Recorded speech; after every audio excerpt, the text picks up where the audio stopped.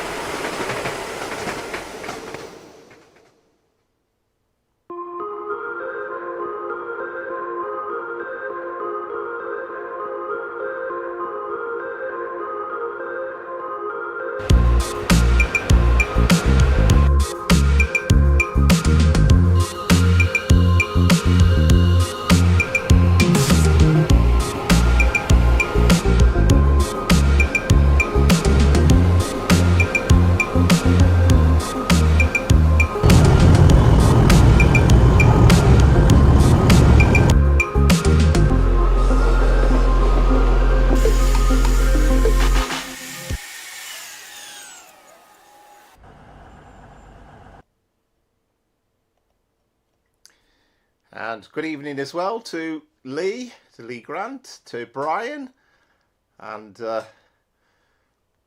Azza as well. Yes, indeed, happy Easter. Josh, not had a great week. Yeah, it's funny how these things seem to happen, don't they, at the same time when it's a kind of a stressful work week as well. But yeah, good news on the Class 90 update.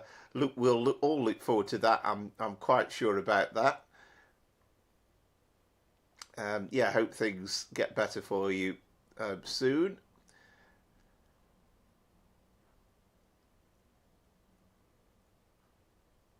Yeah, let's hope so.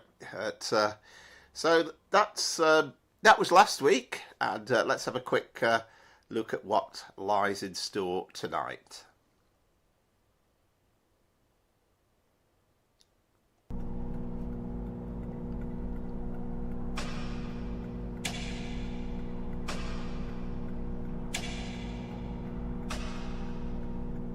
This week, it's Fright Night.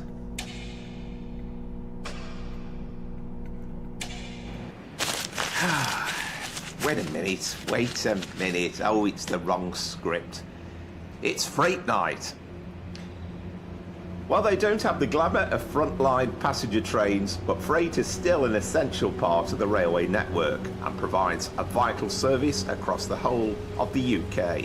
We'll start off with the all-new Class 90 from Alan Thompson Simulation, and this time a timetable run from Milton Keynes to the large yard at Wembley.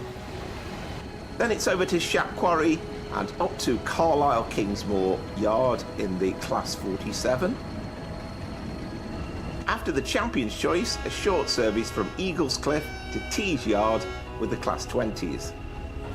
And then finally, back to the West Coast Main Line, and it wouldn't be a freight night without selecting an operation from Josh's OTS 2019 timetable and the Class 66, an aggregate working to finish off the stream.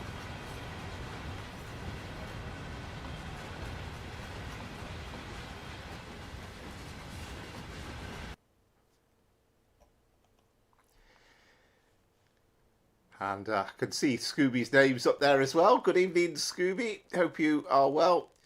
And what else have we said? Guessing freight tonight, as there's no passenger services on Easter Sunday. Yeah, oh well, there you go.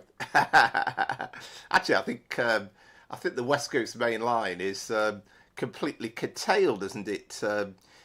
This weekend, and I think not till Wednesday or something, is it? The between Euston and Milton Keynes. So we're doing something that's not actually possible in real life today. And I think Rachel mentioned actually, Mace Tays, about the scoring in the Class 90 seems to be messed up. There's one or two little odd things. You can't get it into formation design at the moment as well, or at least you can't get the special liveries in formation designer anyway. So there's one or two little odds and ends that aren't quite right. Yes, I believe so, and I think they say, despite the fact that a lot of people do travel at Easter, they reckon that Easter is still kind of a lot less people travelling, obviously, than normally on a general weekday. Good evening, Southwestern. Sorry, I didn't notice you actually. Yeah, good evening as well. It's no 4L49. I've got it down as.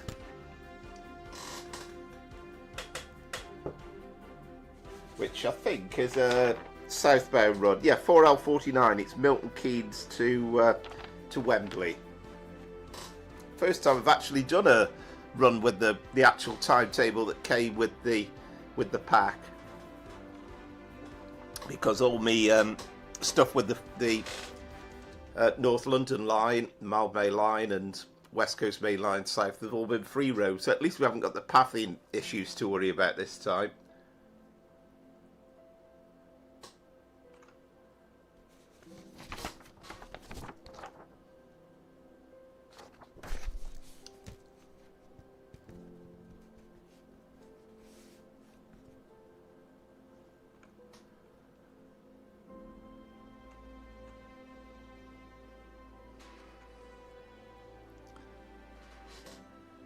I know it's not the best timetable, the one that came with the ATS pack, but that's the one that it's supplied with for the time being. So where are we? West Coast Main Line South.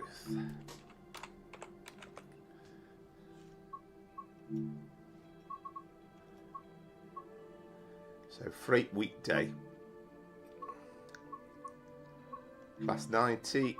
So we're going to do it. I'll do it with the green new ones. Yeah, so that's the one. 4L49. So it's the 0717 Basford Hall Yard to London Gateway.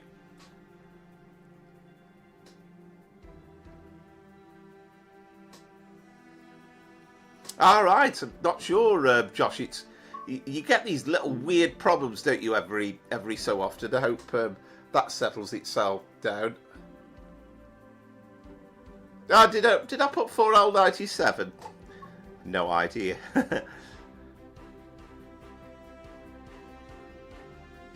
That's what I've got written down these days.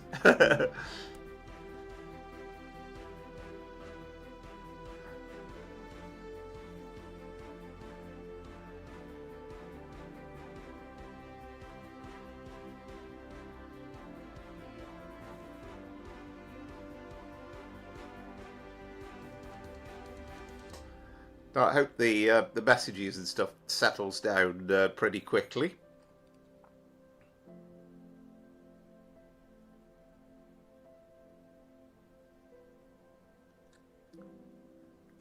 Yeah, let's hope so, Josh. Yeah, it's annoying, these little irritating things that happen like that, isn't it, sometimes?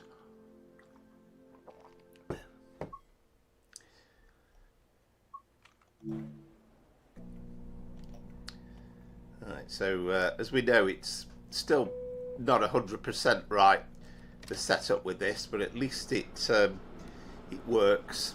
So, secret to put it into neutral.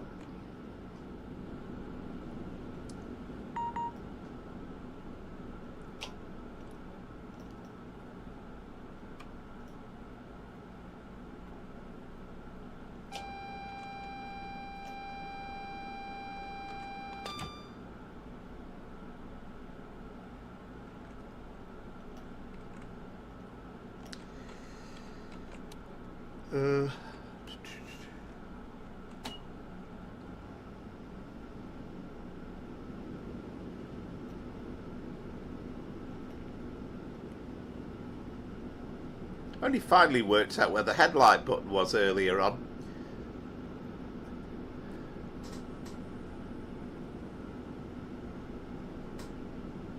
Good evening, Steve. Yeah, I hope that thing's sorted out.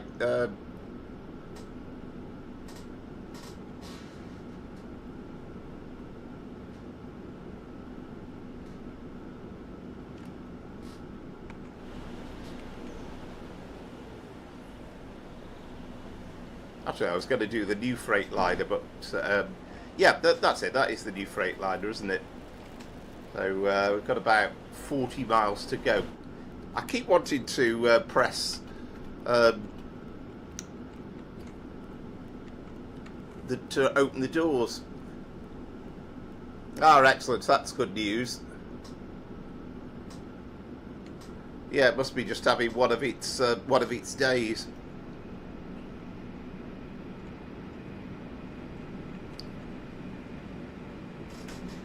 Actually, I've just thought, yep, here we are on release.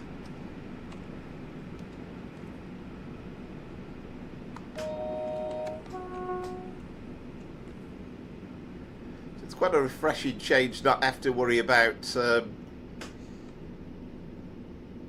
Actually, we put the speed control up to 75, can't we? It's quite a refreshing change not have to worry about notching up as well, driving this Class 90.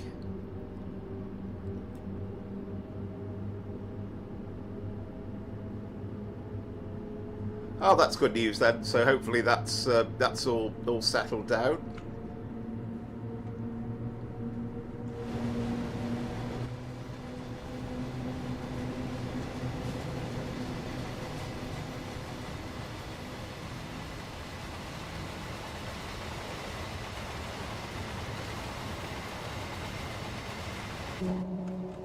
Yeah, it keeps saying that. That kind of annoys me because every time I put the DSD on, I've not found a solution to that yet. And I definitely have switched it on at the start. It then kind of tells me off and says that it's not switched on.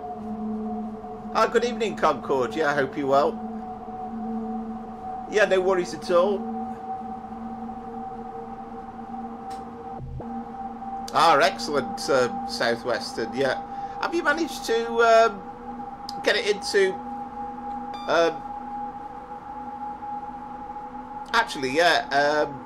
Yes, if you... yes, I know how you've done that, because if you've got substituted liveries enabled, then you can actually have different ones, can't you, mixed in?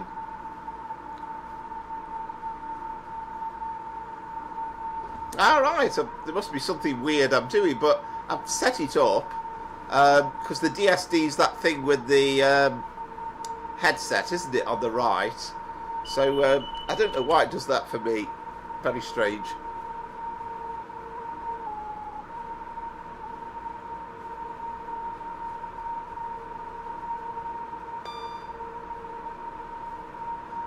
Yeah, it's definitely perhaps it's something I'm doing and the routine and setting up, but yeah, it's been a problem every time I've driven it so far. Yeah, I completely agree, Steve. I think if we could have an option where the safety systems are turned on automatically, that it'd be so much better. I'm kind of thinking there's a chance of it now that they've implemented it for, or they had to implement it for the New York Trenton route. Then they clearly know how to do it. So I wouldn't be that surprised if it becomes an option that you can have in the settings on TSW7. I hope so. Anyway.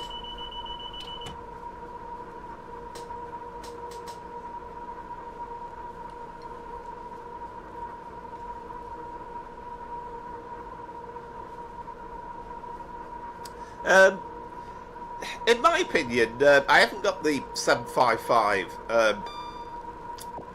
Now, it depends what you want, really. I mean, personally, the 745 came out first, and I haven't had that much interest in getting the 755 because that bittern line, it looks really nice, but it is still a single track line across Norfolk, so I'm not massively bothered about it. I've got Wherry lines, but I very rarely drive it. So for me, the 745, I just like the fact that it's electric. All right, sorry to hear that, Lee.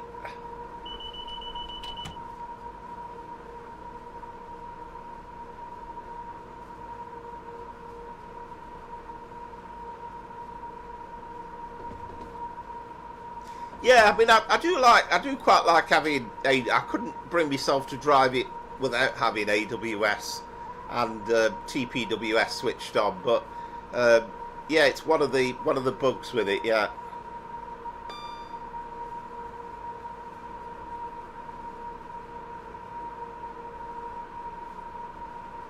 Yeah, so do I. I know Rachel's said before that in real life she didn't use the speed control feature. I don't know whether the present day Freightliner drivers use it. It'd be interesting to know that, actually.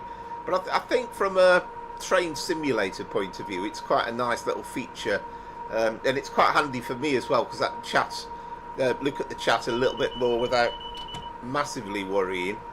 And the only thing you have to bear in mind, if you're going downhill, it doesn't really work properly.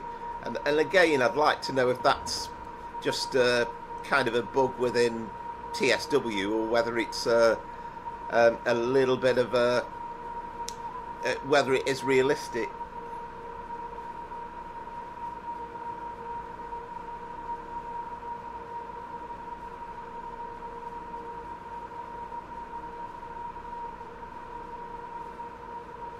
Yeah, I think there's a discount if you buy one and then get the other, as far as I recall. But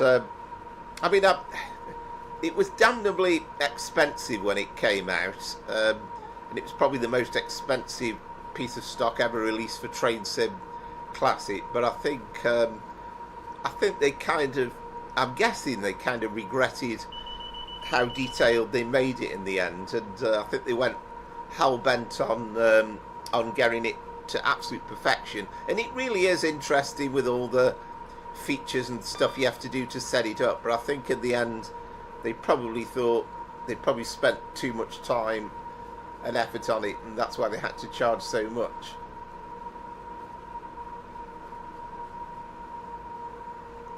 Yeah, I think I've heard that about Southern. Yeah, it's. I know that you've still kind of got to know what your speed limit is. I've heard it referred to the speed control on the Pendolinos. I think the Virgin drivers used to refer to it as the bacon sandwich or bacon roll mode or something.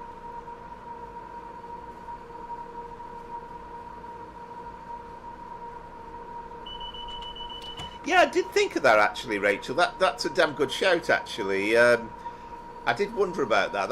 That's a good idea. Yeah, set it to a bit below, and then I'll be interested to see if it still potentially speeds over the 5 mile an hour. But if it holds it to that, then that's a very, very good workaround.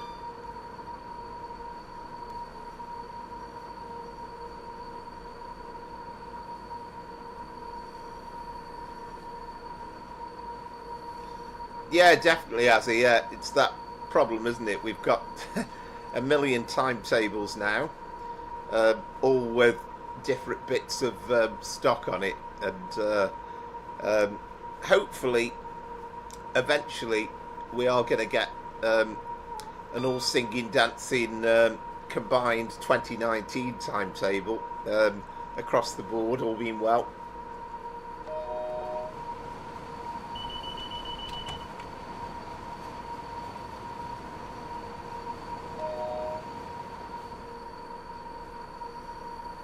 I still think the sounds are a bit off when you're at high speed, and like I said in that video on Friday, I think the outside and the inside sound exactly the same, so it's a bit of the old Rivet Games issue, that where they couldn't quite get the hang of occlusion properly. Yeah, no, that's a damn good tip there. I like that idea. I did kind of think about it when I was driving it on that run with Southwestern's really nice orange Freightliner livery. Looks brilliant, that, by the way. But I was kind of too far into the journey to actually give it a go.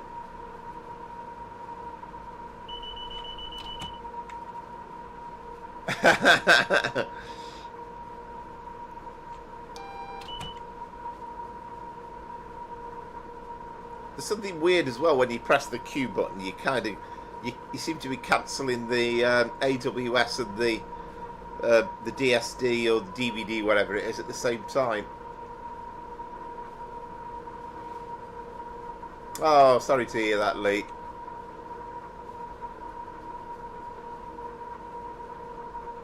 Never nice when you lose one of your relatives like that.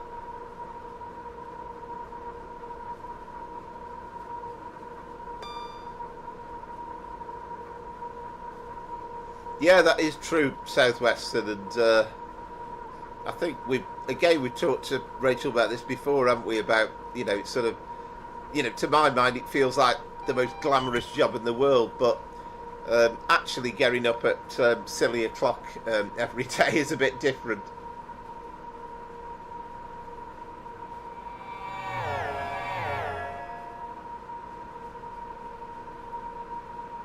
Yeah, I thought that, because I did that run the other week from King's Cross to Leeds.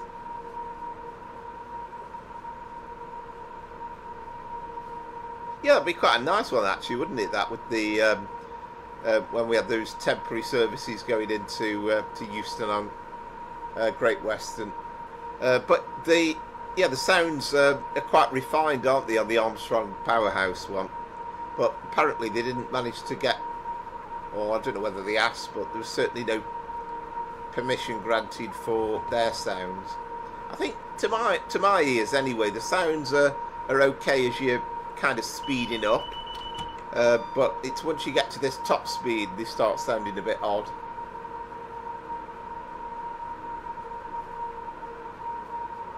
Oh, right, okay. Well, the thing is, it's, I know it's a good age and people will say that, but it's still not a nice thing, and understandably you've had a difficult week.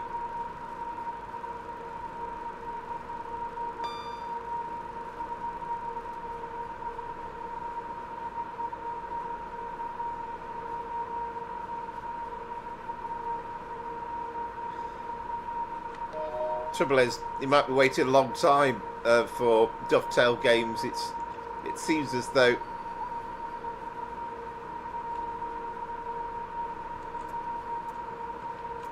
it seems as though whatever they do seems to take forever in a day, doesn't it? And the Creators Club again hasn't really been upgraded since it was brought out. Yeah, and imagine, and you know, even if it's the middle of summer and the weather's, you know, sort of reasonable, or it's not too cold, but I can imagine the idea of the very, very early hours of the morning when it was cold and dark, and can't have been that pleasant.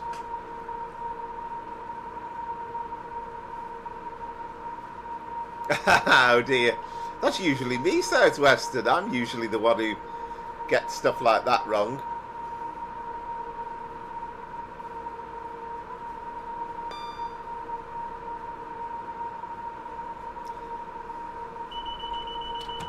Yeah, it's just a shame how long these things take to sort out. And you get the impression that they're beginning to refine the announcements a bit better, because certainly with the East Coastway remaster, you've got proper announcements at Brighton,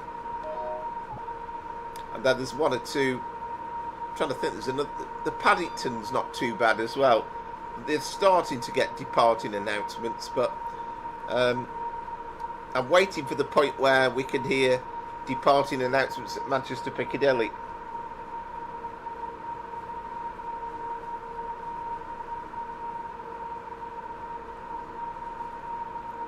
Yeah, I mean, I'm still enjoying it. There will be, I would have thought, without doubt, somebody will come up with a sound mod for it, because I think you know, ATS may upgrade it, but I just get the impression that, apart from anything else, they just haven't got the hang of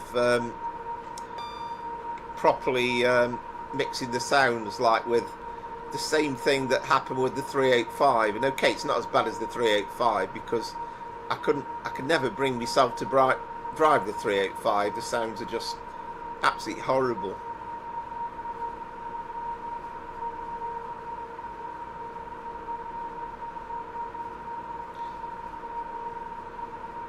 Yeah, it's you get little things like that, don't you, Steve? Yeah.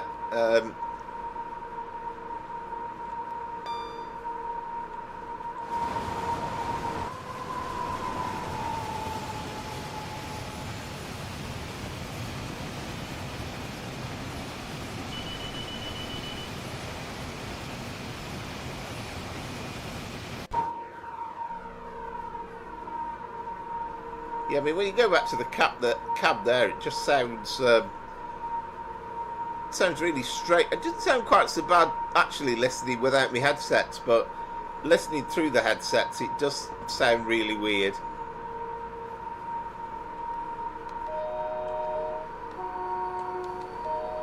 I mean, I'm still very much enjoying it, really, the 90. I have to say, I'm glad that they have brought it out, but hopefully the one or two things that aren't quite right that they'll sort out, I'm sure.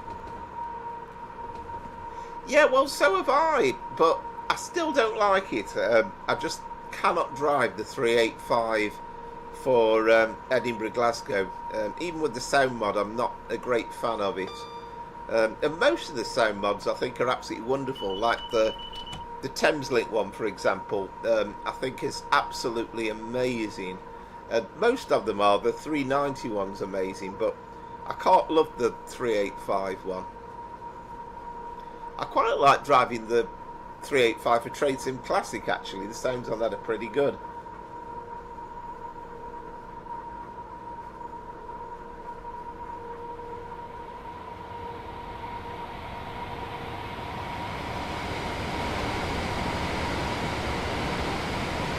Yeah, it's a bit weird, isn't it, with these textures. Right, this is a good chance to try out this idea with the. So we'll set it down to 70, and then we'll see what happens.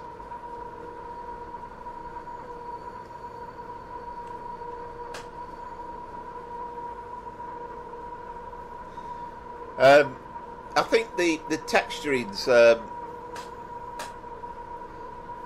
I think that they kind of. I think we're just so desperate to release something that wasn't going to be too heavily frame rate bad, and then as a consequence, we've had to put up with not brilliant texturing, and I think to kind of compensate for it, that's why they've done them in a weathered look rather than completely clean.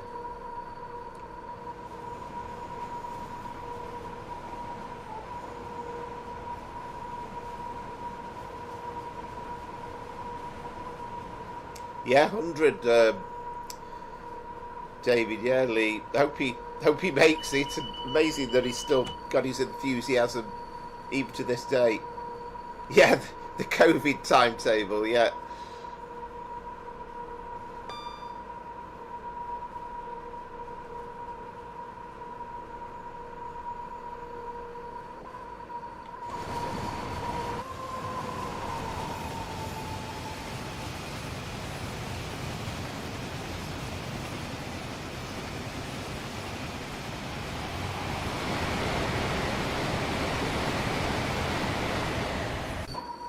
You'll certainly notice the difference when we do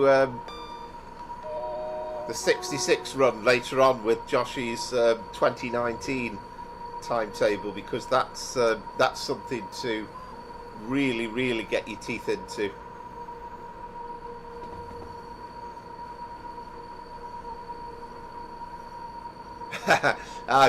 Good news, Southwestern. Yeah, but it's a nuisance. I mean, it's more embarrassing for me because at least when it happens for you, but of course when I do it, it's there for everybody to see.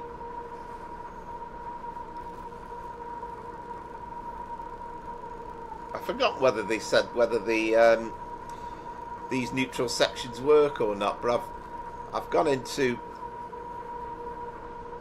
I've switched it off as though they do work.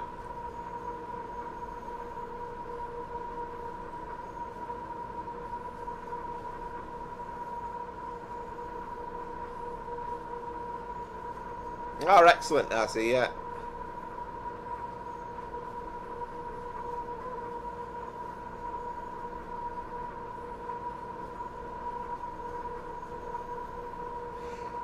Yeah, no worries, mate, no worries. And, you know, I think it's, the thing is, it is Easter Sunday. Oh, I'm still speeding, so...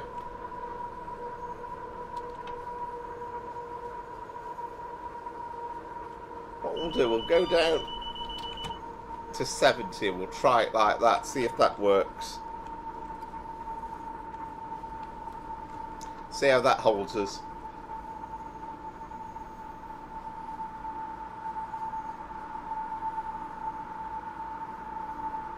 Yeah, but yeah, I quite understand. It's Easter Sunday and people have things to do, and yeah, we'll see how it goes if you get the chance later on.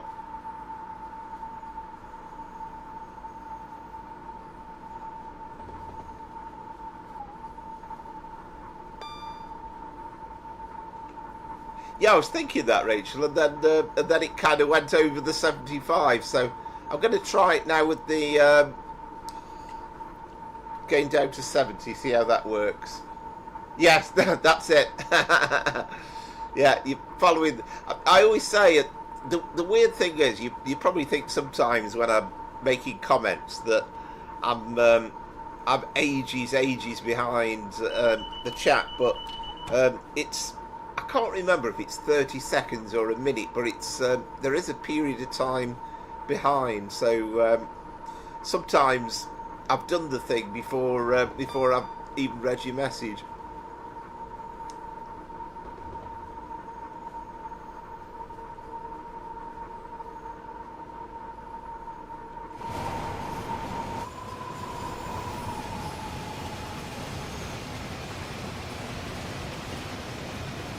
Shame as well, it's not a full length Freightliner. I mean, I think we got 16 containers on the back, if I remember rightly, or at least 16 container wagons anyway.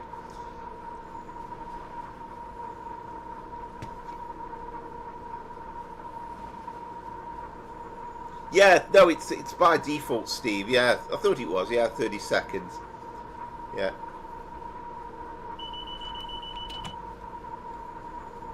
But yeah, when we do the 66 later on, then we will get the full length Freightliner with 30, 31 wagons, is it? I've forgotten now.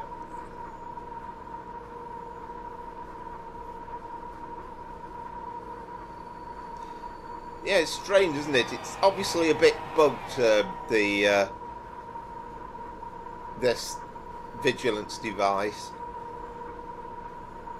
And I think that is one of the things that they're working on.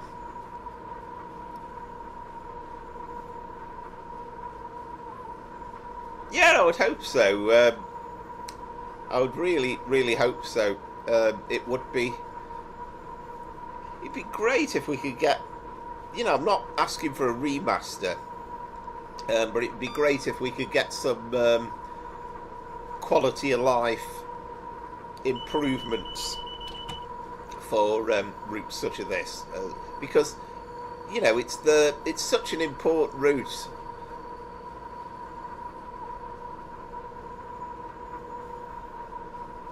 Ah, okay.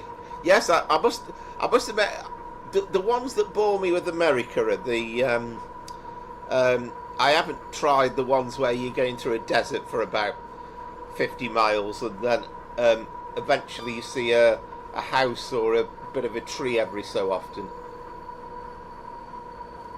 But I must give it a try on this New York Trenton route, a bit of a freight run at some point. Yeah, definitely. There's still lots of things about this route that I really, really like, and you know, some of the touches with the scenery as you get towards London are just excellent. I mean, it kind of you feel as though there's a little bit of optimization that would do nicely.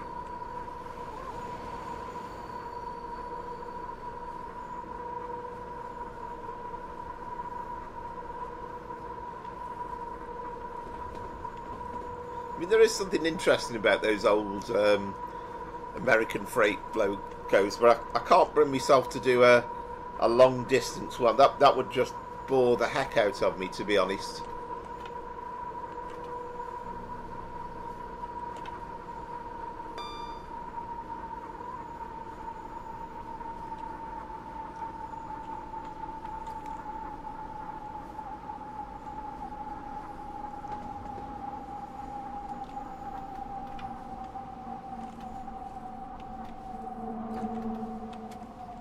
Oh, I took my brakes. I didn't release my brakes fully that time, did I? So I'm still finding the brakes a bit clunky on this thing. Yeah, it's. I think I've driven the Vectron, but I've never actually even attempted a freight run on a German route yet.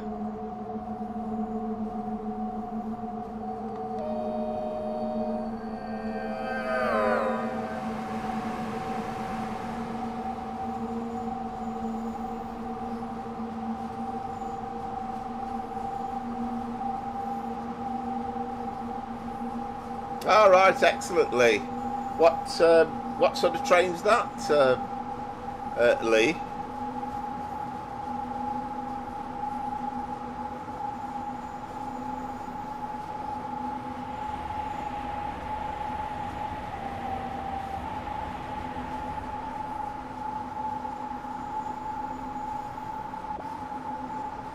I think I've got it medium because I think somebody pointed out to me that it was like not absolutely massively important to have high quality sky textures, because I think if you look at them in real life, they're slightly on the blurred side. Yeah, definitely. Yeah, definitely must. I must get myself involved in that.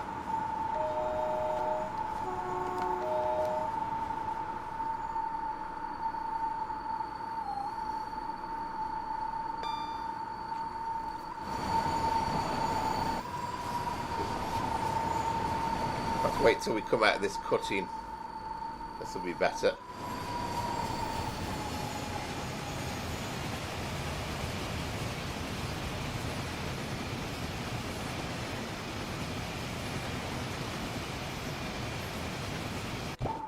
Yeah, I might try it on low actually. I think I've got it on medium at the moment, but it's one of those things that if you can do anything at all to improve the frame rate, I'm all for it, providing, you know, it doesn't look rubbish.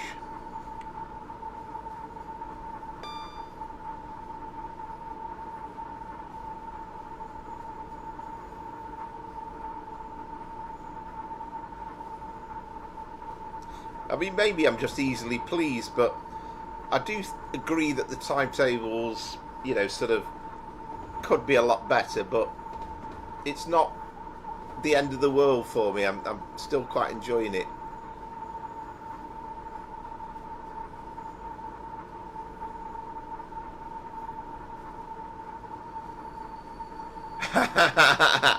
Yeah, absolutely. Yeah, sounds like fun.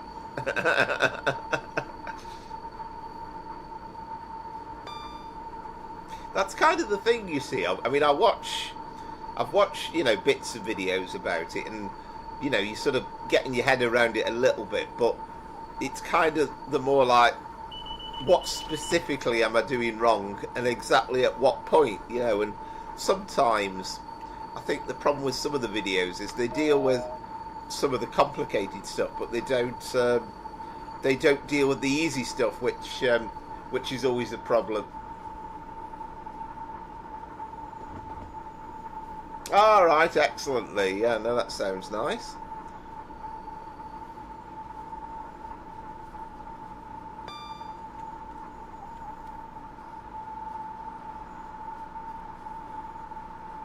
On the plus side, at least, we've not been held up by any 350s or anything else along the way as well. So we've had a completely polished and easy run so far.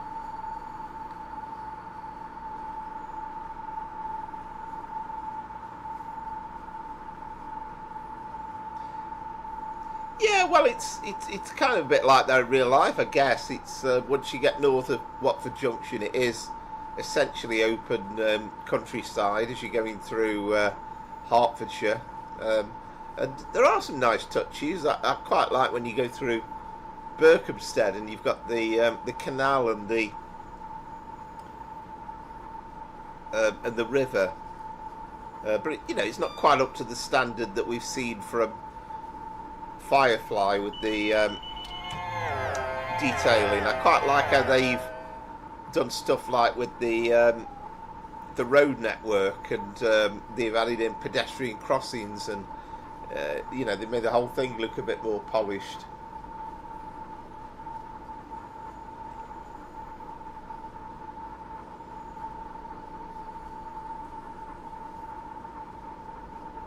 I did consider doing a 66 today on a RHTT working, which I suppose technically fits within the definition of freight, if only just. And there is one in the timetable where you actually take it into London Euston, which I've not tried yet.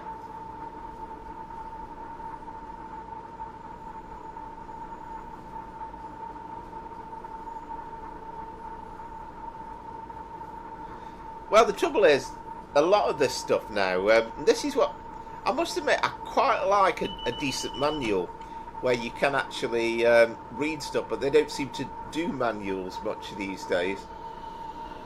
Yeah, definitely, Lee, I will. I presume it's fair. Is it fairly recently that it's up there on Creators Club?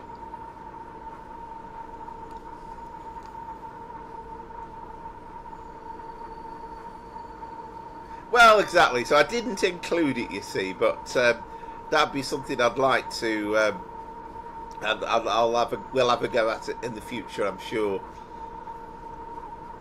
But there's kind of, I'm pretty certain this won't be the last time that we'll do a freight night either, because there are so many possibilities. It was kind of like where to start. I mean, I got to put a 90 in because it's. it's brand new, and I kind of felt as though I wanted to do another 66 OTS 2019 run because it's a while since we've done that. But there's so many. I mean, there's some good freight stuff on the East Coast Main Line. I haven't really done much on the Riviera line. There's some good ones on Southeastern Network as well.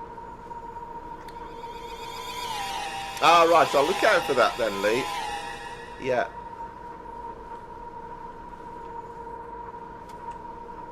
Perhaps start getting me throttle off.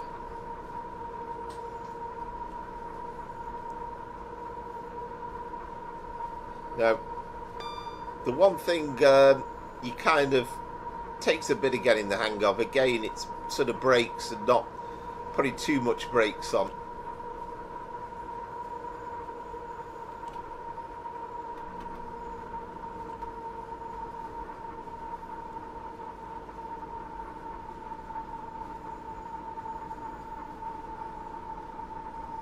Does anybody know if we've got the road map coming out as well this week? You almost feel as though I don't know whether DTG are just having the 4 days off or whether there's an extended period, but I'm guessing that's why we've not had any news. So I don't know whether we're going to get the road map this coming week or not, really.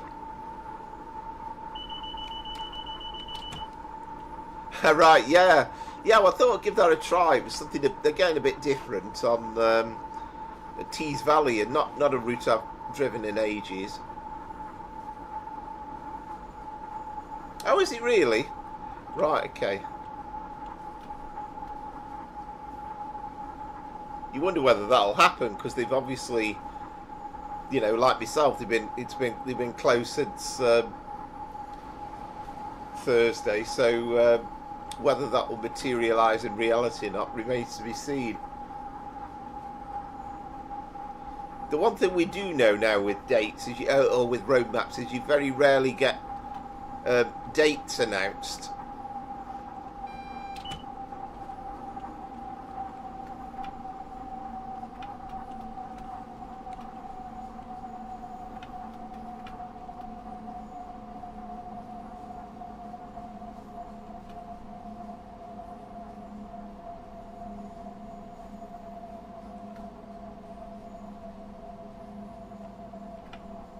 But I think Crewe Preston, you almost feel as though it's that close that you can touch it. So that's got to be the next release. I mean, I'm sure quite a few of us would be hoping for a bit of breathing space in terms of having to dig in the wallets again, really, because it's been an expensive few weeks.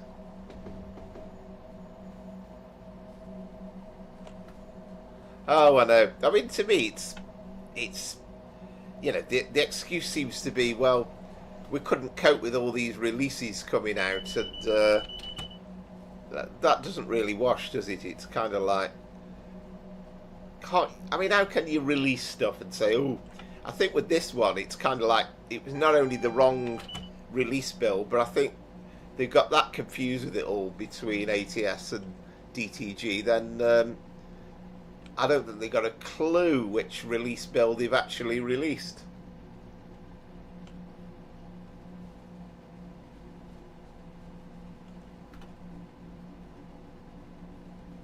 I found DTG's roadmap so exciting I missed most of it because I fall asleep. Yes, I know what you mean.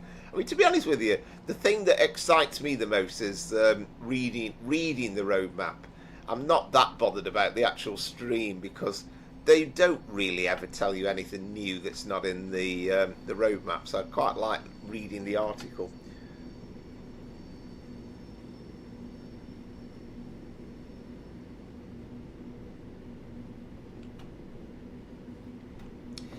I think I don't think the 70 is going to be imminent.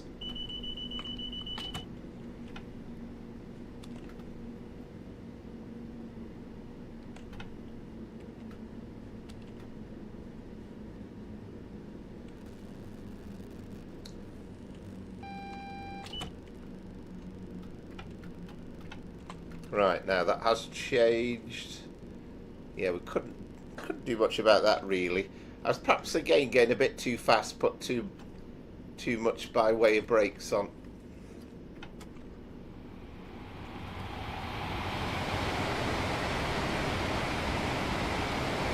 Good evening, Dom. Yeah, hope you're well.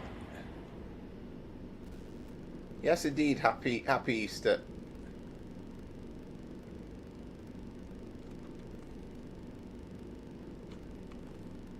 Yeah, it is. Yeah, they don't really give much away, do they? It's nice to see the new screenshots and showing that things are developing, but it's very, very difficult to. I think they always kind of come across of, oh, it's a really exciting roadmap this month. We got so much to tell you about. So much is packed into it, but the reality is often somewhat different.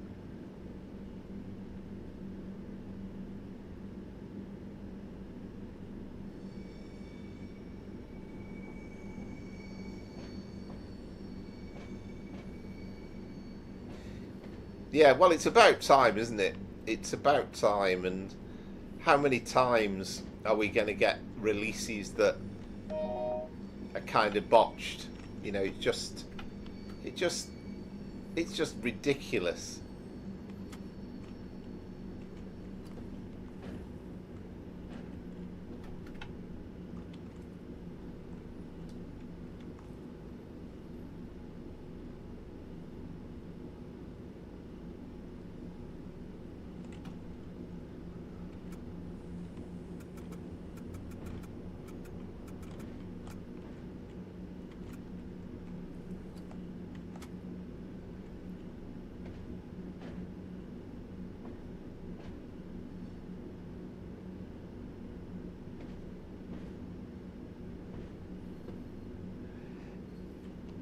Yeah, I did mean to watch a bit of it actually. I think, yeah, what has he got? Something like 40,000 subscribers, which is absolutely incredible.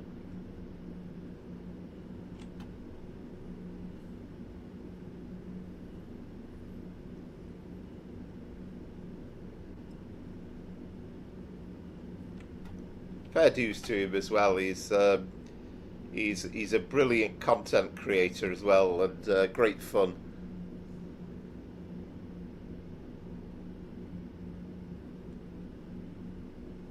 And of course, the good thing is, you've actually got one combined route that you could do the entire thing, having the merged route.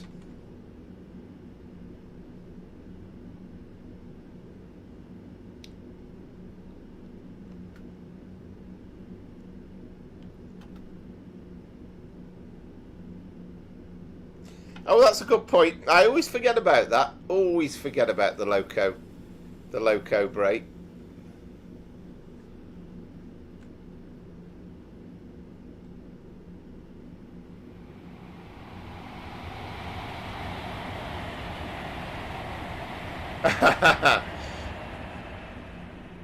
Yeah, no worries, no worries at all. Perhaps you can catch up and do the first run a little bit later on or something. Yeah, I keep forgetting about that loco break.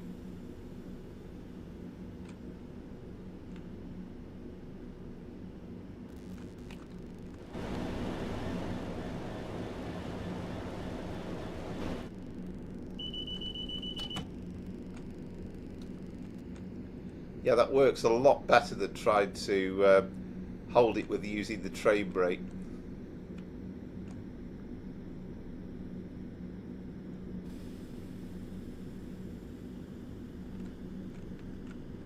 Okay, I've still managed to go over it a little bit.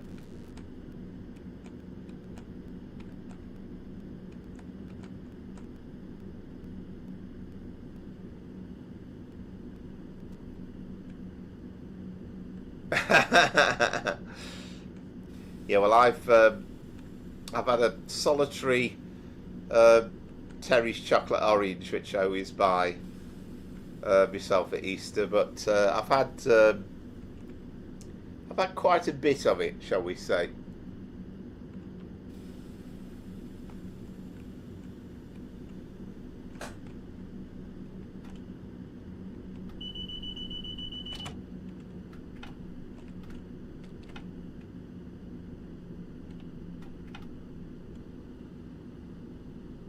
Right, we might be alright here actually. Can we crawl over without stopping? I think that'll count as being close enough. Yeah, we're fine. Yeah, Andy says if we're going to have modern 2025 timetables on then hopefully the 7:30 could come soon. I know Az has mentioned that quite a few times. Yeah, definitely, yeah, would fit in nicely. Yeah, it's the thing is, it's the GSMR apart from on the 375 was never really built to work, was it? It was just a bit of a gimmick. So at least we've got a working one on the 375. But again, it needs rolling out across the board now. Doms, well, you should be all right. You play football, don't you? So you'll be okay. Yeah, no problem at all. Southwestern, right? So we've got a score then on that of 6091. And we do have Andy's score in because he confirmed the scores to me a little bit earlier on. So he's got 6039.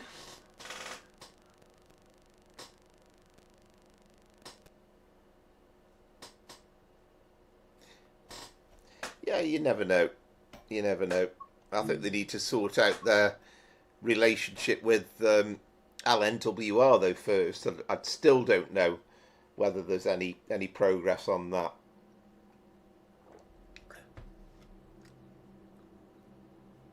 But I think the 7:30 would fit in really nicely. It's something that's missing at the moment.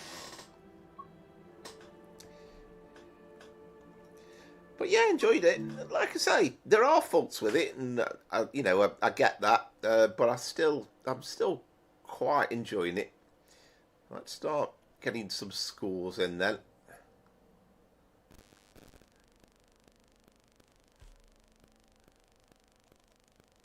Where are we? We need a new round. So I am 6091, and then Andy was 6039.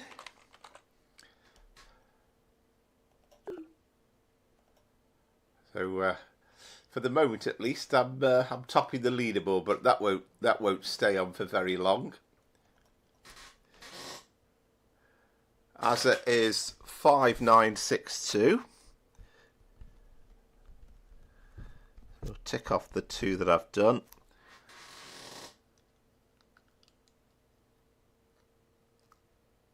Yeah, I think the 7:30 be so similar to the 7:10. Yeah, somebody was saying Tuesday allegedly, so that'd be nice. There'll be an article as well, hopefully.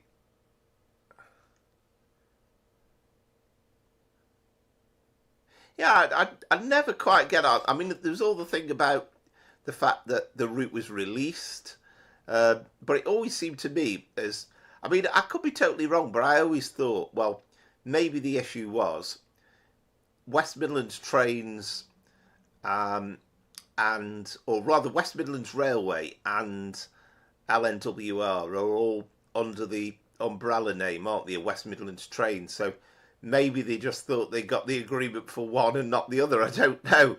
All seems a bit daft, but they never seem to have sorted it out, which was a great shame. I mean, it's made no difference to PC users because we've been able to have a mod virtually from day one, pretty much. So Asa was 5962.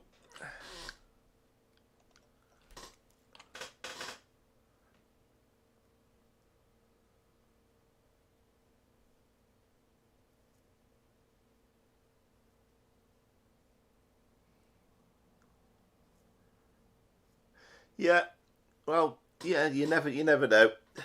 I mean, I can't imagine it's the biggest job in the world trying to make a 730. And as you say, the fact that it'll work on, we're going to have for Trent Valley and also Cross City Line as well. So it would be tremendously useful. And it would add a bit of realism in, because the 350s are going to become a little bit like gold dust as well.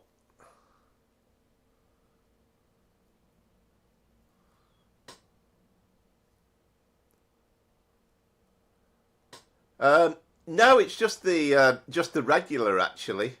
It's just the regular for the West Coast Main Line over Shap. Just the normal timetable.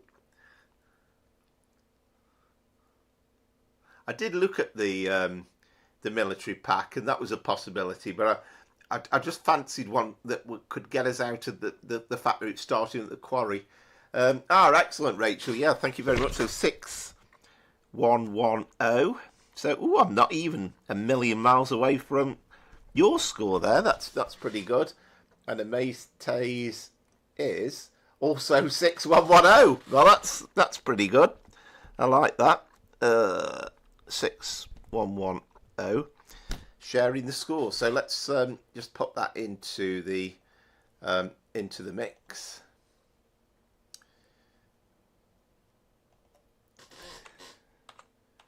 I knew my place at the helm was not going to be not for too long.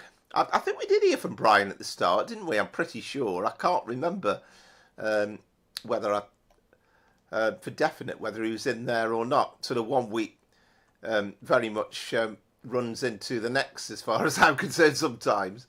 Right, so Rachel. 6110. So as things stand, we've got joint leaders, Amaze Taze and Rachel. So only alphabetical order that it's split 1 and 2. I think Pete's one of his comments. It shouldn't say first and second there. It should say joint first, but I don't think it's that sophisticated. There you go, Brian. Yeah, there you are. I thought I'd said hello to you. I can't remember whether I did definitely say hello. Good evening, Brian, anyway. Good score from you as well, 6075, and there hasn't been very much in that at all.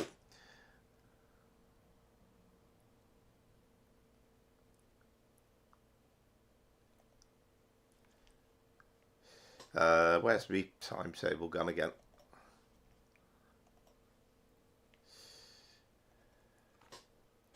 So, as always, well played, everybody. And thank you very much for taking part. So at the moment, Azza's bottom on 6th, but obviously not a million miles to choose between 1st and 6th. It does kind of make it easier, I think, with the speed control, and also not having station stops to worry about too much. So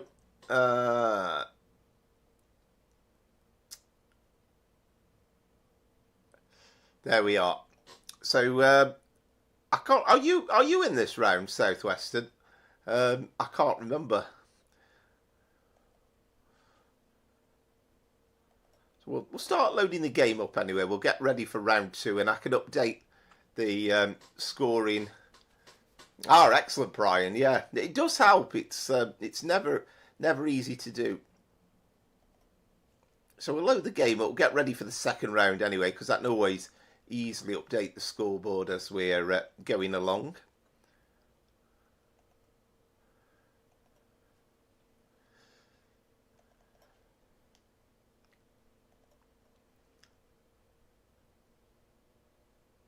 Oh, is it doing that again? Right, okay. I forgot to do that, actually. Right, hang on. For some reason, it doesn't always... There you go. That's the current week. It's showing last week's scores, and even though it's not showing that to me, bizarrely, it does show that. Yeah. So there you go. That's the current scoreboard.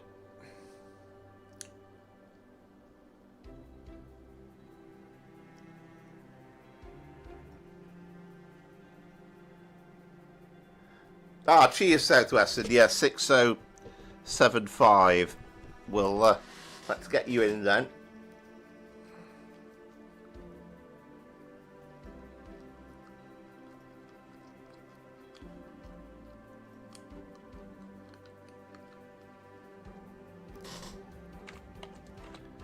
So I know, obviously Dom was out, so he wasn't able to take part. But if you get the chance to do it during the week, then that's absolutely fine. That pushes you up into 5th place.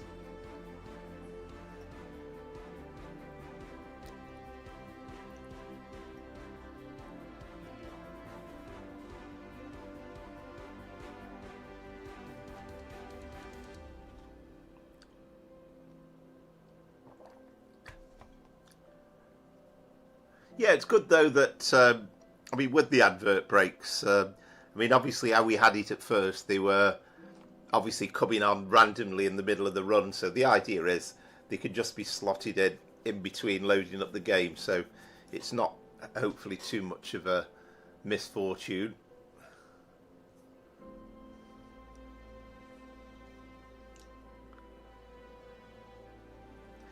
Yeah, so that's the end of the 90 for tonight anyway, and I'm hoping at some point to do a passenger run. I didn't get a chance to record it over the weekend, but I'm hoping to do Birmingham New Street to Manchester Piccadilly. Right, so we need Preston to Carlisle this time.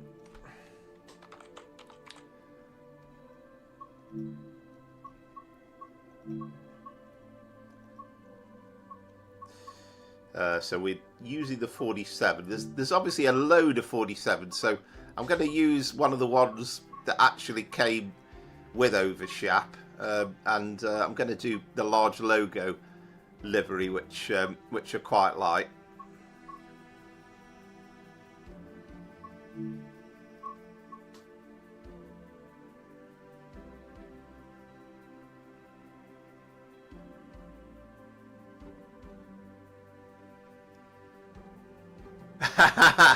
Yeah, absolutely. That's a good excuse. I like that.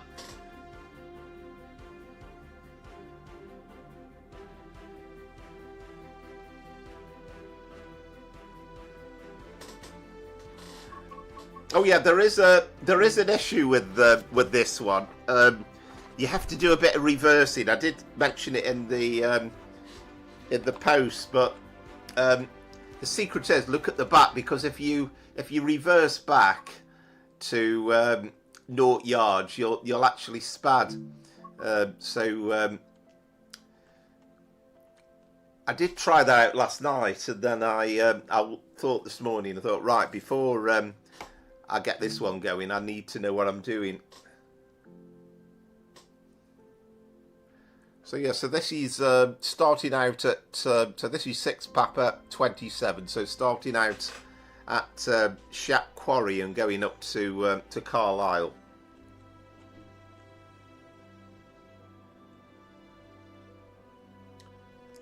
But I was just relieved I didn't have to do any manual track signalling, but or changing the points. But yeah, I mean, if that's what you did, Dom, just start it again, because it's right at the very start anyway. I think that's perfectly excusable.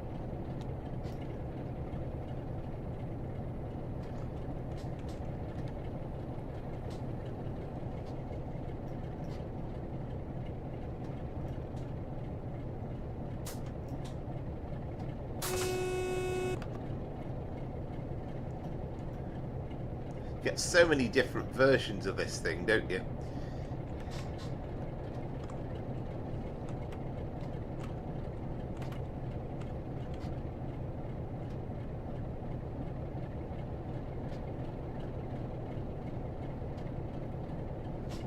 Yeah, it's quite weird, isn't it? I was trying to work it out, because the thing about it is you would literally have to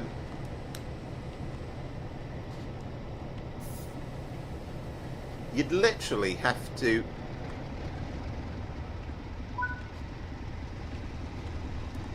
Actually, I was a bit quick to move off there, but we're okay. We've been given the go-ahead.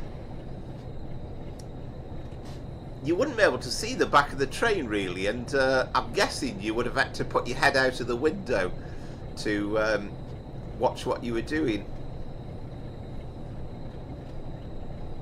Yeah, it really is a nice route, and again it's a reminder of just how lovely it's going to be with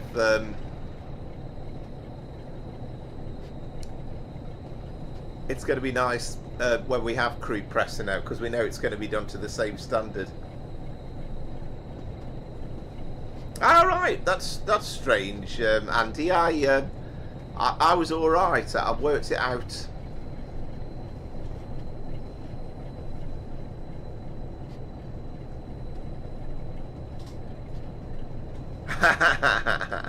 Excellent, Tom.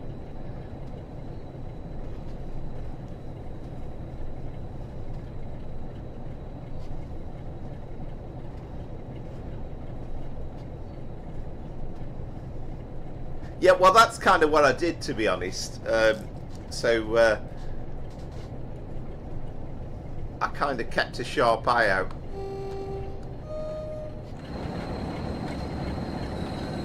Oh, incidentally, I've not checked on what unit we've got. University of Nottingham, 47444.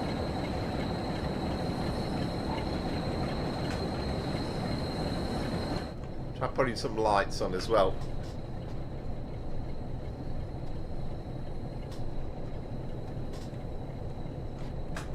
Yeah, it's going to be very, very soon, and then we're going to have the fun of... I mean, it'll be interesting to see, because those MGR hopper workings, in theory, sound really good, but you are going to have some slow bits, so I don't know whether it might end up being slightly too boring on the stream to do some of those, but we'll see. It's quite fun, though, the idea of picking up the coal at the...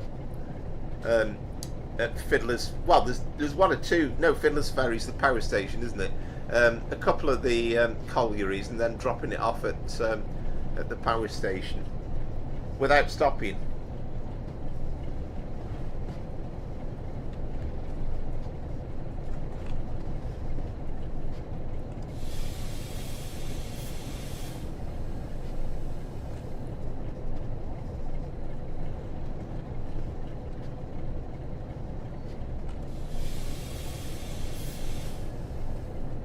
Yeah, again, you just couldn't imagine that this would be permitted to work like this. I've seen at Euston rakes coming into the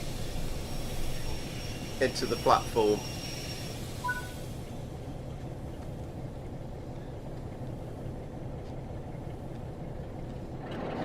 I mean, if you were kind of doing it, that's kind of the only way you could do it, really. And I suppose it isn't that long a rake. I guess it's not too bad.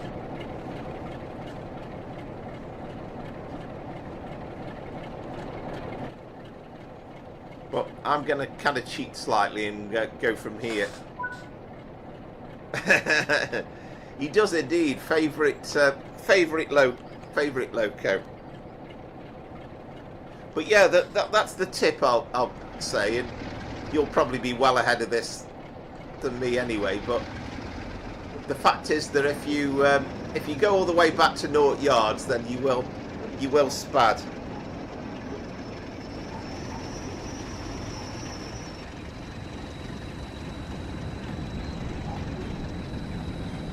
We're looking out for a little ground signal.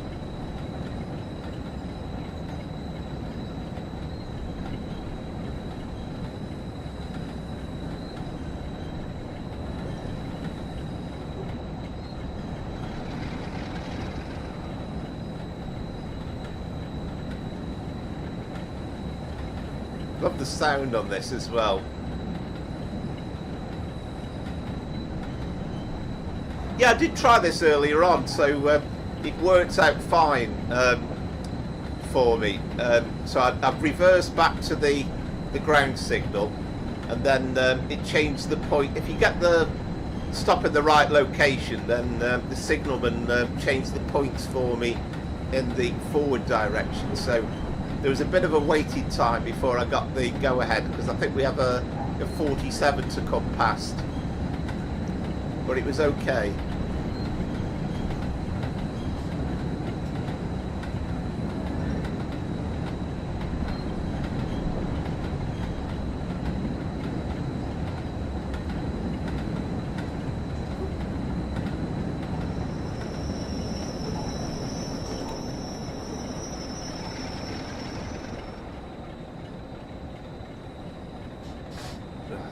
To do that.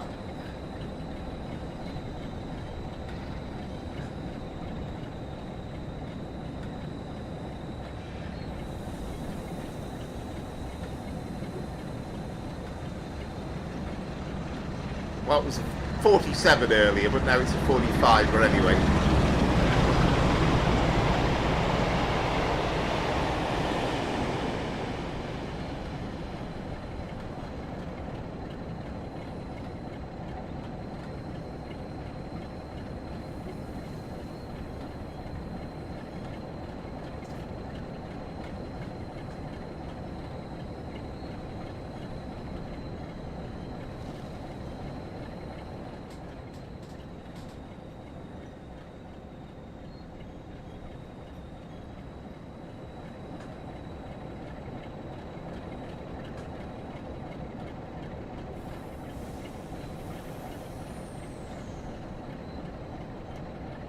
Yeah, it's that one a bit further up, isn't it? I was getting worried about that one on the left for a minute, but...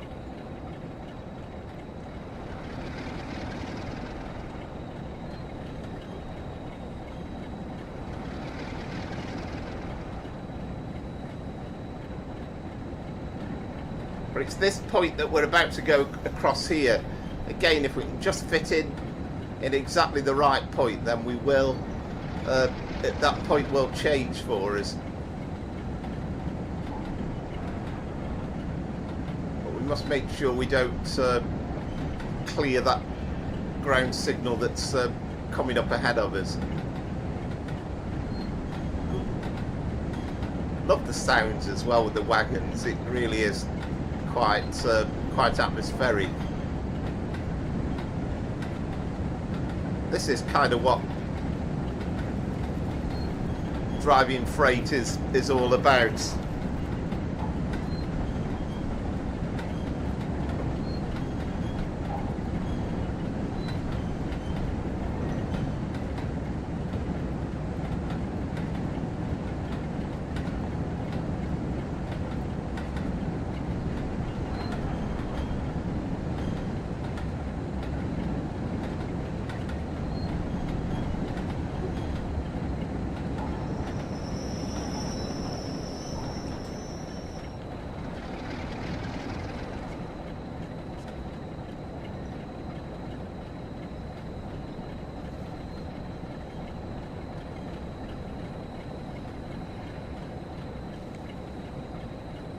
That should do us, I think.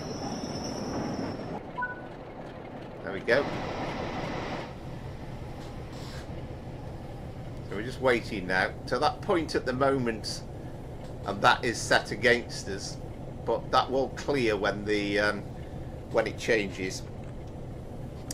Help if I put the instrument lights on.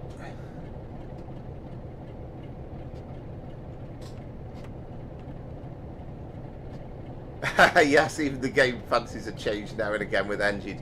Yeah, absolutely. Well, but that's a nice little feature, isn't it? That, as I say, when I tried it earlier on, it was a 47. So that is good.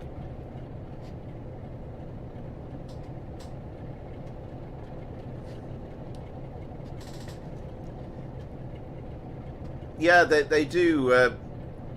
I do struggle with the signals a bit. I've got the mods installed, but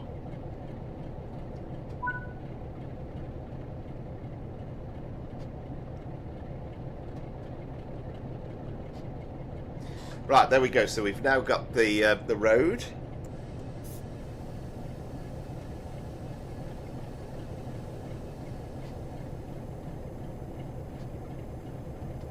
And we will go racing away because we have got 75. I'm no idea if we've got a clear run. Well, actually, no, it's 15 to begin with. Okay, we won't quite go racing away then.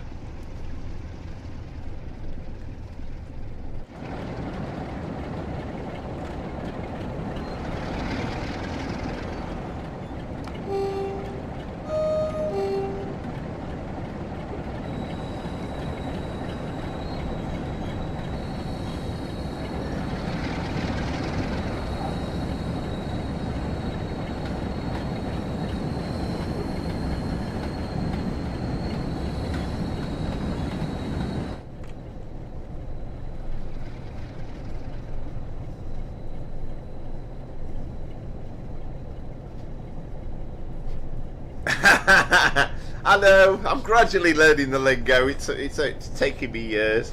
As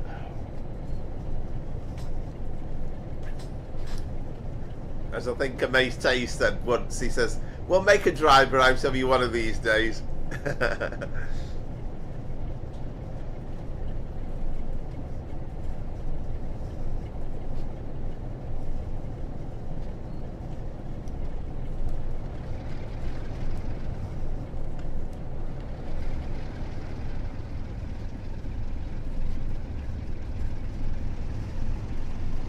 Yeah, so it'd be quite nice now if we got a completely clear run all the way up through to Carlisle, but that remains to be seen. I mean, at least, well, I suppose you might have the Morecambe services to deal with. Mind you, no, are we past there? I'm trying to work out where we are. No, we've passed Lancaster, haven't we? So we haven't got to worry about the Morecambe services. So, in theory, I can't imagine we should have too much holding us up.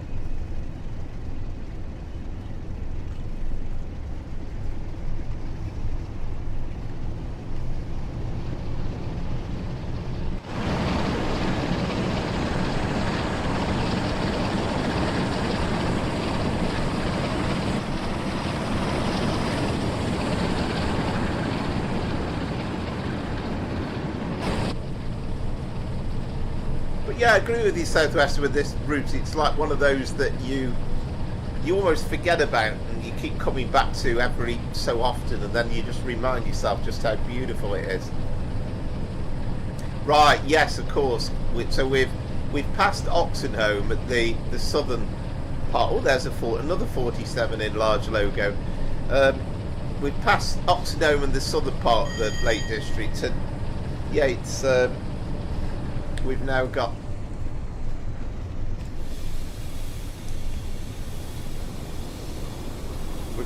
the northern part of the Lake District to get to.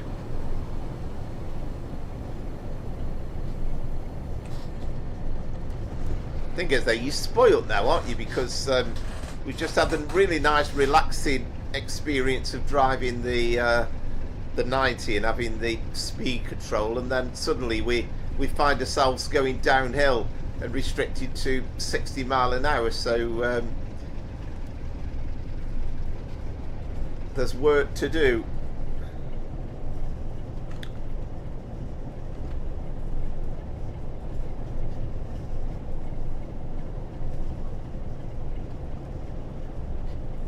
You've got the realistic stone there, haven't you? That's like Cumbrian stone that you see in this part of the world.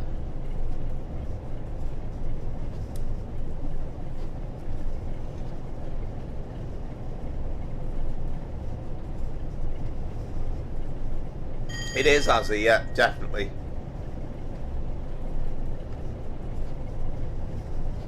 Yeah, I can get that, yeah, because that's the thing, isn't it? It's you're not in any great need. You're going downhill. The thing you're going to need the most is the brake every so often.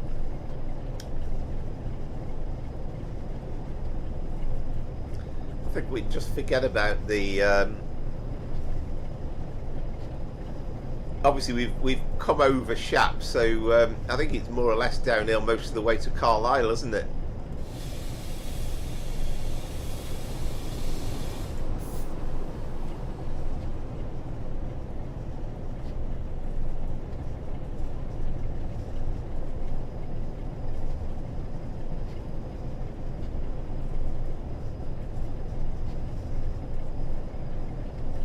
yeah, the main thing to concentrate on is just making sure that you don't speed. And it's very difficult to be kind of constantly maintaining 60 all the time. But what I've tended to do with things like this, I'll head down to 55 and then allow it to slowly build back up again, and then put a bit of brakes on.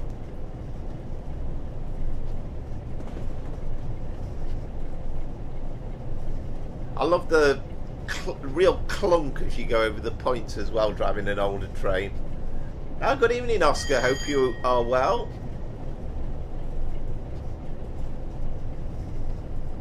There's an absolute shed load of freight stuff that I just haven't done on this route, and it's, you know, it's really, really nice that you've got all these quarries modelled as well.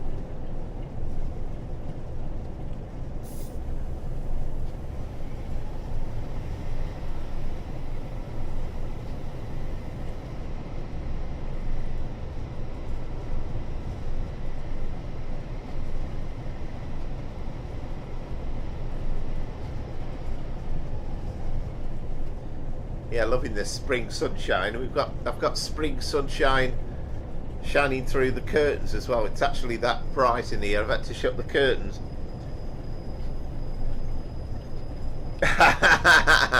Yeah, absolutely. Yeah, every pun intended.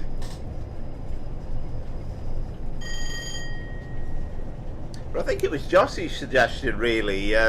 He said, well, when the 90 comes out, there's going to be quite an array of stock that we can now drive freight wise, so he suggested a freight stream, so I'm happy to oblige.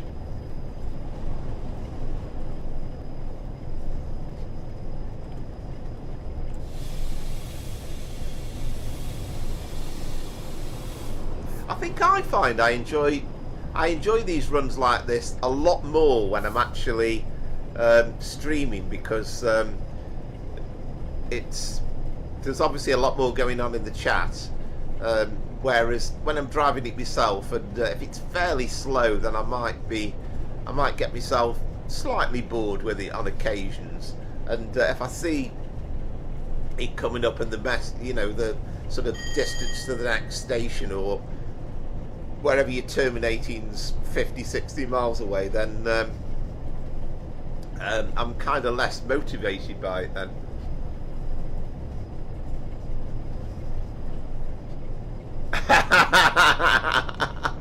Ah, right, as in what? As in Katrina and the waves? I'm walking on... Oh no, I'm not going to start singing.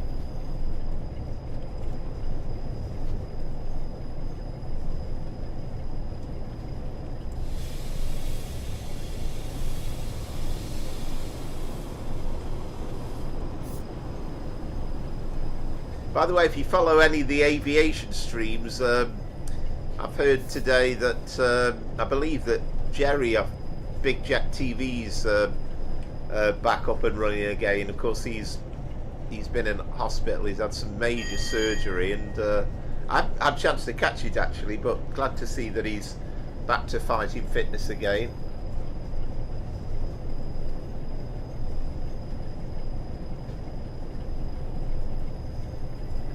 I think I just enjoy the variety, really, and I mean, the ones I find the most difficulty in terms of streaming are where there's a load of stops, but probably if I'm driving off the stream, I really enjoy those. I enjoy those kind of metro style runs.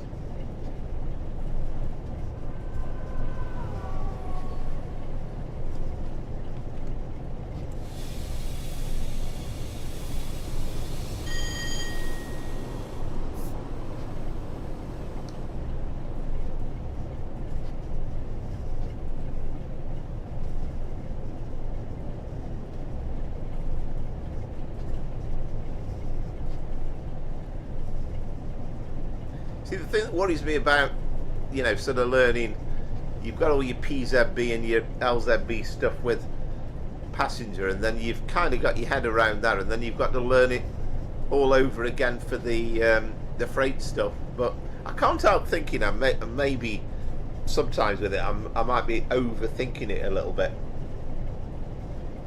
Sadly, by the way, the sheep on this route are completely static. They're not mobile.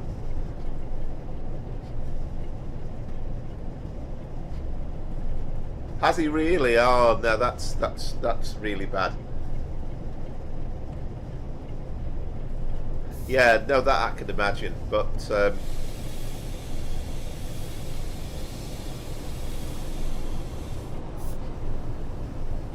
mean, that's not going to make it easy in terms of streaming, and you know, I mean, he has to do it all weathers and everything. But yeah, I'm glad he's back going again.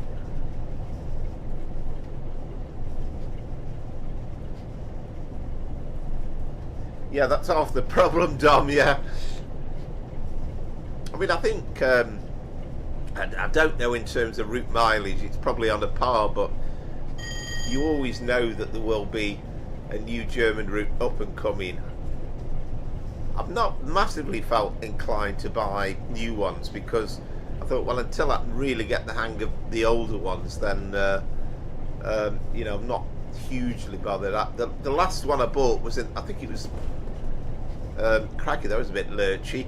The last one I really bought was Frankfurt S-Bomb in the sale, and again, I love the idea behind that, nice little network concept, but I've still not really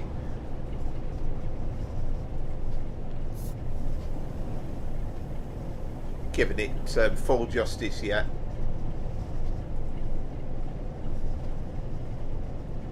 Yeah, I'll have to pop by in Sussex sometimes, Rachel, and you could yeah, you could teach me how to do it.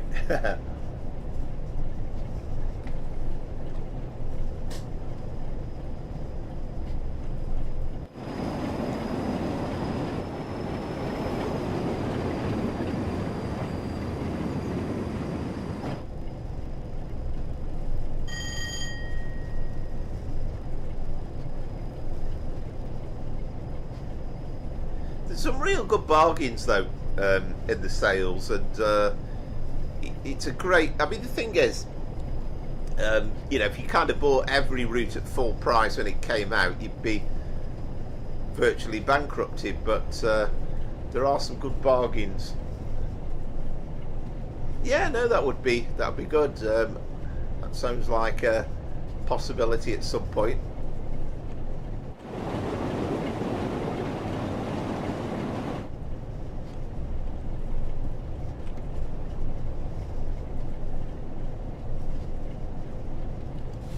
Yeah, you'll be saying to me, you're not listening to me.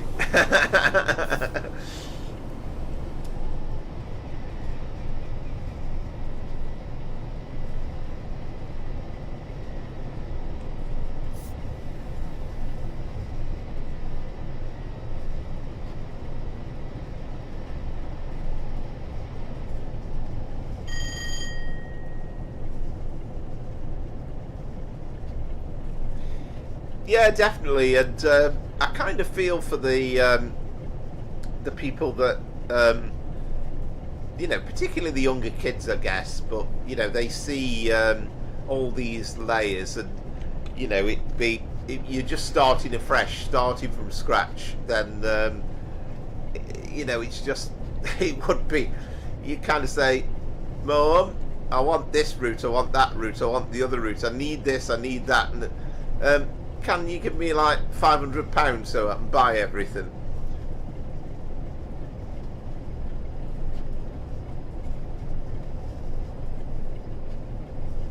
Yeah, excellent. Yeah, that sounds good.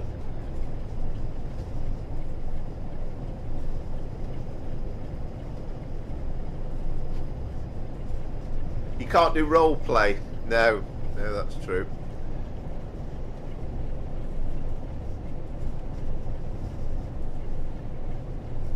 I mean, there is I think it's that, what's it called, the sim rail, where they have the ability to do kind of like multiplayer, but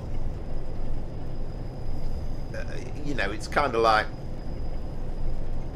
okay, halfway during the run, after driving 50 miles, you might see somebody else coming the other way, or you can have somebody going to the signal box and messing up the signals for everybody.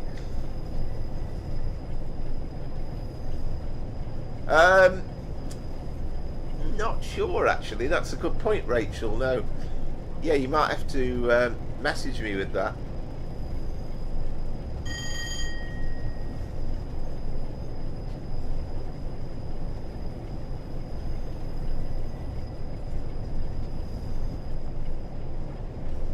They do. That's always the that is always the problem, really, with Train Sim Classic. And I've got a lot of stuff. I've not abandoned it because I still think there's good stuff coming out. And I did see on Alan Thompson's forums, he said, watch out for the. Somebody asked about the West Coast Main Line merged route for Train Sim Classic, which they've been on about for ages, and he said that's still a thing that they're working on, and somebody asked if they were going to extend that to Manchester, and he said he says watch out for something towards the end of the year. Now I kind of take that slightly with a pinch of salt, because I think the intention is there, but by the end of the year probably means a couple of years time away.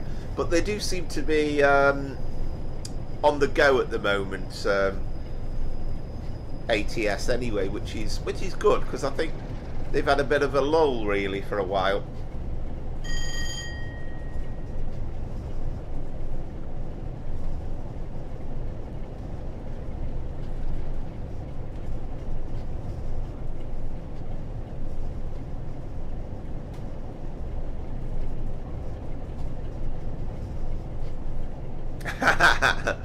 Oh well, he would. He would indeed.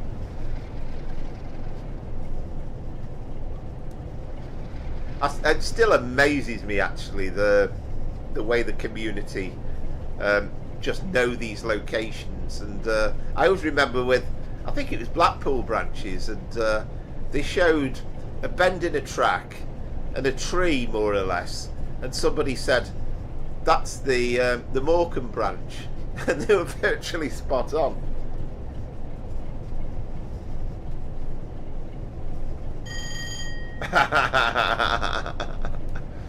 Very good, Dom. Oh, actually, we're going uphill now, so I'm not quite right. I was thinking we were basically downhill all the way to Carlisle, but I don't know whether there's a... Have we got a scheduled arrival time? No, we haven't. Oh, that might help me then.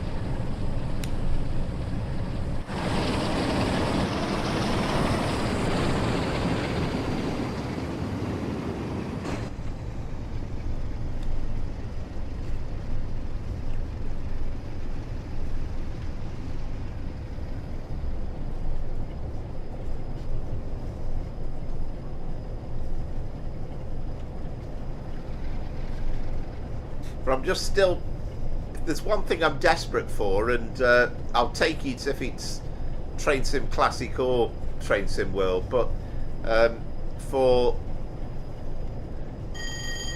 I mean, we've talked obviously about Crewe Manchester, but the section between sort of between Stafford and Manchester Piccadilly, so going via Stoke, Macclesfield and Stockport, and we do have Train Sim Classic as far as Kingsgrove, but if somebody could fill in for Train Sim Classic the bit between Kingsgrove and Stockport, then I would be beyond excited.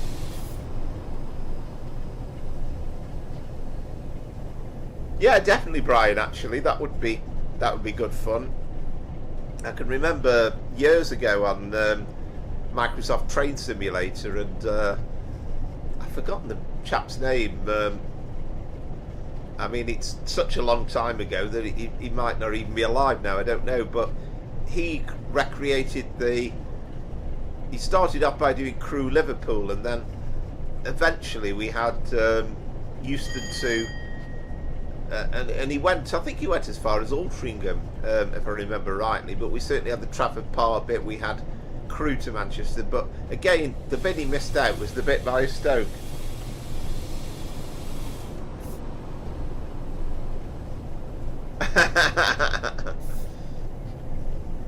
Yeah, it's funny, isn't it? What some people would say.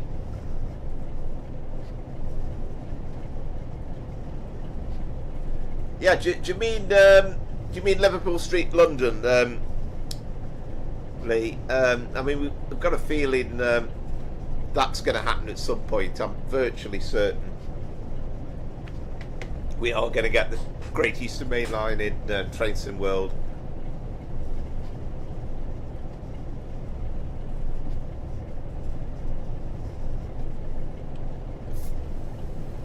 Yeah, I still go back to it. I like some of the stuff that keeps coming out.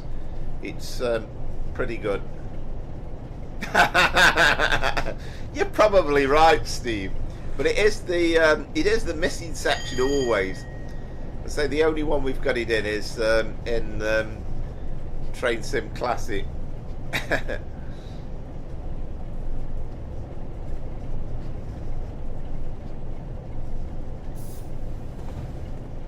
But I just want to be able to do a full run from Euston to Manchester Piccadilly, and so I've not been able to do that since Microsoft Train Simulator days. No, we're on where are we now? Level ground, aren't we?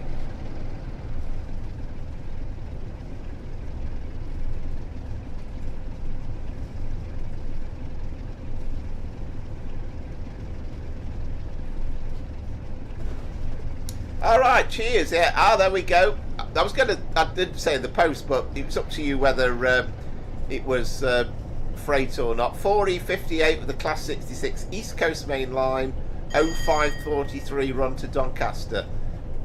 Yeah, excellent. Yeah, no, that is great. And actually, that I did contemplate the East Coast Main Line, so that sounds like a good one. Thank you very much for that.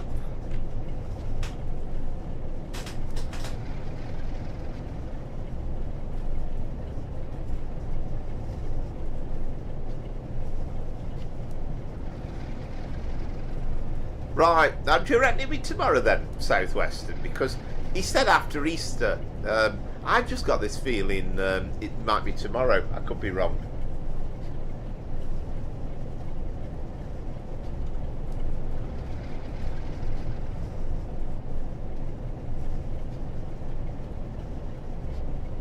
Yeah, you never know. We could get the South End branch in.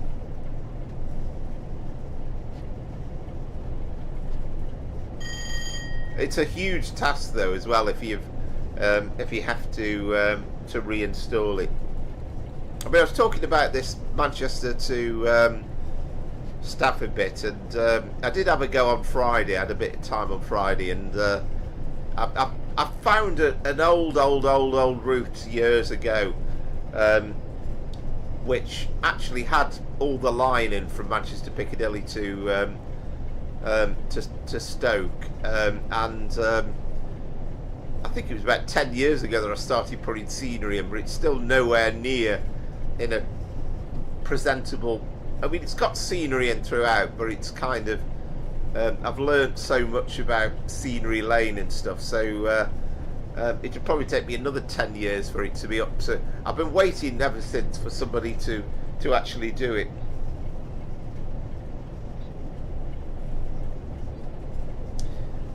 Well, it could be, but you kind of think as I mean, it's not like it's DTG, where you know, basically they're not working and they won't release things on a bank holiday. So you kind of feel as though they might pick up some sales if they sell it tomorrow. Oh, good evening, Pete. Exactly right. Yes, indeed. We've got no multiple units of any description. Well, we've got two 66s. I mean, we're on a 47 at the moment.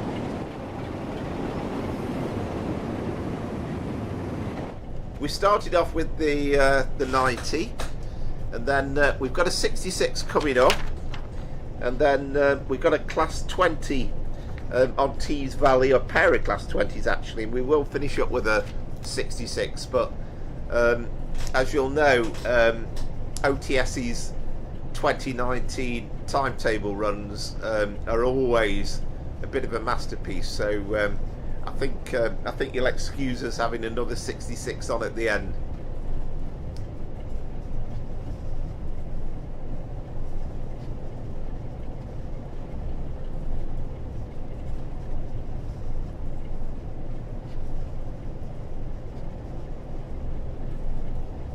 Yeah, I think Rachel said she didn't enjoy doing it. I mean, it's only a shortish run. I think it's only about 15 minutes.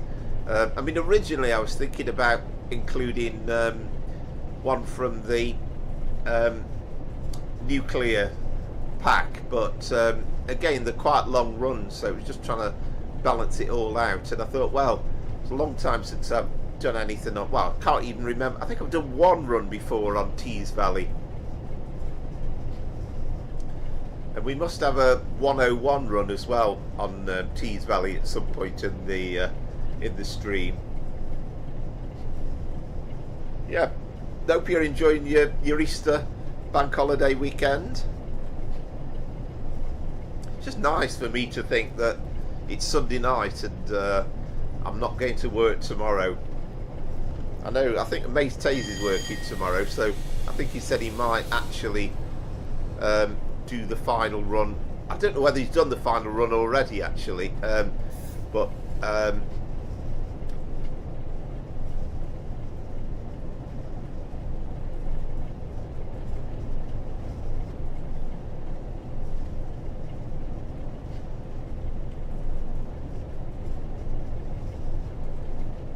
yeah, I think sometimes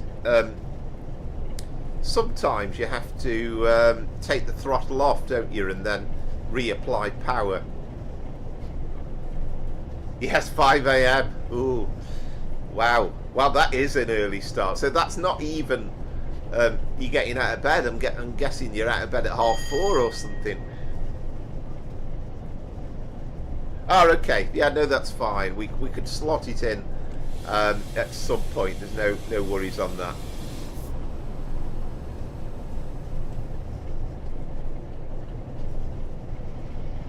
I can't believe it's flown by so quick though, the Easter weekend though. I knew it would. It doesn't seem like 5 seconds ago since I was finishing on Thursday.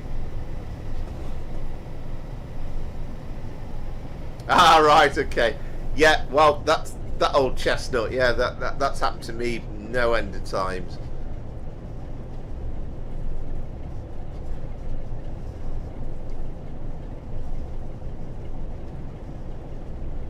Whew, 4:15, wow.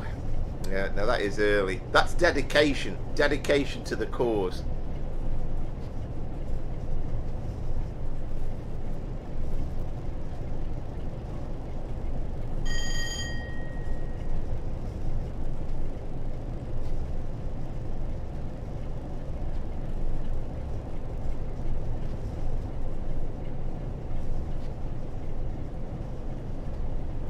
I know Rachel likes to do the runs before the stream and then chill out and watch the stream. But it's fine either way.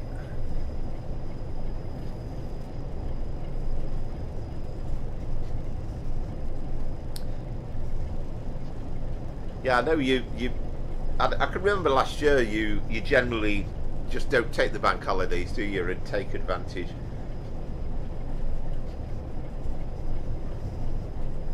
Oh, 2 a.m. I've always said though that in my job, I mean, the problem is I'm kind of more customer focused or customer service, and okay, a lot of it's emails actually. So in theory I could do it, but I'd be in some ways I'd be quite happy to arrive in at 2 o'clock and go home at 10. But it does take time for adjusting your body clock and different times of the day.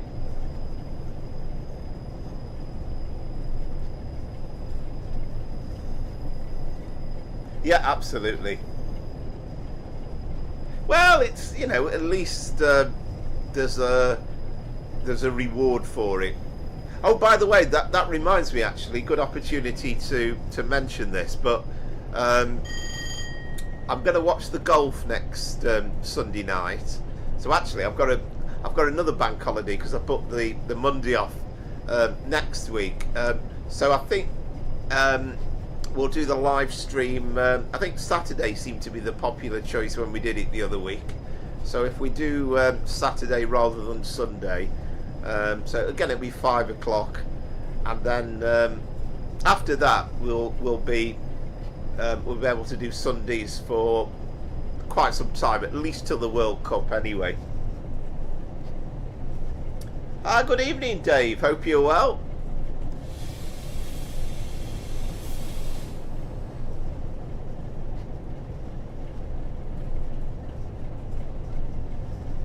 Yeah, absolutely.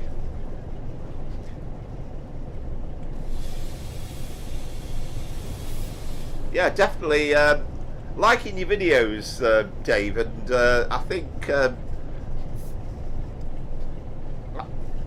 do enjoy the thought process that goes into your videos, and they're very good, actually.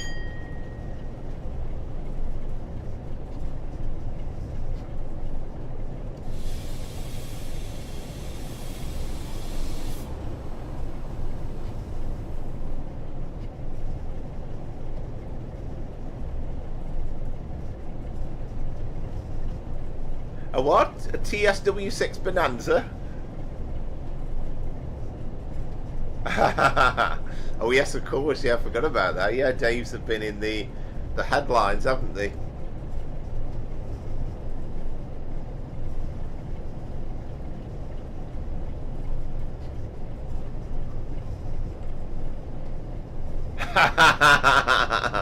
There you go. Yeah. No, I enjoy the Masters, particularly the Sunday night, the last round, and okay, it was quite exciting last year because we had Rory McIlroy winning, so I enjoyed that. But this year, I guarantee you, it'll be won by somebody at a canter. But yeah, no worries at all. Yeah. Yeah, it's interesting to watch because I know that sometimes those sort of 5-minute, 10-minute, 20-minute videos just take so much time putting all the clips together and then putting something together that works. So I know how much hard work goes into them, and yeah, they're enjoyable. Good evening, GRE 2057.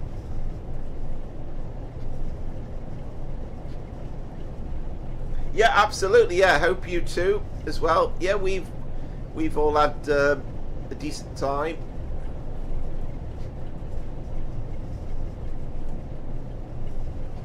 Oh, we got a speed limit. I can't remember the last time I saw a temporary speed restriction in the game.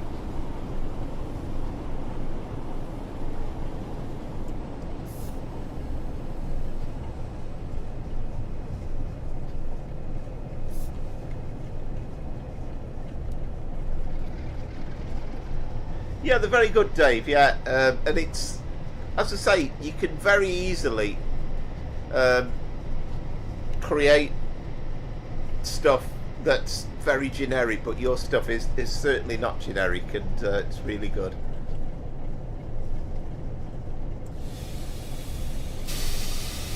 Oh, I didn't mean to do that. Oh.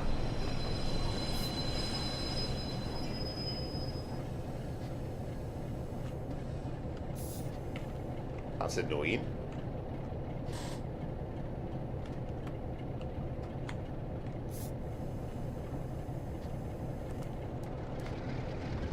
I'll get me a few points knocked off.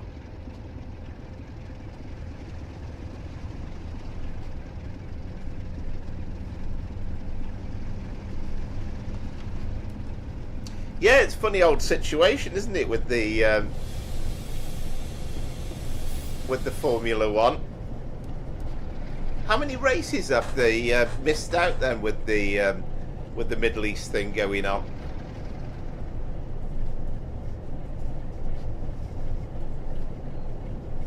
I mean, I've put my brakes on for this 20-mile-an-hour speed restriction, but where is it?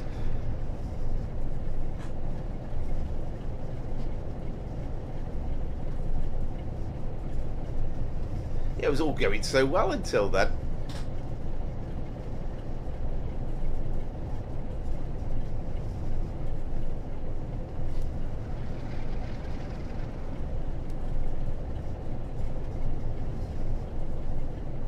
Right, gotcha, yeah. 2, yeah.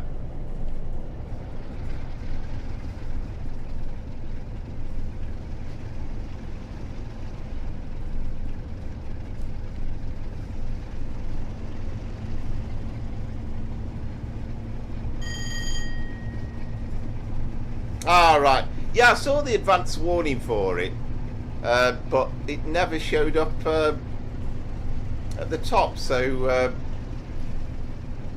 I mean, that 20 that's showing up in the top right-hand corner, that's for Carlisle, isn't it? Or is it? Is that the 20 coming up?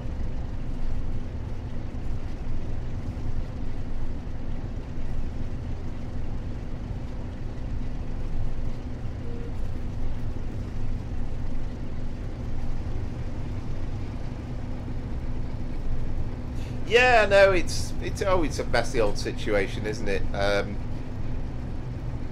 mean, I've been to a few World Cups over the years, and I'm not going this one, but last went to Brazil in 2014, and France 98, and Japan 2002, Germany 2006.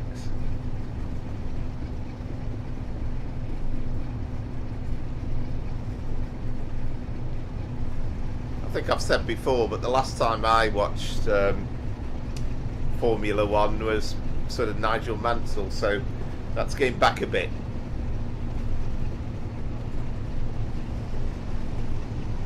Yeah, I think it's fair to say I'm still not sure if this 20 that's coming up is for the temporary speed restriction or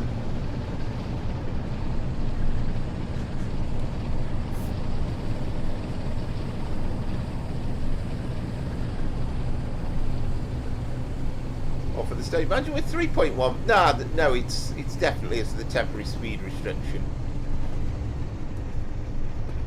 because we're still 3 miles away from the Carlisle, aren't we? So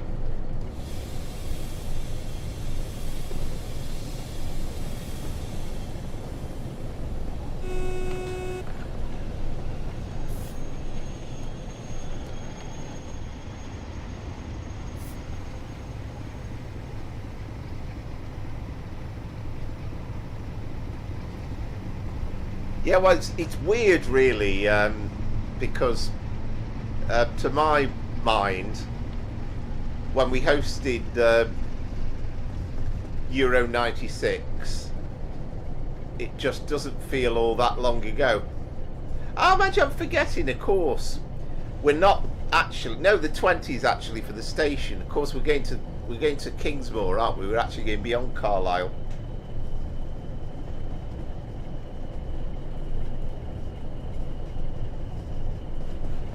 Yeah, no, definitely, yeah, definitely keep at it. And I've kind of done a few of the shorter videos, and again, people don't always appreciate, because they just don't know all the hours and just getting the right clips so that you can make it look really, really interesting.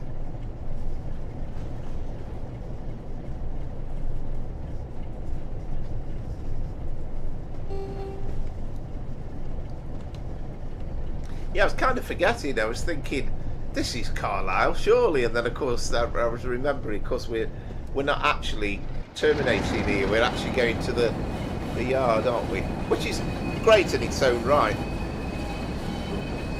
That's a bit stuttery.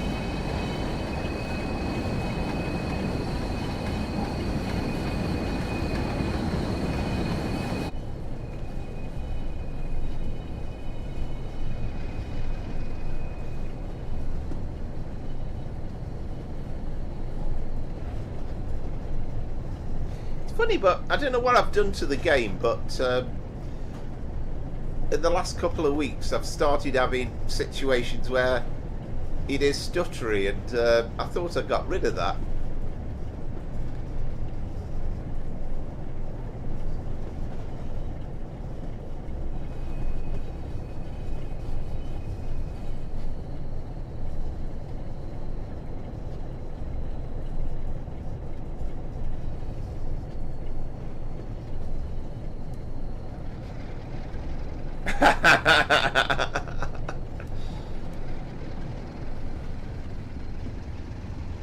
I like that. If you went to the US, you'd have to delete about 3,000 anti-Trump posts.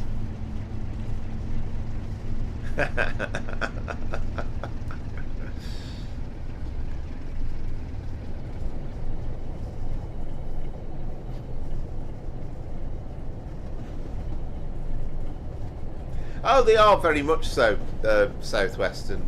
But I remember, I mean, generally I found TSW6 to be a lot smoother in the main. I mean, I do remember,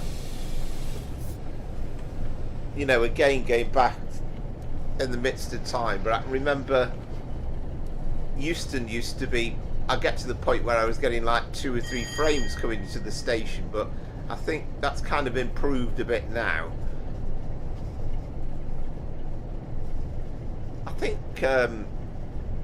I think stuttering in the games are unfortunately a bit of a feature.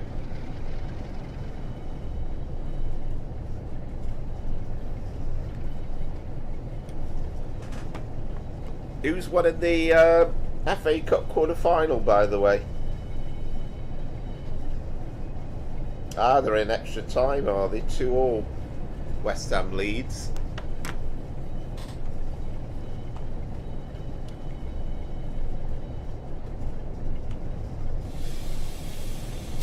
Oh, I've done it again.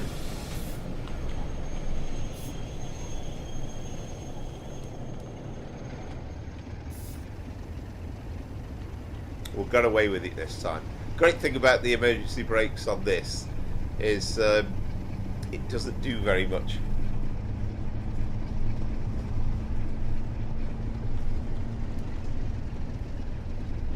Yeah, I think overall I would say TSW6 is a much more smoother experience.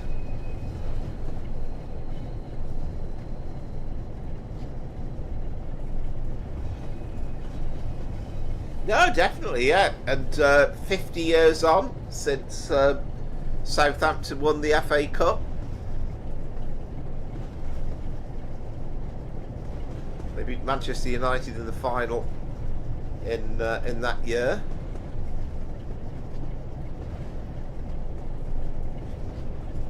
Yeah, well, Arsenal have gone from being 4 trophies to in the space of 2 weeks being restricted down to 2, and Manchester City have got quite a lot of momentum about them as well. And you know, I don't watch masses of football, but you still wouldn't be overly surprised if they get overtaken to the Premier League title. Yeah, no, that's marvellous. No, that's really good. I can remember you reaching the FA Cup final more recently as well in 2003, and I suppose that was payback time for Arsenal because they beat you 1-0 in that 2003 final.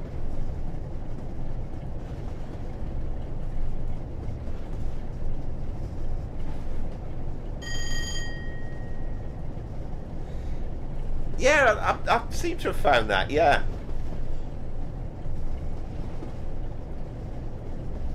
Yeah, I keep seeing loads and loads of these engine innie tweaks.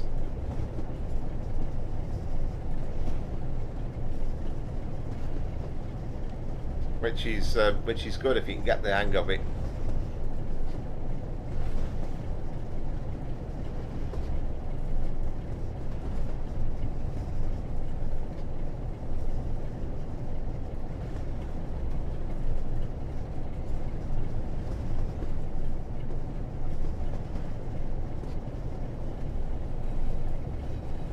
Yeah, well, I think that's the one, isn't it? I think that's only a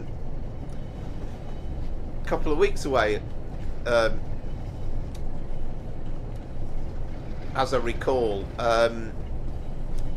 That's pretty much going to be the virtually the title decider, I think. I think we have a... Do we have a 101 coming in there? Oh no, it's actually in the yard.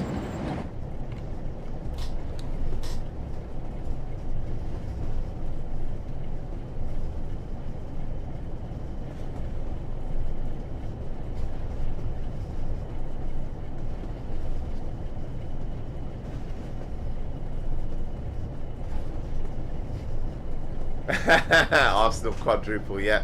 Well, it's definitely not going to be a thing. It'll be interesting with the FA Cup semi-final draw, actually. And now, you probably, being a Chelsea fan, might think differently, but I would quite like it to be Man City, Chelsea, and West Ham or Leeds in the whoever wins that to play in the other semi-final.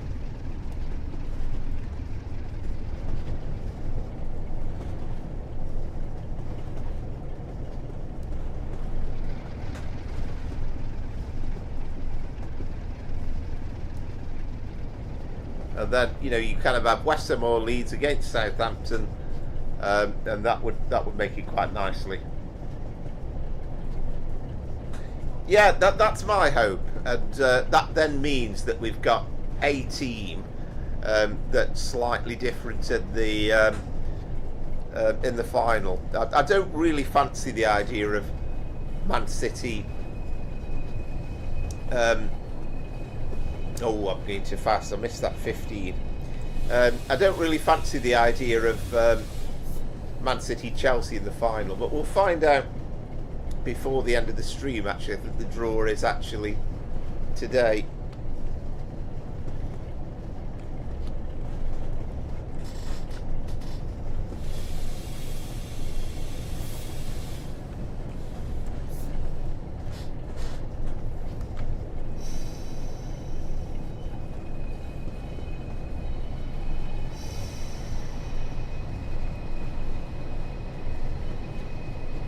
Yeah, well, it's touch and go.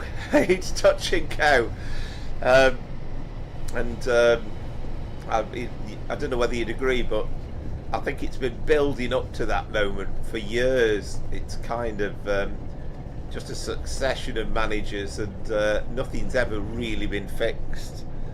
And who knows? Maybe a season in the Championship might not be the worst thing to happen. And I noticed, I think a condition really of De Zerbi coming was the fact that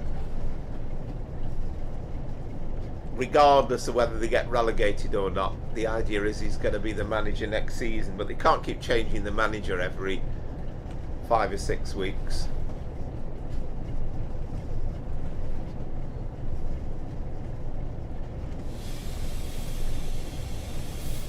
I know it's not what you want. I mean, I always thought the same with Everton, to be honest. I mean, they've constantly kept avoiding relegation and not totally sure that it was the best thing for them. Yeah, he's slightly controversial, isn't he? Oh, right, okay. There we go. Oh, crikey, have we got more to do? I thought that was the end of the run. Right, have we got to cart the 47 off somewhere?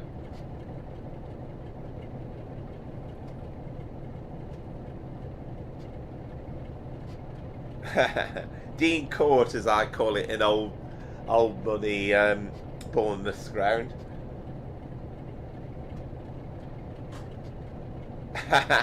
A taco break, right? Yeah.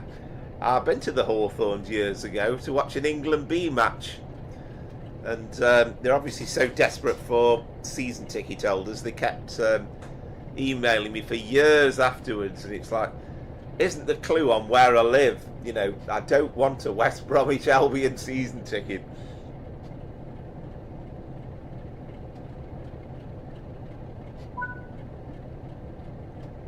Right, okay. So we're now loco only.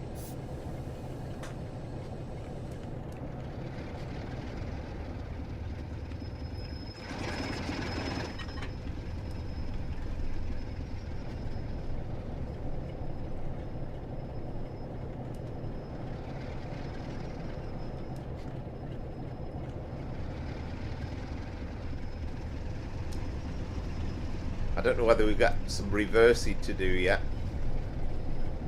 Hope not. I hope this just takes us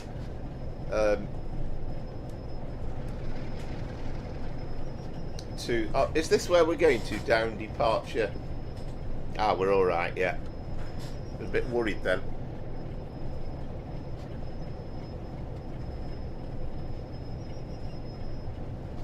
Oh, there's a whole multitude of things, but it's kind of it does mean that things do have to change.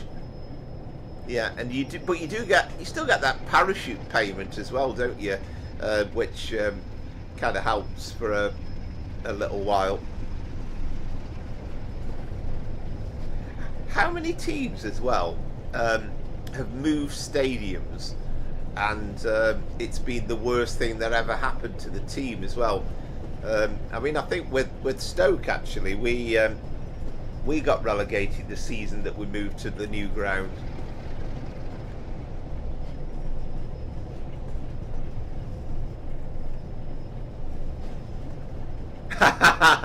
You pretending to be excited. All right, cheers. Brian is first in at 7-1-4-5,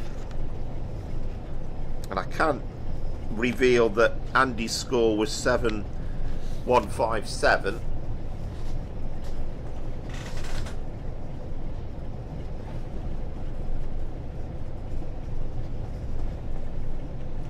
Yeah, I've been to the I didn't go to the Olympics unfortunately, but me and my brother, we went to the London Stadium to watch the World Athletics Championship a few years back. We really enjoyed that. It's the only time I've ever watched live athletics.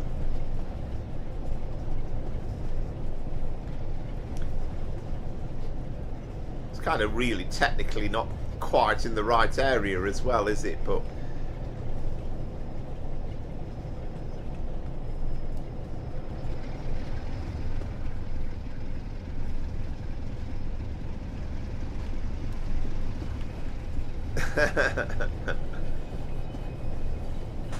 yeah, never went to Upton Park actually.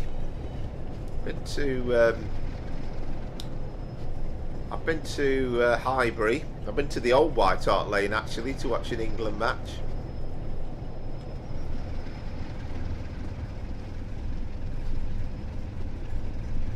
But I must admit, I just don't. I've only got a passing interest these days. I don't tend to be that bothered overly.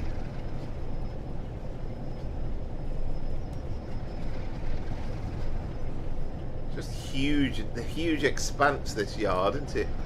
It almost feels as though we've got a pointless expedition here to get into the end of the run.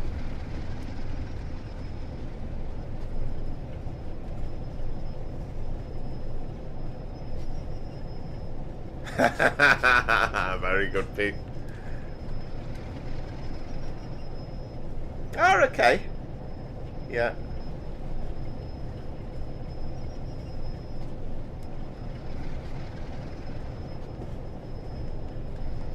Yeah, what was the point in plonking us out here? It seems as though it was the most pointless uncoupling move ever.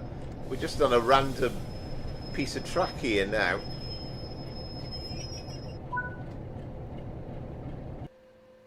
Right, there we go. So that was me. So I'm 7-0-7-0. So I'm definitely down on Brian and Andy.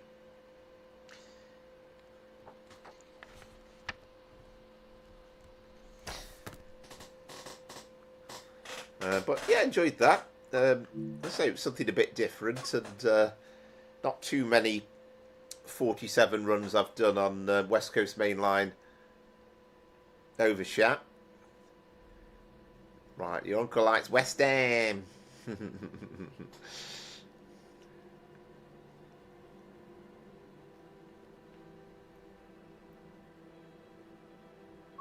Whenever Stoke used to play a London team, they always used to sing, if they started singing, they'd always sing, sit down, shut up, sit down, shut up. Right, Mace Taze is 7-1-7-0, thank you.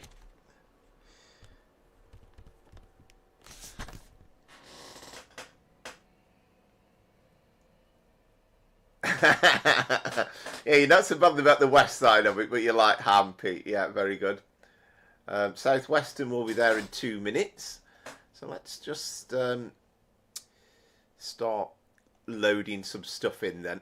Where are we now? Leaderboard.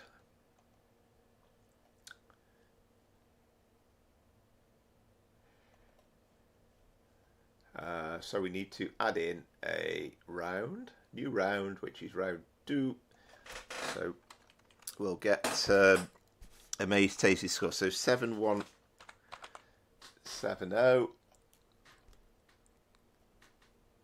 So Andy was 7-1-4-5. I know what cost me a bit was those.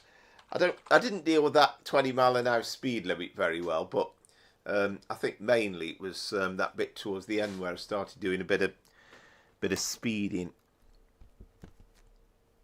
Sorry, Brian. Sorry, I'm getting that wrong. Andy was actually 7-1-5-7,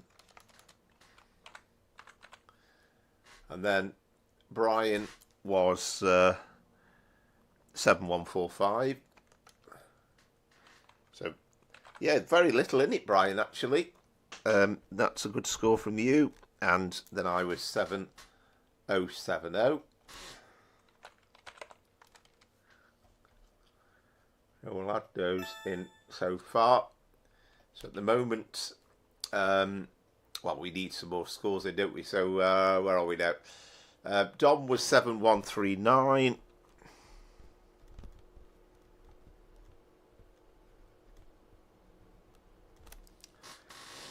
And Rachel was 7-1-8-9. So that puts you slightly ahead of the Mace Taze on that one. Some good scores though. Some close scores. And so I think just Azza and Southwestern to go. So let's get in. So Rachel's score was 7-1-8-9. So at the moment, I think that's the top score for the round. So Dom was 7-1-3-9.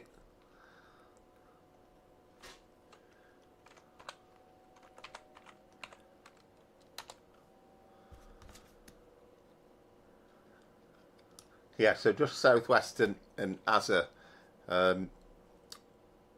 to go. Our excellent Southwestern, yeah. Yeah. Oh well. Hope you enjoying it. Oh, I forgot the points again. Give me 2 minutes. Right. Okay. No worries. Yeah. Oh, I see what you mean. You're being slightly sarcastic. Yeah. Got you. Right. Well, what I'm going to do then now. Here we go. Azza is 7-1-4-2.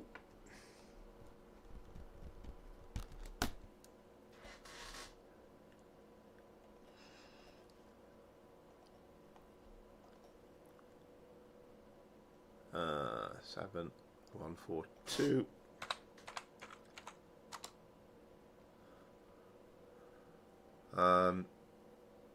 And then, yeah, it's just literally southwestern, isn't it? So what I'm going to do then, it should be about half time, I think. I've missed an AWS, derailed times 3 and forgotten the points. Ah, well, sounds like a Power Flower Trains and Planes type of performance to me. I've done a lot worse, as you all well know. So yeah, we're slightly beyond half time, aren't we? But about 20 past 7. So I'll go away, make myself a drink, and we'll be back in a second. Yes, I think we all need it.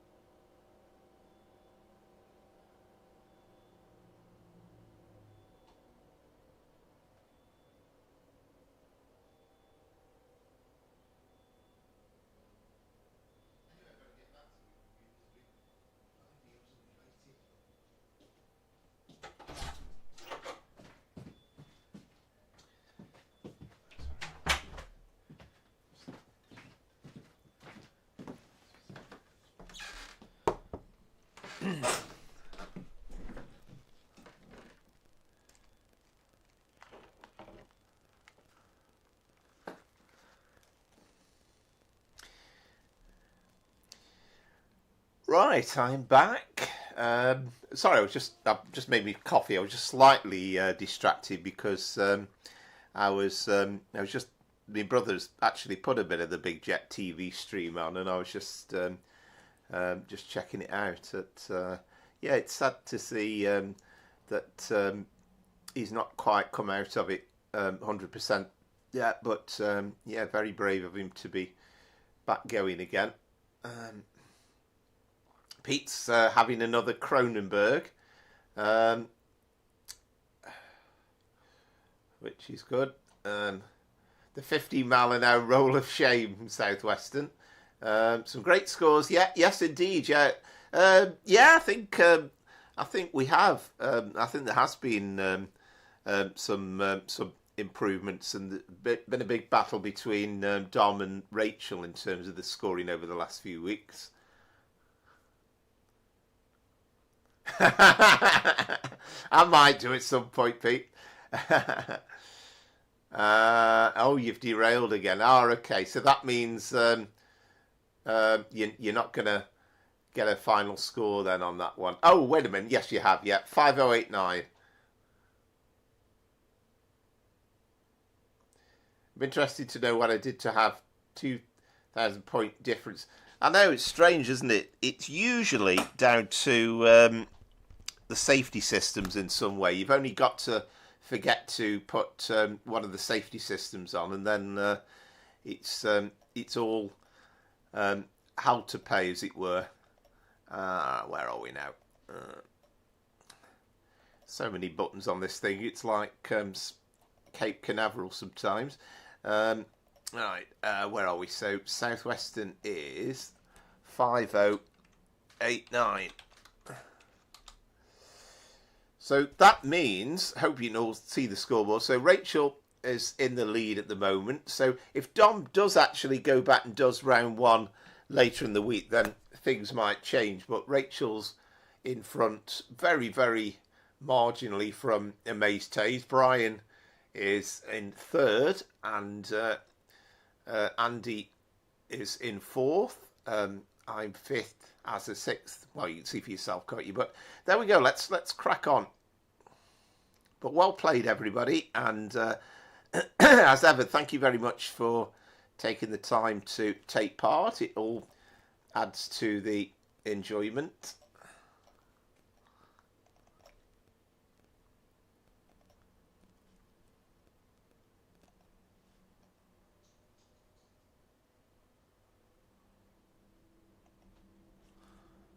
Where's me?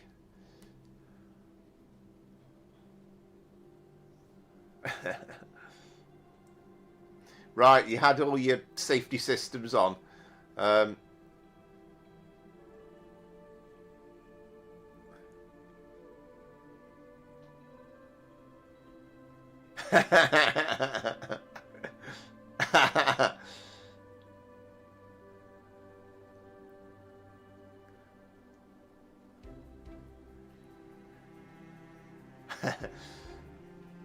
Nah, just needs a bit of WD-40 on, that's all.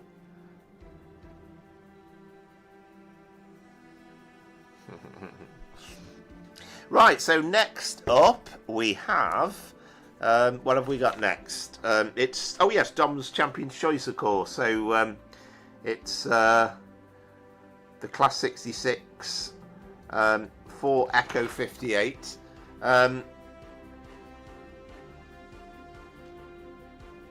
I forgot what what route it's on. Oh yes, East Coast Main Line, wasn't it?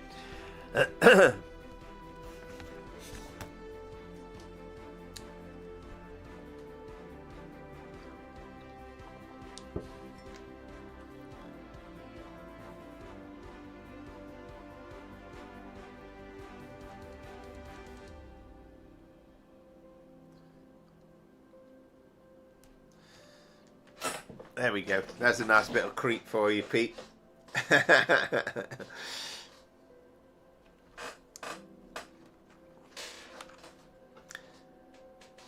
Right, so it's part 2. Right, okay, that's that is worth remembering.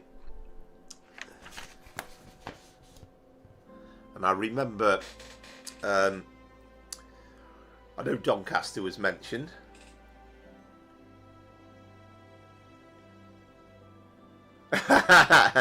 Yeah, I think you're right, Dave. Yeah, 100% on that.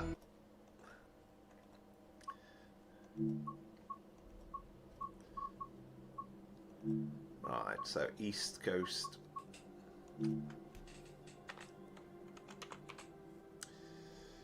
There we go. Timetable. And it's the conventional one, I presume. 66. Shall we do it with this time? So I'm going to do Freightliner later on. So I'm going to do it with the GBRF one, I think. So we said for Echo 58.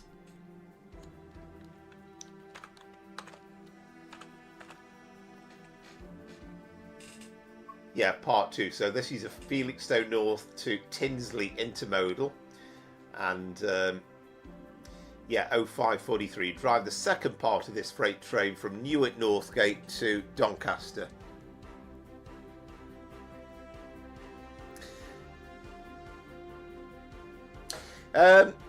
We tend to say an hour, to be honest, southwestern, and it's just literally because it kind of makes it quite difficult to fit everything else in otherwise. Right, I did elderly aunt with leprosy. Doctors were useless. I sprayed her with WD-40 and she was back at bingo within 48 hours. Is that actually true? You're not joking then there? That sounds amazing.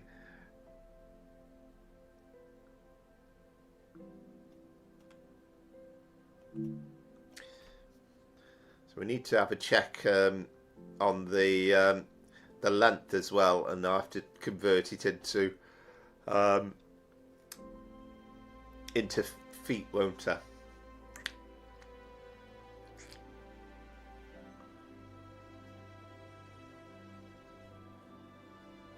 There are some very long ones. I'm not saying it's, you know, beyond the realms of possibilities, but it's kind of like just trying to make a bit of variety, really. Ooh, we're kind of getting that nice early morning vibes, aren't we? Now then, let's just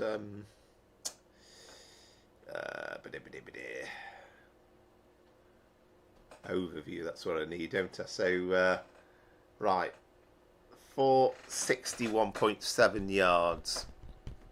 Okay. What's that in feet?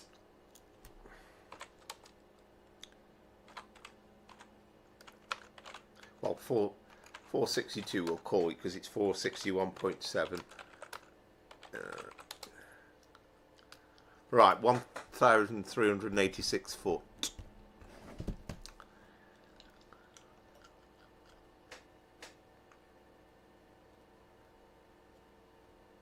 Yeah, you get some really nice early morning vibes, don't you? Which is magnificent.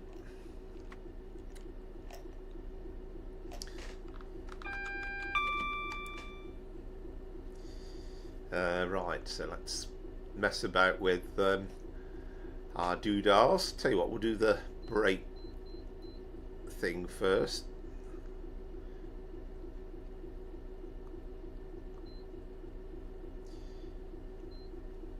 Always F2, isn't it? There we go. Always have to just double check that it's actually done it. Yeah, brakes, and then train length.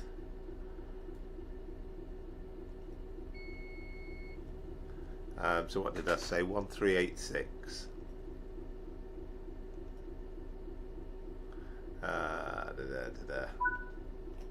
Press switch, press, and oh, press enter.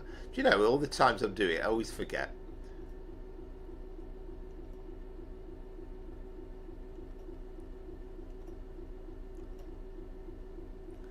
And then now we need switch on over here, don't we?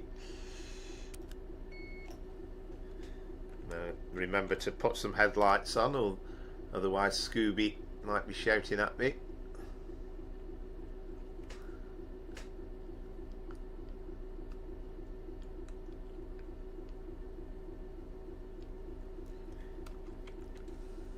you want to buy London Bridge for £1,000?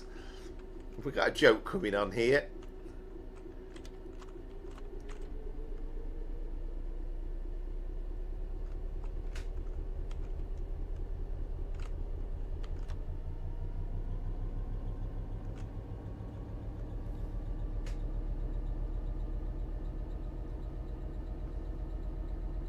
Normally wait till I've released the brakes properly actually before I try applying power, but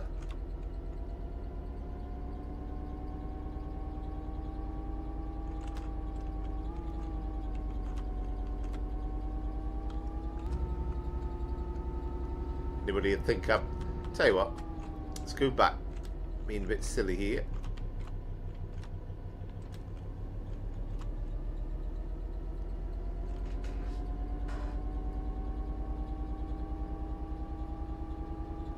There we go, we're off.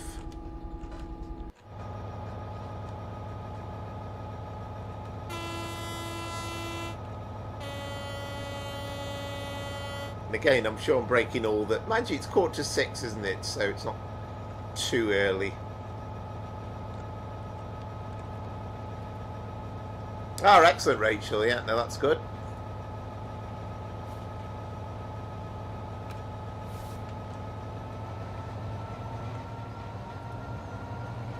Lovely the fact that here we are now in spring, 5:45 in the morning, it's not dark.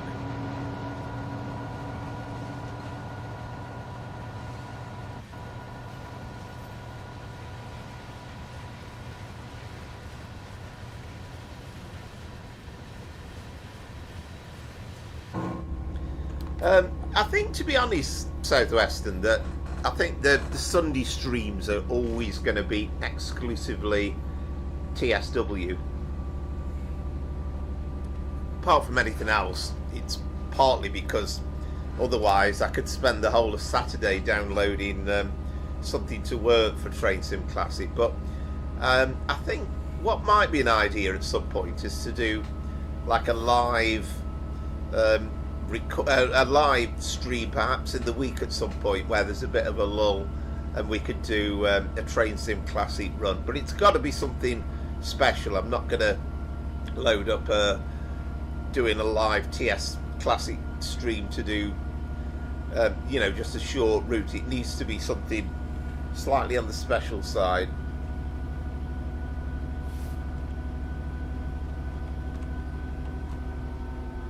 Oh yeah, okay, very good, very good. I thought you were serious. I might have known. I see where you're coming from now. Very good. Yeah, sort of, but even a regular service, as long as it's something something interesting, something that hasn't been done before.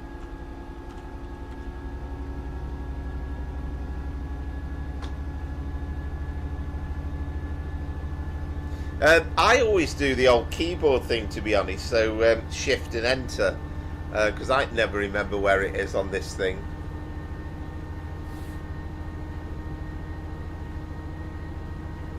Yeah, no, that's fair enough. I mean, I did enjoy doing that King's Cross to Leeds the other week, and it was lovely the fact that I was able to load the game up and actually do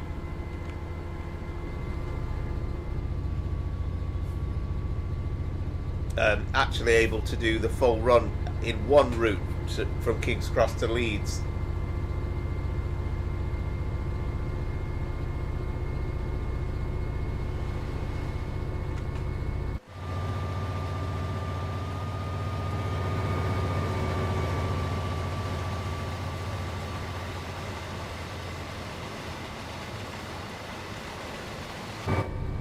Yeah, well, funnily enough, I've kind of got that on my radar, because there was I mean, I did one the other way once, but I think we're a bit more advanced now. But I think what I would like to do with that is, I think that would be a combined, and that might be a recorded video, because you can do it a lot more seamlessly then. You can kind of do TSW from Brighton to East Croydon, and then pick up Train Sim Classic for the rest of it. And the good thing is we've now got that Armstrong Powerhouse enhanced middle and main line to do Brighton to to do the last section from sort of Thameslink, City Thameslink or whatever it's called, into St Pancras Thameslink into Bedford. So I think that's quite feasible.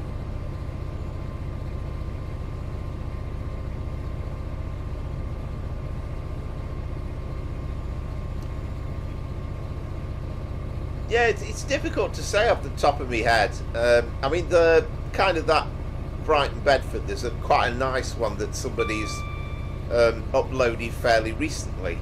So it's kind of just doing something that is just slightly different. So not sure really. I mean, I like the idea of when this Waterloo to Southampton route comes out. Sorry, not Southampton, to Basingstoke comes out. I wouldn't mind doing that as a rail tour. I've kind of got a class 50 in my mind, so that would work quite nicely.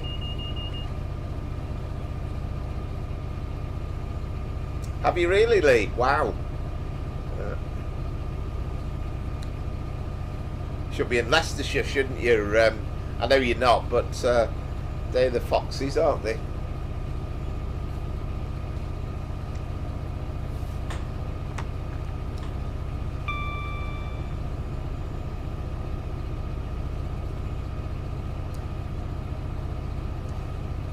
Ah, right, there we go.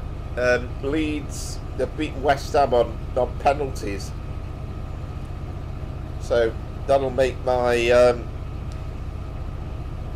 relatively new MD, started at the start of the year, but he's a Leeds United supporter, so he'll be delighted. I don't actually know if he was at the game today. So Leeds into the semi-finals, I think, for the first time since 1987.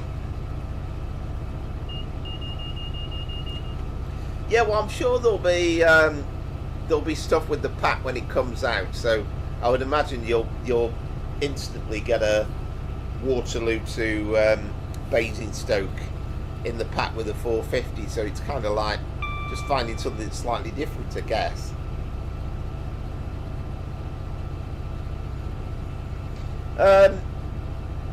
Good evening, Duckington.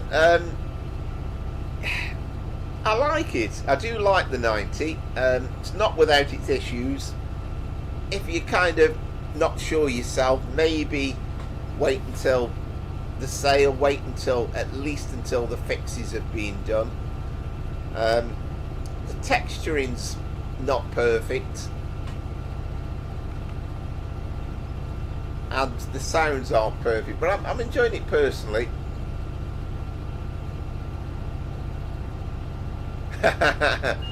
Well, you're into your Thomas the Tank Engine now, aren't you, Pete?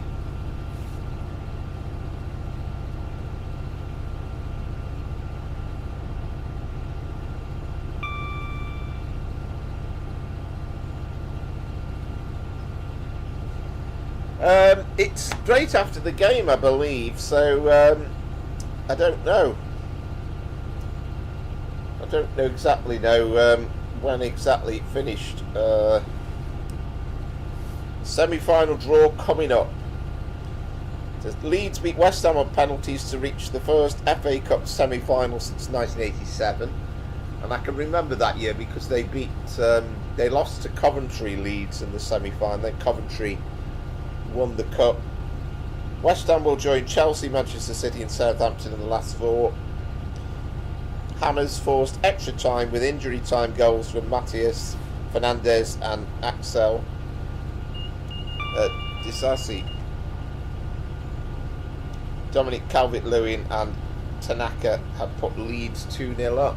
So, well, they deserve it then, don't they, if they were 2-0 up, I guess.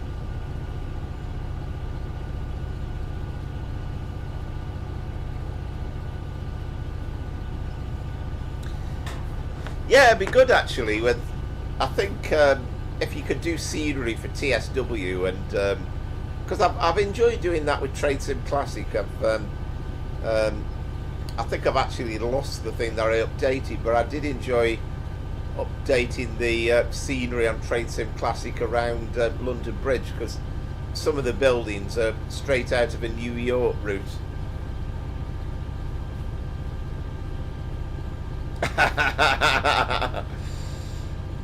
You're not a great fan of Thomas.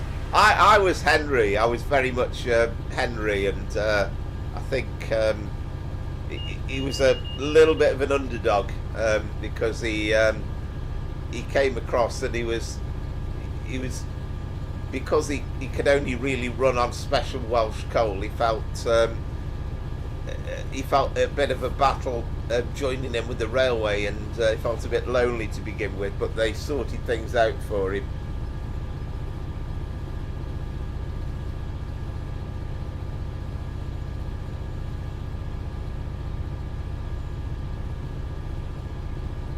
Yeah, absolutely, Dave. Yeah, and I really enjoyed my Good Friday video with that, and we did Stratford to Milton Keynes, and we took advantage of Southwestern's orange Freightliner livery as well.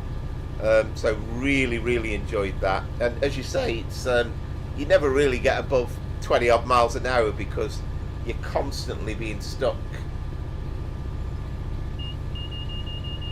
Yeah, he did a magnificent job, and I mean, we're all looking forward to Johannes's extension when he brings it out for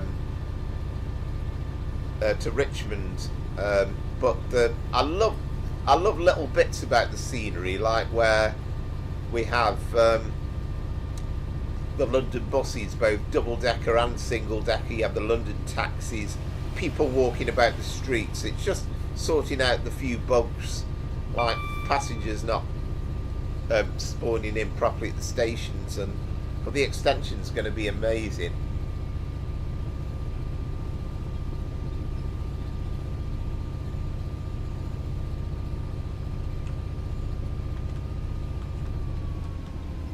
Yeah, I always think if you're practicing with Train Sim World with the editor, I think a little good thing would be to kind of do a section that maybe links into something that's already been done,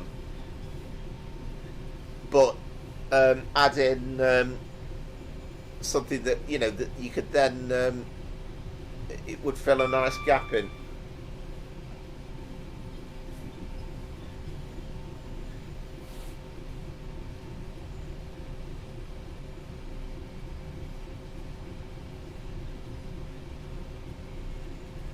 Managed to live stream the Royal Oak versus Nag's Head earlier from that Steve Bracknell in Sheffield. Two Sunday League pub teams having live coverage from the BBC was so funny to see the standard of football. Yeah, excellent. Yeah, I bet that was good actually.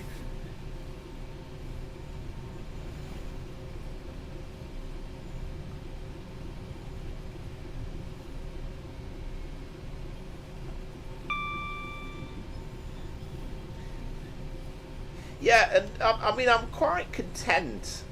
I don't mind doing videos where it combines, if it's recorded anyway, doing TSW and TS Classic. So, you know, I'm not overly worried. It's kind of like, well, if we've got Northampton in the game on one game, then it fills in that missing bit. But it'd be nice if it does come. And if you know, if you were able to do that, that'd be brilliant. I think it's still the same editor that was made available a couple of years ago.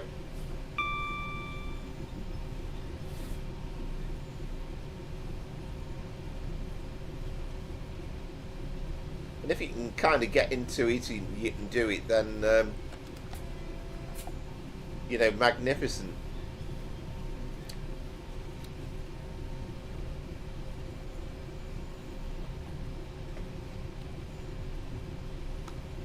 I mean, I'd be quite chuffed if somebody could do one of the short branches on the Great Western, and you've got the line. Is it the Windsor one where, when you look at kind of Google Earth, I think it's the Windsor branch, but it's only like, I don't know, it must only be a couple of miles. I mean, why it was never included? I think the excuse was, well, it was the first kind of mainline UK route they'd ever done, but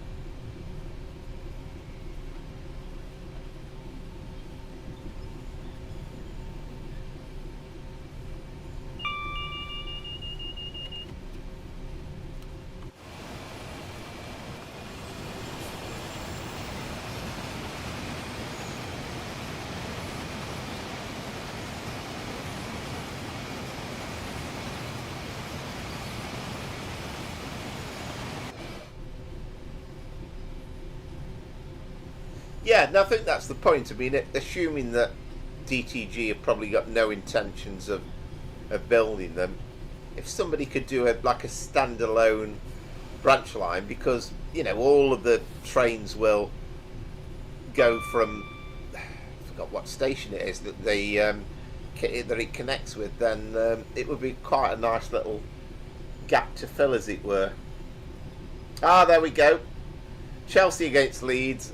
I knew it wouldn't go the way I was wanting. Mind you, that's it was before I was born, but I've seen there'll be loads and loads of footage of the Chelsea Leeds FA Cup final from 1970, which went to a replay. I think they said it was one of the roughest games in history.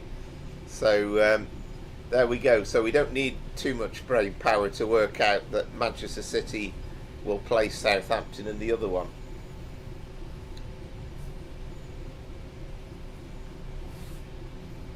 Well, if you've got to win the cup, then you've got to do these things. So I know, it's kind of sod's law, isn't it? Yeah, me too. Yeah. Me too, and it kind of points towards it being Manchester City and Chelsea being in the final, but you never know. You never know. I mean, I'm always a great supporter of the underdog with FA Cup finals and the FA Cup generally. So, I mean, I absolutely loved Crystal Palace beating Manchester City last year, but there just seems to be an extra bit of firepower for Pep Guardiola at the moment, and you kind of saw that League Cup final 2 weeks ago, and he's kind of got his mojo back, and he's got the bit between his teeth. So I wouldn't be surprised if Man City go on and win it. Yeah, well, definitely right. Well, we have to mention it a bit now and again.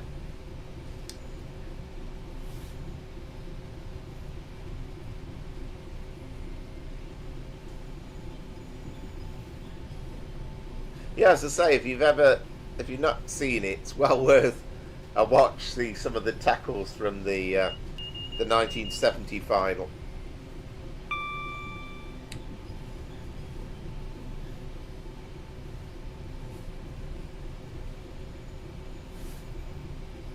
We've only got 11 months. So it's only a shortish run, this, isn't it? So you've probably done me a favour, actually, Dom, with picking about 30 odd minutes, because we've then got we've still got 2 runs to do. Of course, we've got Tease Valley and then Wembley to Milton Keynes, and the 66 is a bit of a longer one. So as ever and as always, a really good choice.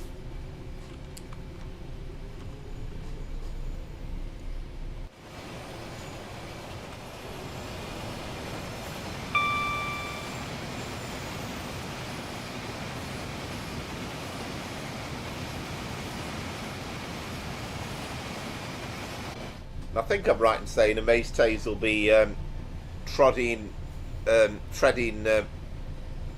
previous ground, because I think he's done. Well, I'm saying that you've certainly done all the Azuma. I presume you've done all the freight runs probably ages ago on this route.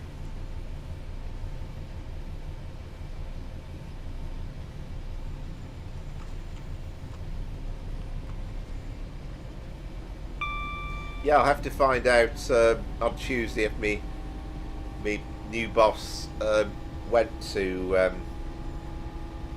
the game earlier on. I've got a gentleman at work who went to Stamford Bridge yesterday to support Port Vale. That turned out to be. I always thought. I think he thought. He actually said his words were on Thursday that he said, you know, he wasn't expecting Vale to win. He says, I hope it just doesn't turn out to be embarrassing. Ah, okay, right. You've done all the Azuma services, but not the freight. Oh, I'm surprised at that actually.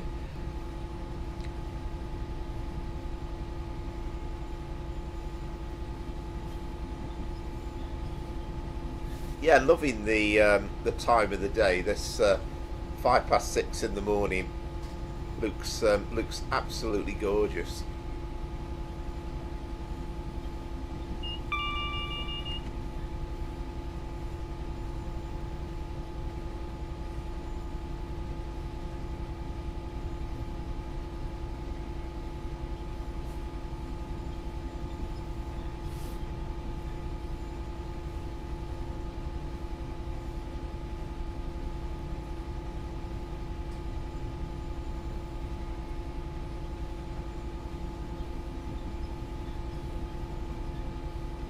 Wow, that's amazing. I think I've done 3 or 4 of them, as I recall. And yeah, I do actually enjoy driving the 150.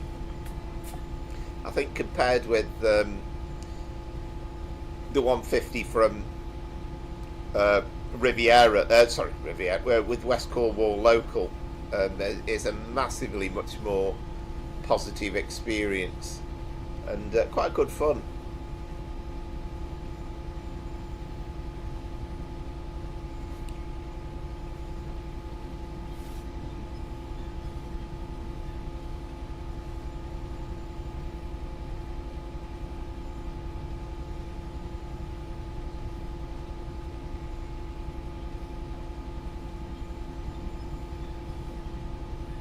Right, that the Windsor branch, yeah, 2.63 miles is it? That's the thing, it's deceptive, isn't it? There's 2, isn't there? I can't remember. What's the one? Oh, wait a minute. It might be the Greenford branch that I'm thinking of. I think is it the Greenford branch that is just up the way? But I remember there's literally one where you looked at Google Earth and you kind of thought, why didn't they just add it in?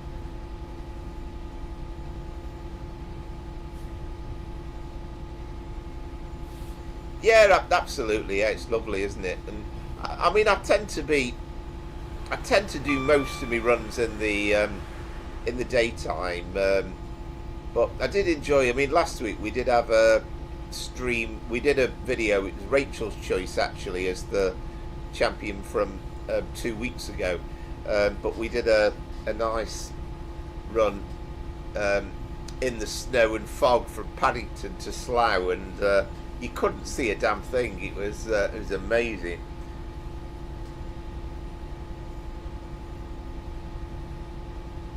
Yeah, it was a shame they didn't actually finish that up.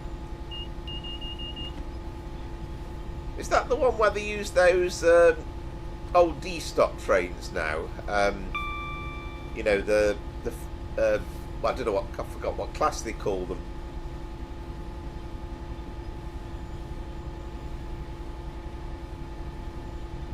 Yeah, absolutely, Rachel. Yeah, that was fantastic. Yeah, I think something like that. I mean, obviously, it's completely up to you. I mean, um, you were the builder, but I think to have something fairly small, Oh, way up. Oh, cracky! I thought the game had crashed then. But I think something like that would be really good. You could kind of finish it off, and I think it would be quite popular. Because I think it's very easy to set your goals, you know, with this really, really long route that's going to take a lot of effort in, and you know, you could become bored with it quite easily. So, but something like that would be a great starting point. Oh, very much so. Yeah, it was brilliant. I love the fact that it's like it was so dark with the fog. You couldn't even actually really see the fog once you were away from the lights, and you couldn't see the signals. Doesn't matter. It doesn't matter at all, because I think the Greenford shuttles are kind of on their own anyway. But you know, essentially you just load up one timetable and load up another route.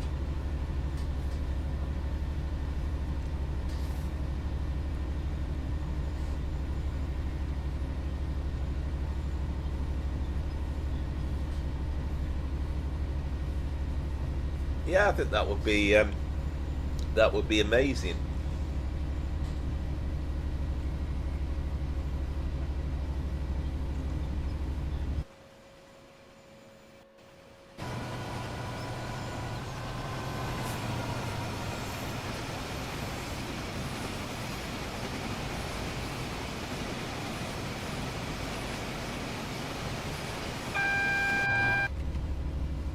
Right, now we've got some signals in, so need to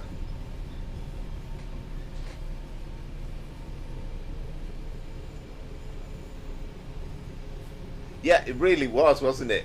And you kind of get the you see the signals at the last minute, and you haven't got a clue whereabouts they are. It's very disorientating. Yeah, bro, Southwestern. Yeah, that'd be good. It's that dark. You actually, if you turn your head, you weren't even sure where the window was.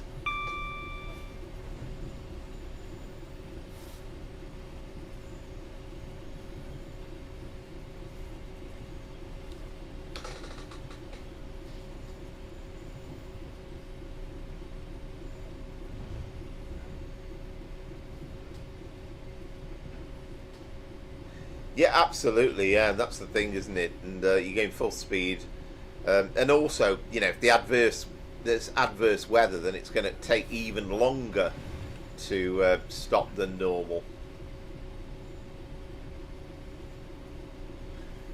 Well, it doesn't matter. If you could future-proof it, couldn't you? You could like actually have some of the services doing that, and some doing the using a 166.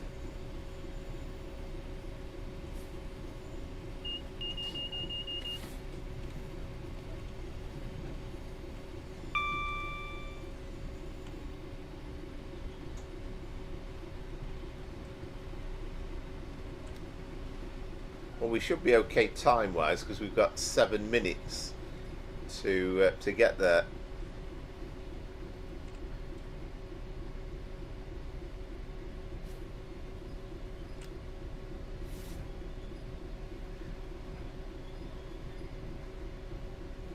Yeah, it was a nice little one to find, that was. And I think I did say, I don't know if it was last week, the week before, but I haven't tended to do many of the scenarios, but sometimes you just forget how much fun you can get out of those. No, we haven't, and I think it kind of tells you a lot about the difficulty that's involved. I mean, I know Johannes built a lot of London and spent ages uploading pictures of what he'd done, but he seems to have got a greater grip and understanding on it than most have. But clearly there is a big learning curve. But I think you've already been into the editor, and you've got your head around bits of it, which is fantastic. Yes, indeed. That's true. I mean, for my money, to begin with, even if it was a basic timetable and there was no other traffic, or not much else traffic, you know, just bits on the branch itself, then it would be a tremendous start.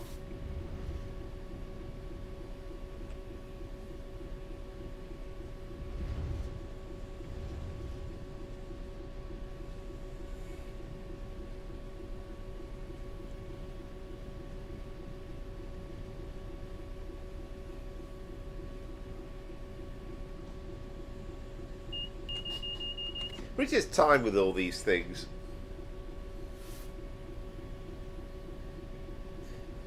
Yeah, definitely. Oh, you've done brilliantly then, without tutorials. That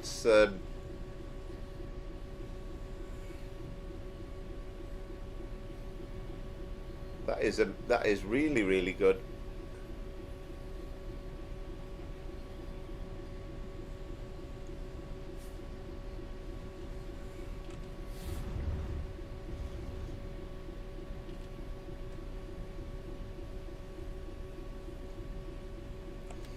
Well, for once in the way, I mean, we've got a 25 mile an hour here, and I think I've actually, well, got it. Well, it's still 50 actually at the moment, isn't it?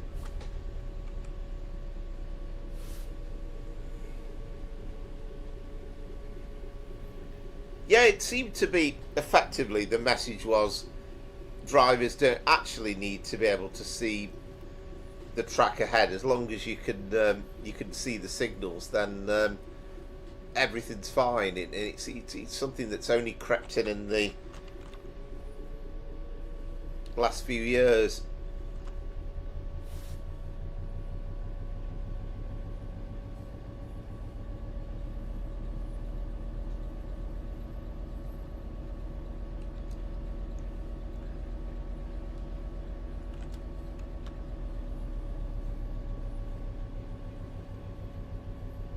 Yeah, well, this is it, and I think sometimes with these things, um, you know, that's achievable, and I don't think people will be too upset.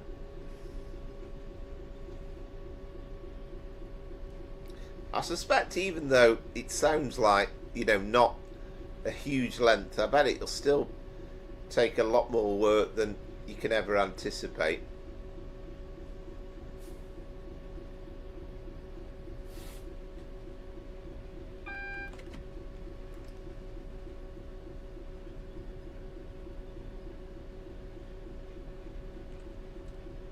We've got one of the pink ones in there.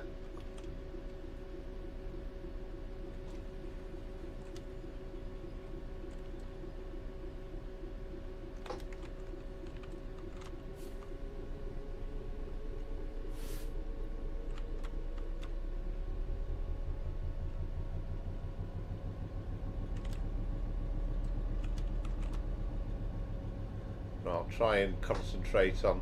I know we have to be past that marker, don't we? So we should be all right here.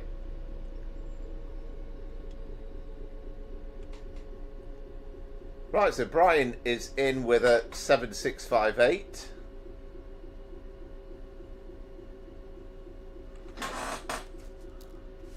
Good evening, Gaming 85. Yeah, hope you are well. Yeah, we're having our freight night tonight. So this is the Champions Run. Thank you, Don, by the way, for picking this one. Again, a nice choice and enjoyable, and adding to the overall variety of the stream, which is fantastic.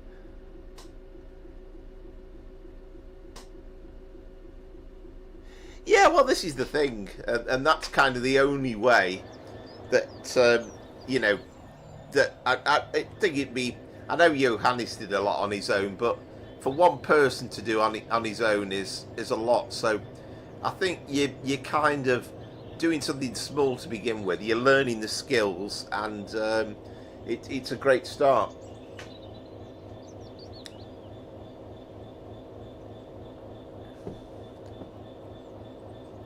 Ah, okay. Yeah, have you not been off the whole of the Easter break?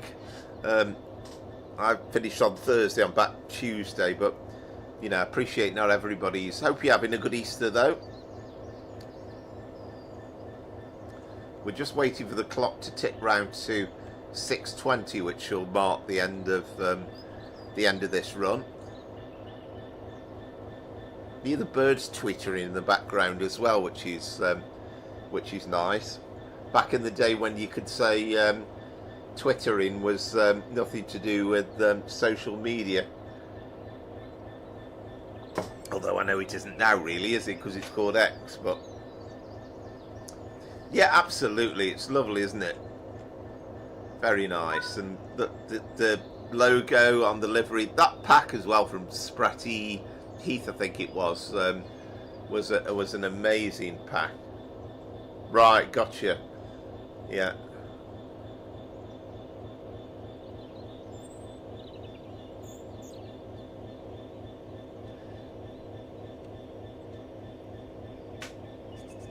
What does it say? Wait for a comment, so it's going to be soon. There we go. Right, so we're done. Right, okay, so 7, 6, 7, 8 from me. So slightly better than you, Brian, but there's not much in it at all. But yeah, lovely little run, and also looked fantastically nice as well at that time of the morning.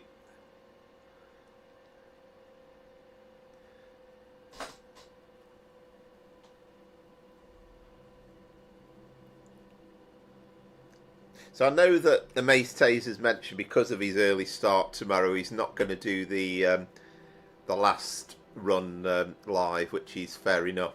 So we might end up with a few loose ends at the end of the stream with Dom with another run to do. So Mace Taze was 7710.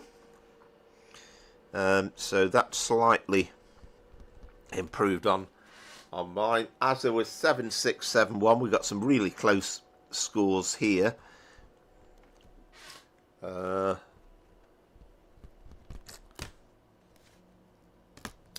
let's start getting some stuff into the scoreboard. Oh, actually, Dom's 7687.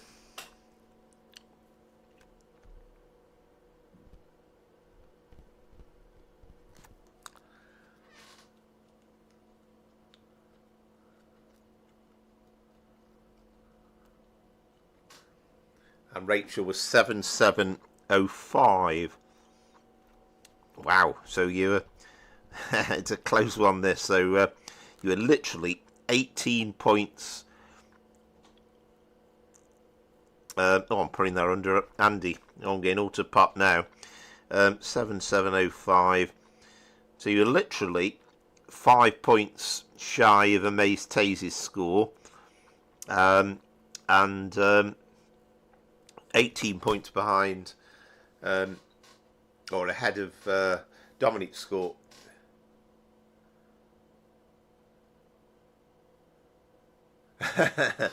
Well, see how we go on, Mace Taze. I mean, I don't want to be accused of being the one who gets you the sack because you've overslept. We've still got 2 runs to go, don't forget. But you know, if you do, then brilliant. But I'll leave it up to you. So let's start getting some scores in the board. I'll try and do this as quickly as possible. New round. So Mace Taze to begin with. So 7710. As it was 70.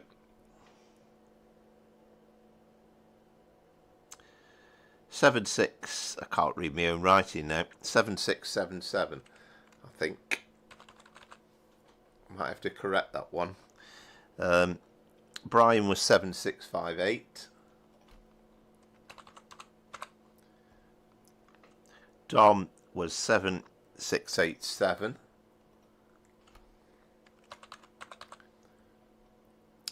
I was 7678.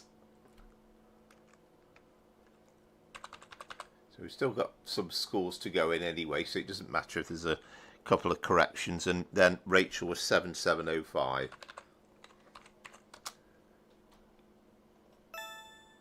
I can't remember actually. Am I showing? Yeah, I'm showing the scoreboard, aren't I? Okay. Just double check on.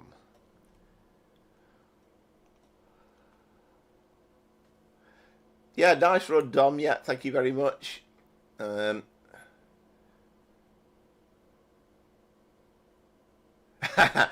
don't half sound like a 1970s game show host when you start on about the scores on the scoreboard. You'll be offering goblin tease maids as prizes next. Yes, indeed. I always wanted one of those when I was little. They look so amazing. And I can remember there being one in an episode of Terry and June where I was like, I thought, wow, I want one of them. I want one of them for Christmas, Mum. But I never ended up having one. So as it was 7671, what did I actually put on the... right, okay. I put 7677, didn't I? So, okay. Not too far off then.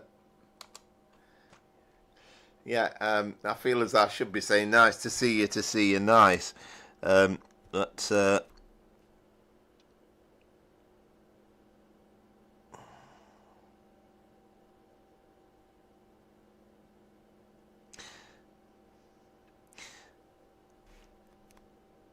I've just thought I've already got Andy's score, haven't I? He was 7705.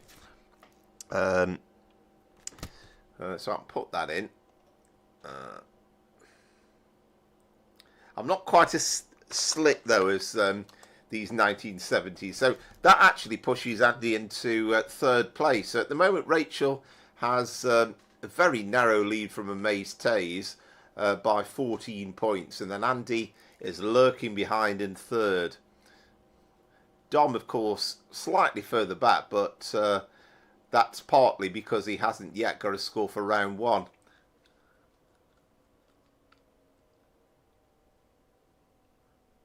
Oh, okay. So Southwestern didn't score on that. So I think that's everybody in, isn't it? That's all the scores in. So, yeah, so well played, and just double checking as well. So Amaze Tay's got the top score there by 5 points, actually, from Andy, and Rachel was also on 7705. So, some really good scoring.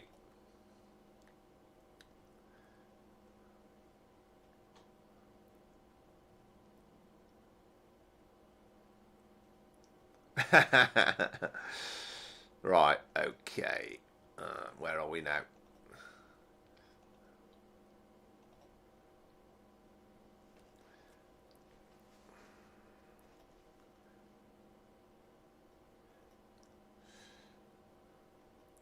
Yeah, we just need the 1970s music to go alongside it, don't we?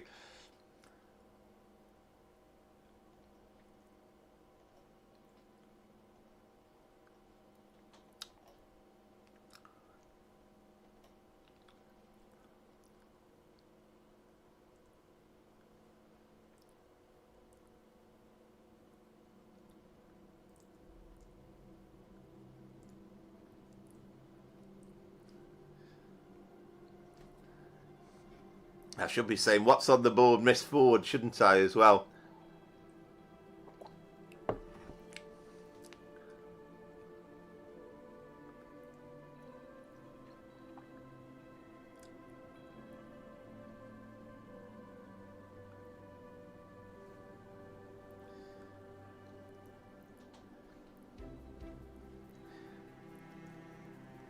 I'm convinced, actually, looking back, that I think signs of a misspent youth. I'm sure I spent most of my childhood watching game shows.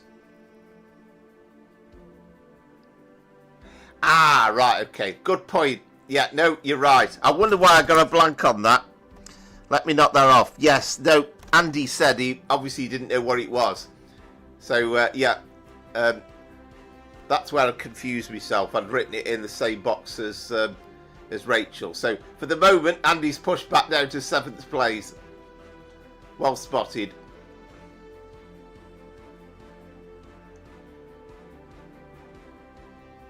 There you go, just to confirm that's corrected.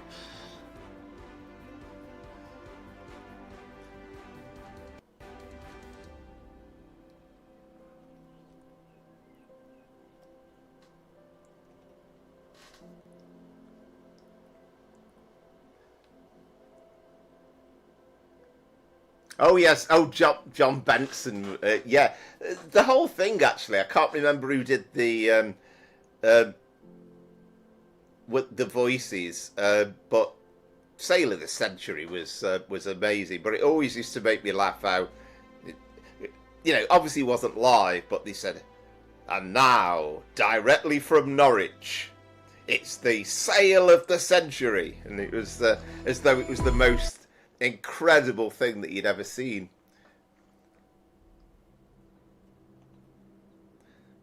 And he was always, I mean, even growing up as I don't know, a 7-8-year-old, 10-year-old, whatever I was, watching Sail of the Century, but it always seemed as though Nicholas Parsons was slightly disparaging about incorrect answers. You know, it was kind of like, you know, don't be so stupid. Of course it wasn't that. And I think Benny Hill actually came up with a good skit on that where he kind of emphasised that.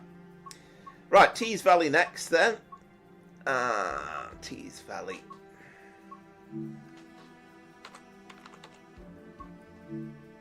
So we are in the class 20 this time.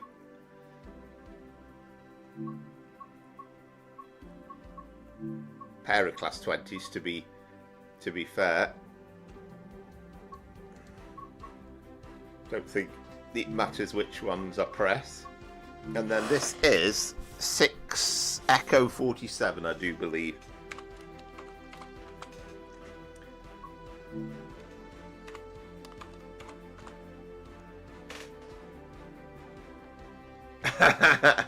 No, I'm glad you spotted it.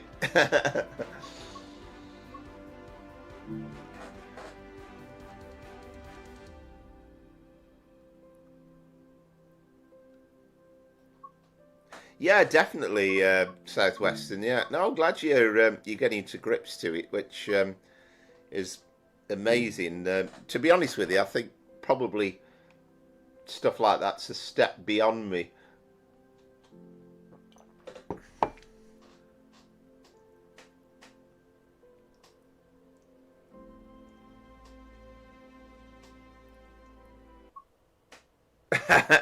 Yeah, very much so. Yeah.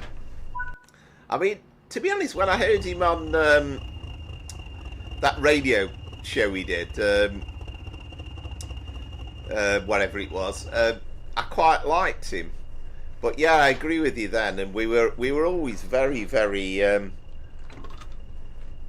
conscious of this back in the 70s and 80s when we were watching it.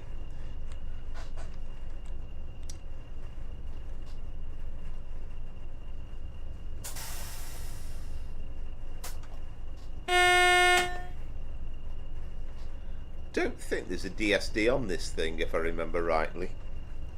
You probably tap. Oh no, there is. Yeah, if you press shift and enter, yeah, that works. What have we got on?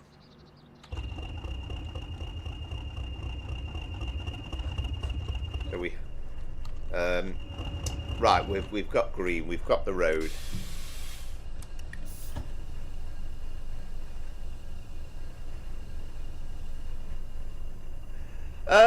Good question, GRE. It's a difficult one. I kind of felt last week that it was, because it was so out of kilter with what I normally do on the live stream.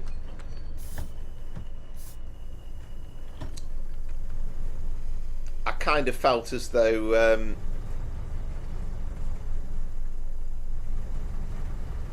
you know, got this going so early, well earlier on. Right, I think you've just overblown the motors a little bit.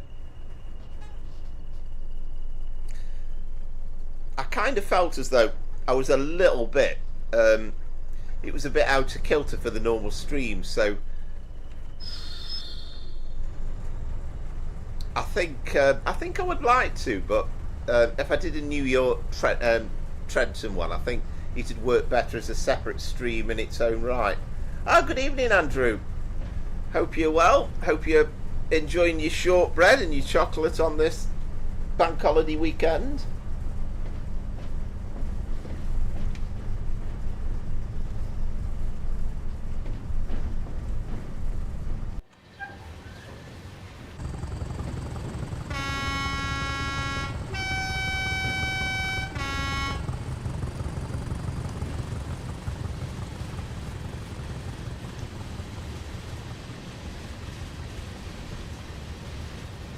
So we are hauling, I think this is a steel train basically.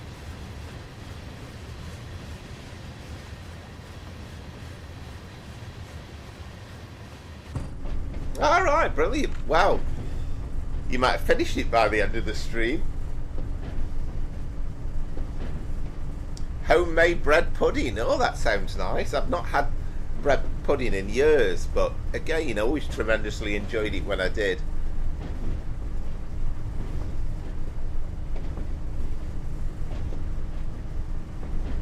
Yeah, very true, Pete, yeah.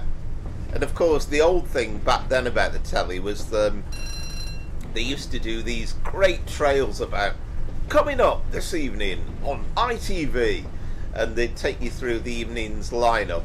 And the idea was they were hoping you'd stick with the channel, and basically you couldn't be bothered to get out of your armchair and walk towards the telly and change channels, whereas the remote control put paid for all that.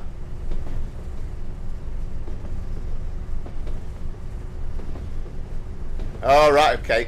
Sorry I'm late. Started. My daughter dropped a load of cups in the kitchen. Oh, hell. Was there anything broken?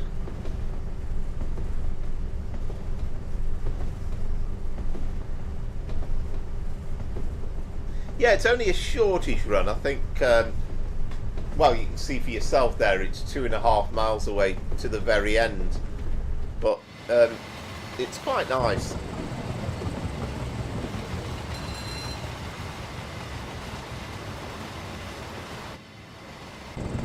Ah, there you go. I like it, Rachel, yeah.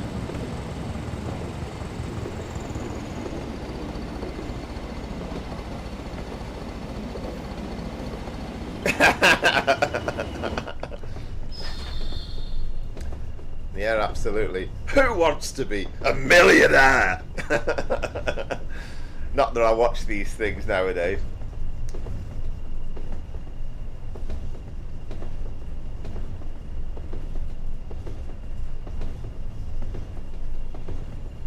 I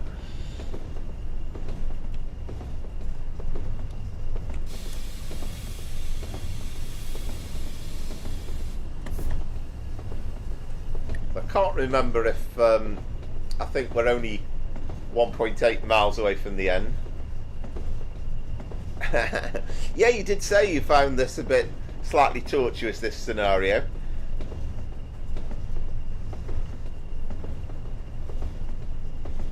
Yeah, definitely right. Yeah, I love it. Oh, didn't see the 30 there.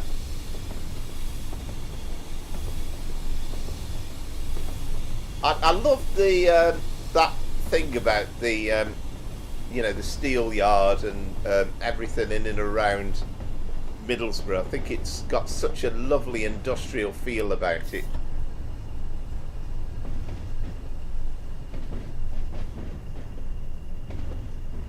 Oh well, I wouldn't worry about it, Southwestern. I think you're way ahead of the pace as far as that's concerned, because I'd be not even remotely close.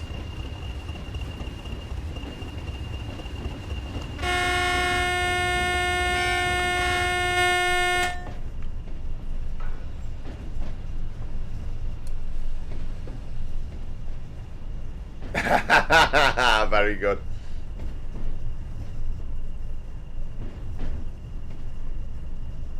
Ah, Georgia Mildred, yeah.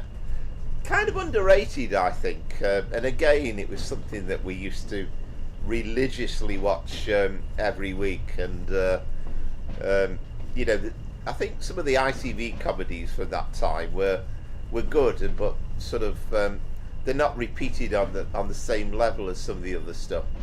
But yeah, we used to love George and Mildred, and again, I mean, she died young, didn't she, Eutha Joyce? I think she had a bit of a drink problem by all accounts, and then Brian Murphy, I think, died fairly recently.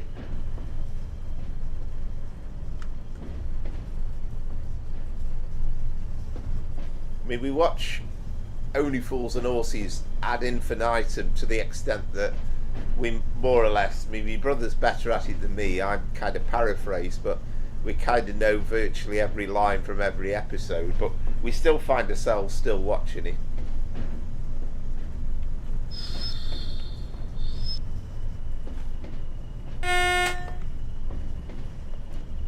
Now I should be actually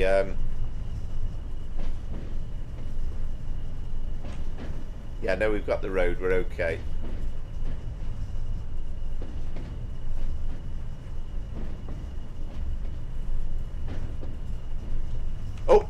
Oh no, we're all right. Yeah, no, yeah, no, we're all right because we've got those two markers. That was what I was relying on. That worried me for a sec. The chopper, yeah. Oh, very good. Very good. Strange old nicknames they had, didn't they? No idea why this one got that nickname. It's good as well, the fact that it's operated as a pair, because they always operated in pairs.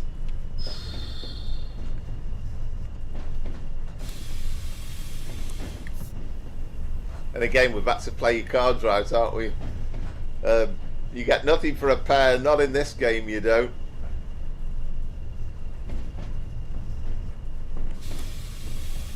It was, and like I say, we've watched episodes, and we've watched them so many times that,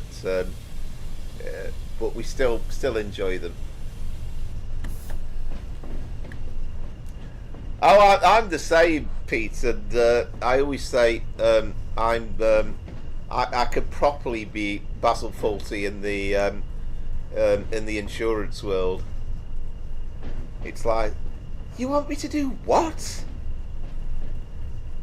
And I love that thing about this Donald Sinclair chap from Torquay, where he was kind of like,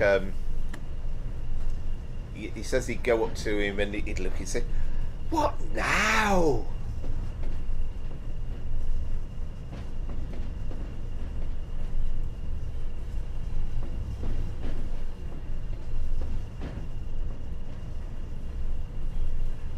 Oh, I'm afraid I don't know that one. Takeshi's Challenge.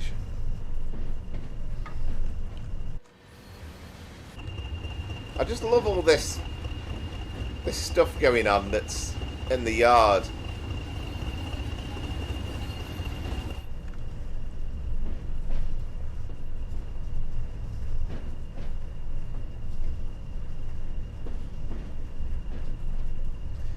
Yeah, I wouldn't be surprised. I think she got a tremendous sense of humour, and I've heard a few stories and a few examples of that, and I think she was a lot more down to earth than the image that she portrayed, and I think it was kind of like, it was sort of, never mind all the posh meals that she had. I think one of her favourite ones was actually, shall we have fish and chips from the chippy tonight?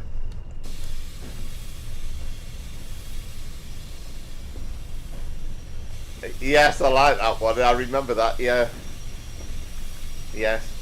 Please try to understand before one of us dies.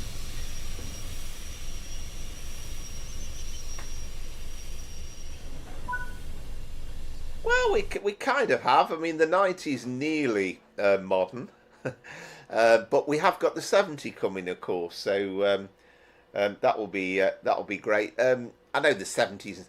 Yeah, okay, I know the 70's. Is not exactly new. Ah, right. Yes, I have heard of that. Yeah. Yes, I know. The Queen was a geezer on the choir. Very good piece. Very good. Right, so 860 for me. We do have a score from Andy on that one, which was 905.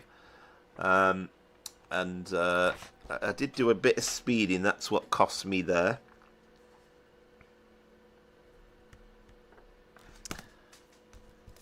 Dominic was also 860 as well. Did you get caught out by that reduction in speed limit? I don't think it gave us any clue about it whatsoever, did it, on the hood? So I feel okay with 860 now. I'm quite pleased with that.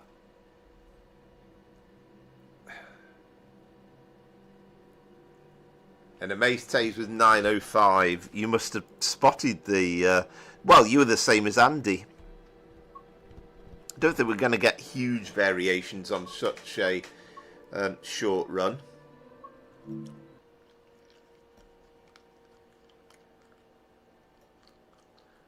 Right, so leaderboard. And just double check. Yeah, absolutely. Same as me. Same as me. There was that bit where I don't think there was any advance warning, but I could be wrong. And Rachel managed 920. Now that was a perfect run. Well done.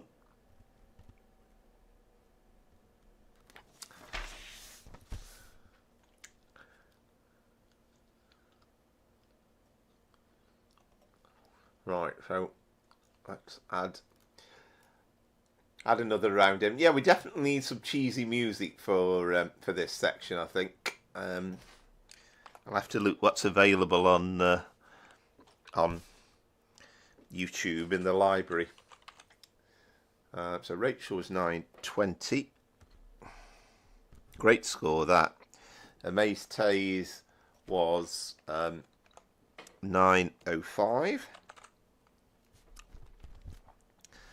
And Andy was 905, and as I say, he did that run earlier on, so there's just the one missing from him. Obviously he couldn't do the Champion's Choice earlier on, because otherwise he would have had to be very wise before the event. Dominic was 860, and I was also 860, so I think that's...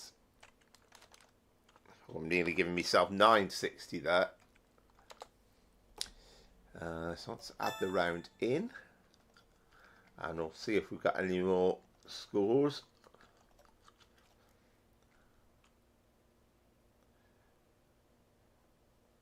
Right, you saw the 30. That's the thing, you see. You were looking at the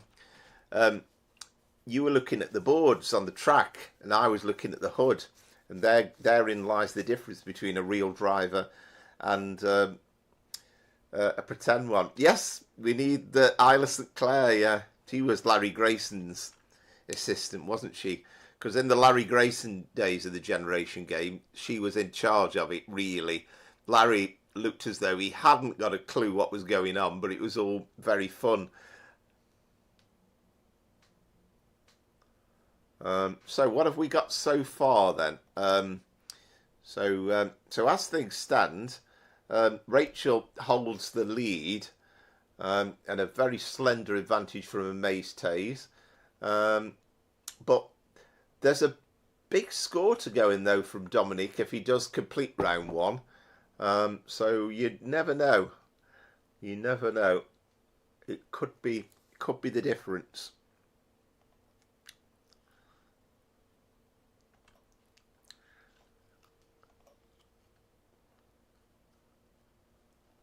Right, Brian is 860.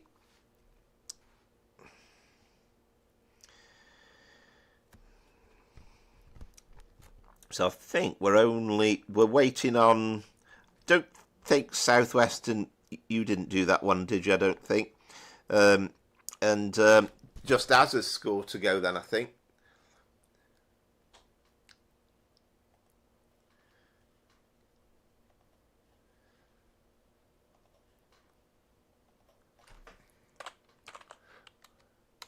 So again, you know, tremendously enjoying the battles and the competition, and crikey, even I'm in third place. What's going on? Oh, I've just given that score to Azza rather than to Brian. Hang on.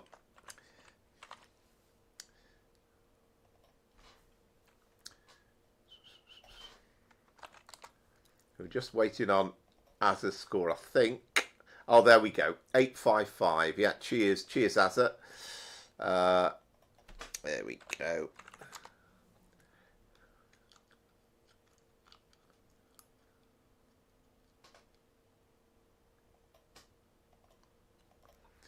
So I think as things stand, so that pushes Brian up into third place. And you see you've got, what is it, 39 points difference between Brian and me now. So Rachel first, may say second, but well played again, everybody.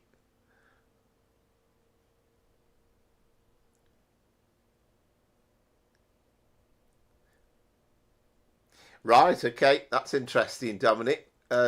Southwestern, yeah.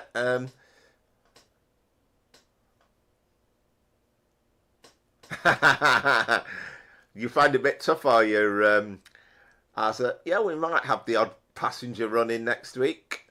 Okay, let's prepare for the last round then.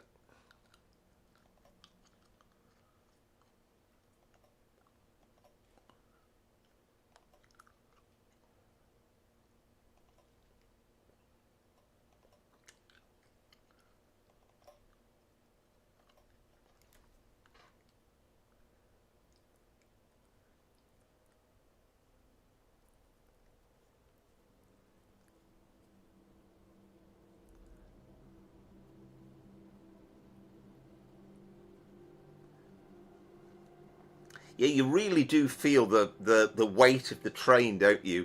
And that could be a factor in the next run, because usually Josh's OTS timetable, 2019 timetable runs do have a bearing in that respect.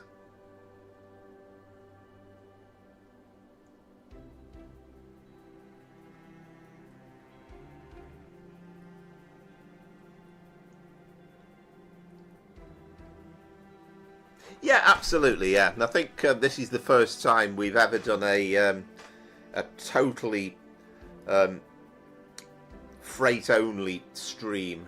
So it's a first time for us on Powerflower Trains and Planes tonight.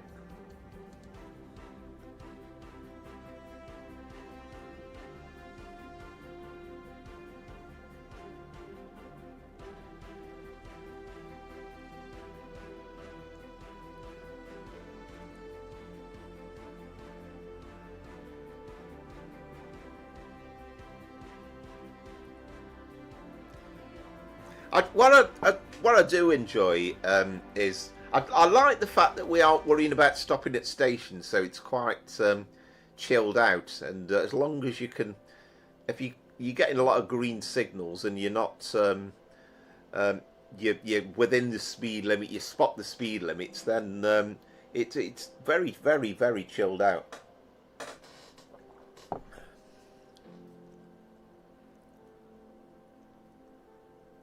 As long as you're not doing the Malbay line and then you are trundling along at 20 odd miles an hour and constantly watching every signal.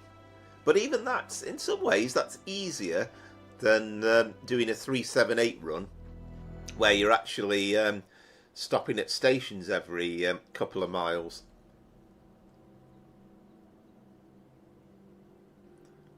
And I bet there's some quite long ones actually amongst the German routes as well. Right, so we're back to West Coast Main Line South. We're back to the Class 66, and we are, of course, using Josh's 2019 OTS winter timetable.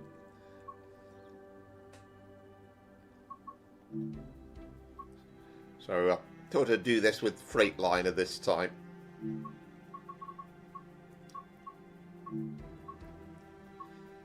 So what service did I select for this one? 6 Mike 51. So I know we're doing kind of the opposite. This was Stewart's Lane tarmac to Tunstead sidings.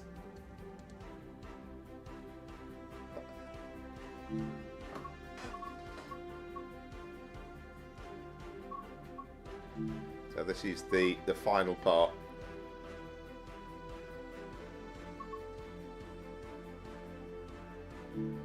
Yeah, I definitely must get into it.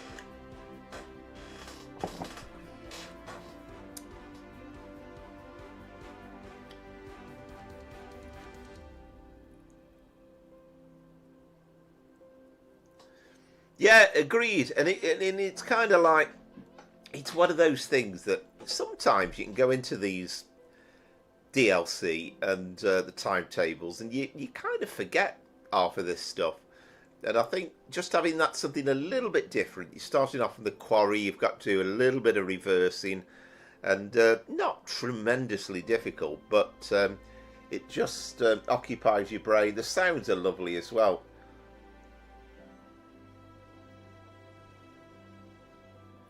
Yeah, definitely, Steve. Yeah, give it a go.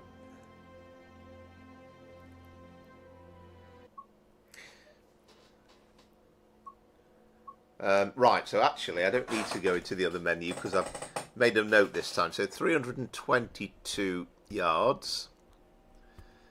So what's that in feet? 322 yards in feet. 966. See, it's only since I've been doing the scoring on this that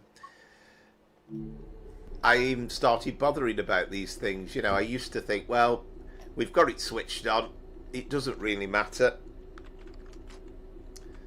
But try to get a degree of accuracy at least.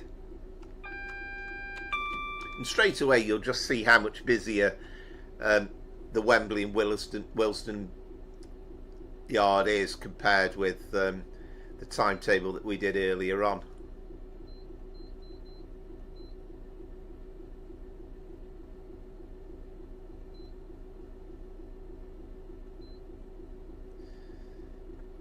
Right, train length.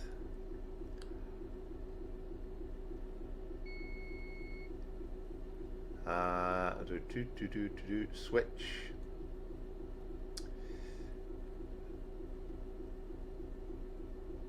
So what did we say? 966.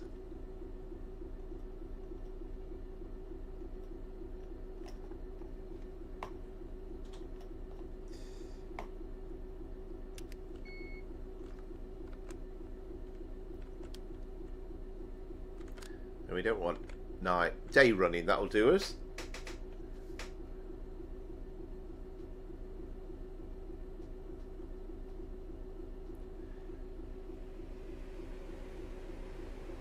Ah, okay. Yeah. Again, I do have that route, and I must say, again, I've got a feeling it was one that came out automatically with one of the TSWs. So I don't think I bought it specifically. I'm not even sure I've ever done a run on it, I'm ashamed to say. But the bits I've seen of the scenery do look lovely. But yeah, you can see how busy it is going on.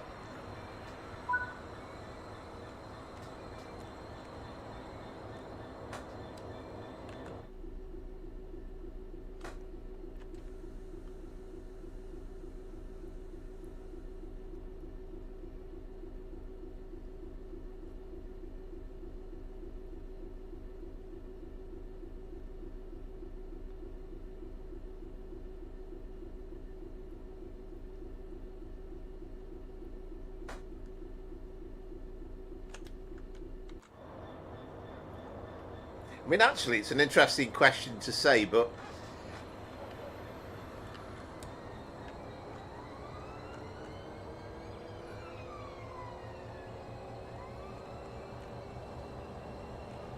having experienced both British and German signalling systems, which do you think was the better?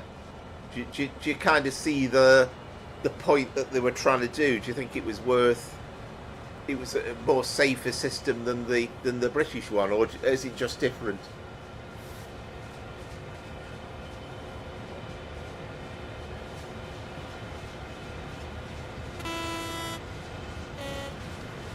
So I think we're running on empties this time, so it might be slightly easier. I think he said earlier on that he didn't think he might be able to join in on it, so who knows, he might have a go at it outside of the stream and put his score in at some point.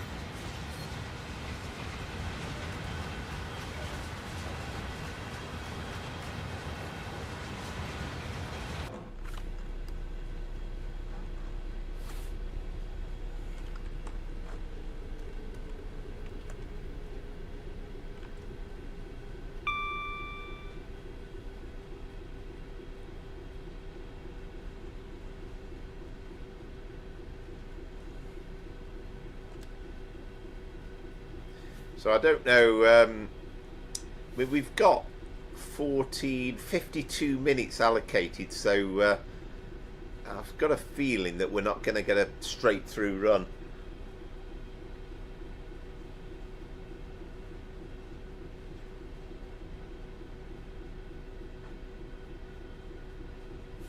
Right, yeah, our interested opinions, yeah.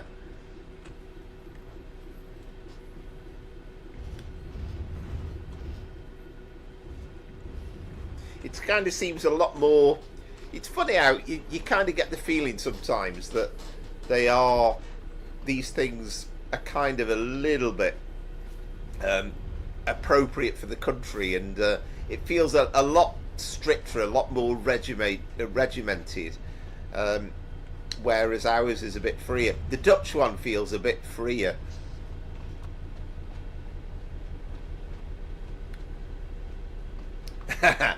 Yes, I know you don't like the 66, Pete.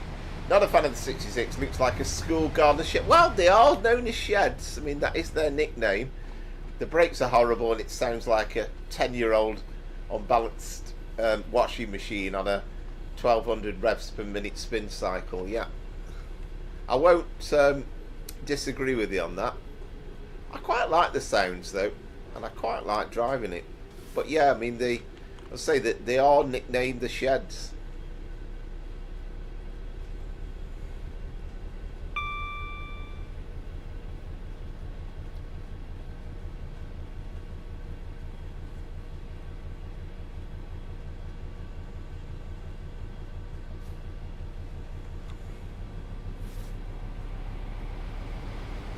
I can see straight away, can't you, that you know, you compare this timetable with the one we did earlier on, and it's chalk and cheese.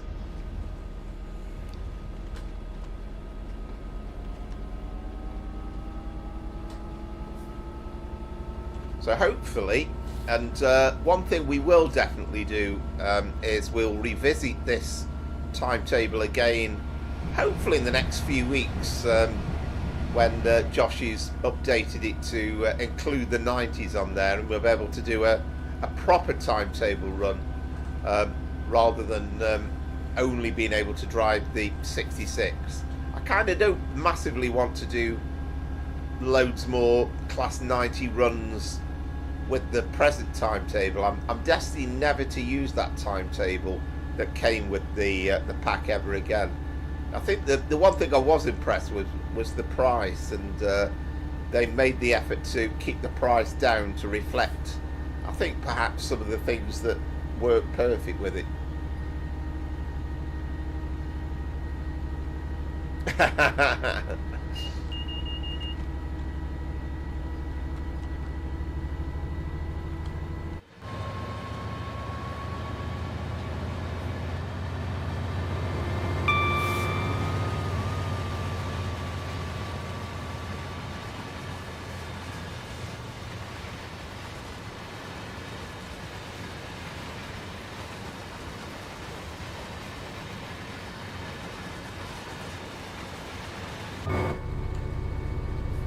Why not? Yeah, that's fair enough. I think that, well, that's an option, and everybody else could obviously.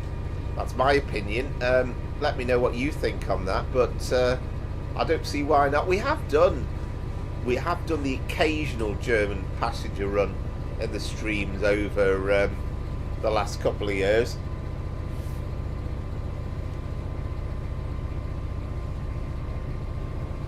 I don't know, I'm not totally sure I agree. I think it's quite a nice looking train.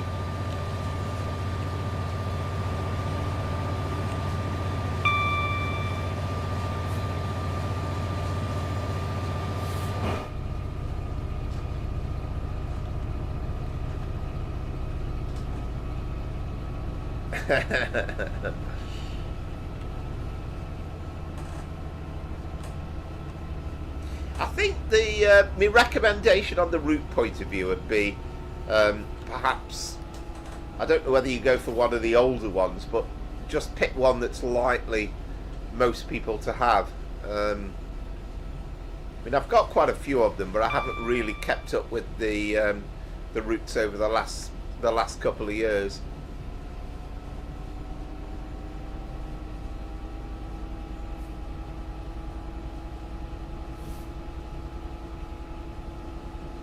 So, I mean, that would be the only stipulation. It obviously would have to be a route that I own because, I know it's easy for me to say, but that's one thing I can't stream on a route that I don't have.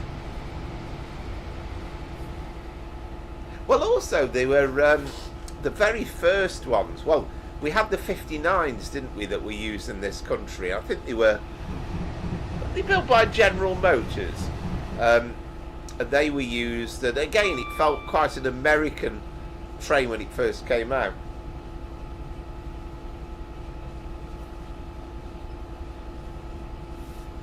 Yeah, that's one thing I don't think I do have, unless it's... Or was that the one that came with TSW6? What was that extended route that came out?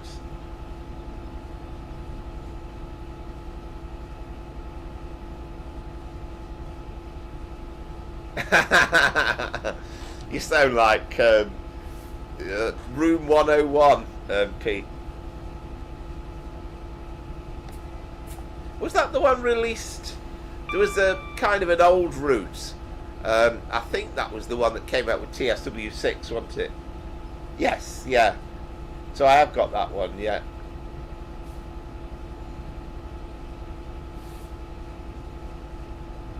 Yeah, definitely, Dave. Definitely, 100%. And I mean, I think Alan Thompson said on the first of his streams when he did it kind of on his own stream rather than the TSW, the official DTG stream. I think he kind of suggested that they may have sorted something out, and there will be a plan to include it on the All Aboard Studios routes to come in the future.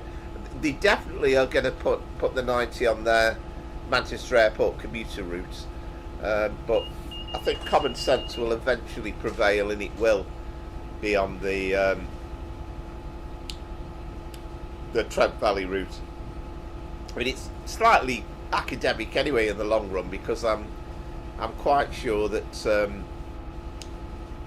Josh will ultimately, and apologies for even suggesting it because the route's not even out yet, but hopefully at some point Josh will do his own 2019 timetable so that we've got a complete 2019 timetable.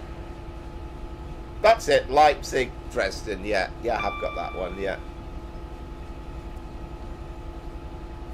Yeah, I think so. I mean, I think the, particularly the Western, I mean, there's an argument for saying, I mean, I think we're all affectionate towards the Deltic, but again, arguably the front of it wasn't the most strikingly beautiful train, but I think the Western was aesthetically really nice. And I've probably said before, but I do remember back in the 80s, early 80s, when my mum built me a fabulous double O gauge model railway for Christmas, and one of the locos that was in our local model railway shop was a Western, but I wasn't keen on the idea because as a, I don't know, a 10-year-old, I wasn't really aware of the Westerns, and I knew they weren't out and about in real life at the time.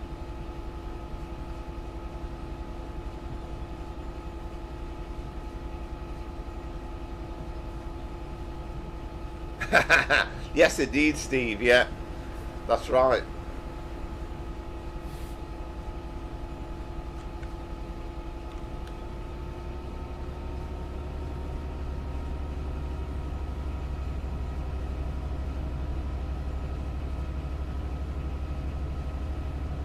Yes, indeed. Yeah, it's a good point. So, I mean, I imagine a lot of you have got Leipzig, Dresden because of.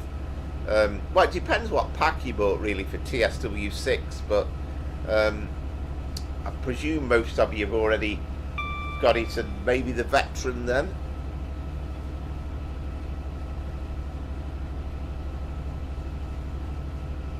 I know, I was absolutely horrified. I know Mace Taze is more into, still into double O gauge model railways, but I was absolutely horrified by the cost of locos and units. But I do buy an occasional, can't remember which magazine it is, but I occasionally buy a magazine where they do a section on model railways, and some of the stuff that's coming out looks really nice.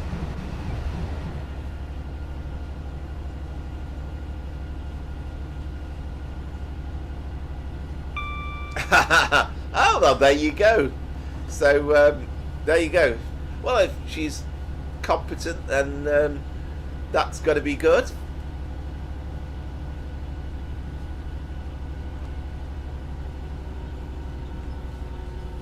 Yeah, it's on Trade Community, Dave.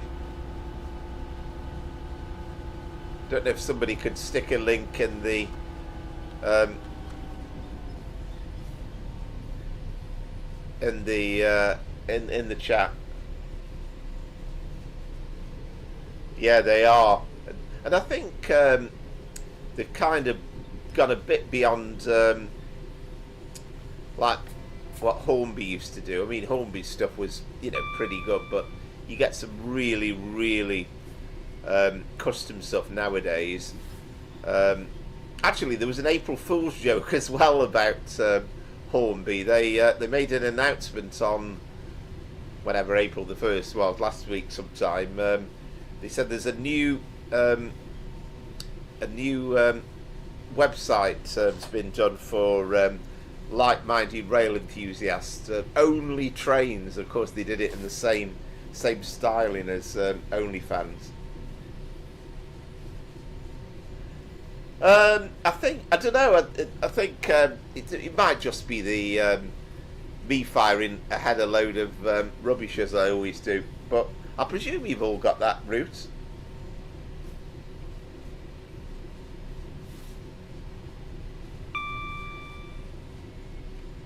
The thing that always used to get me was that you would get a hair in the motor, and it would literally pack up.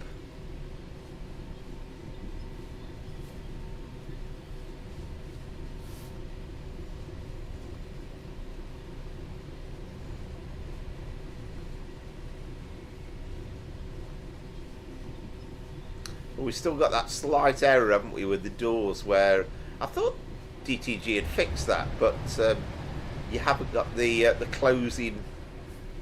You can see there, and it won't be on every train, but I don't know whether it's the same at the other end. No, see, it's all right at the other end.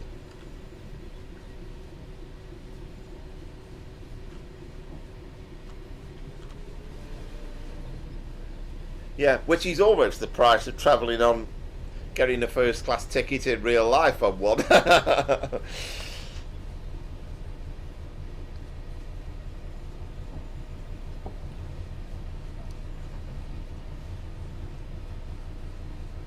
But yes, Dave, it's the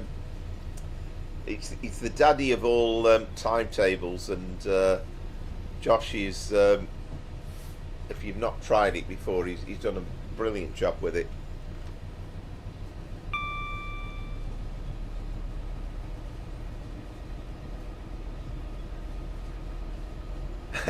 People are just scared, that's all, Rachel, I think.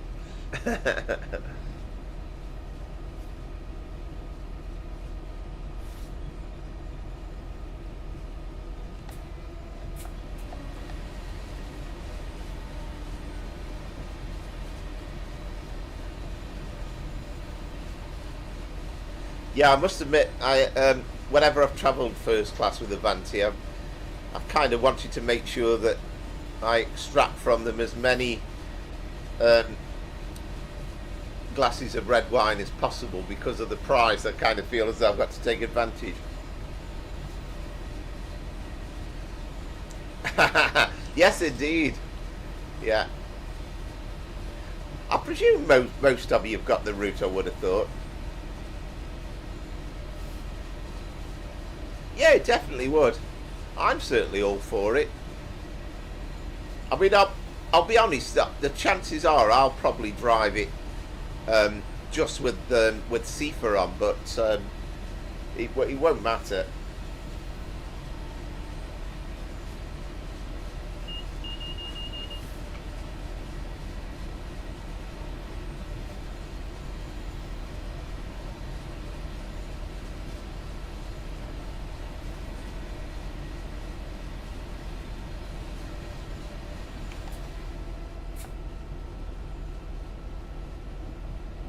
So this is Dresden, Leipzig. We're talking about Azza, and the veteran as well. So, so the idea of Rachel would include next time she wins the title, whether it will be this week or next week, then we would have the that included.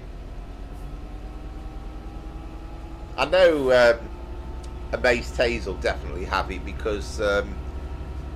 He bought anybody who bought the initial package that came out for TSW6.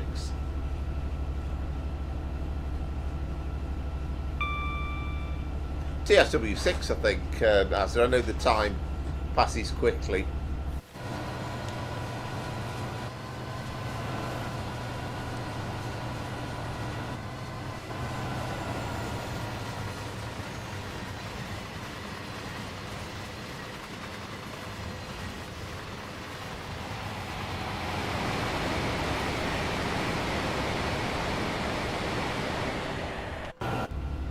Shame we haven't got Josh on the stream because any longer. At least I don't think so. Because when we have done in the past, he's been able to explain what's going on sometimes, and we've had a cautionary signal, and he's kind of said to us, "You're behind such and such a service."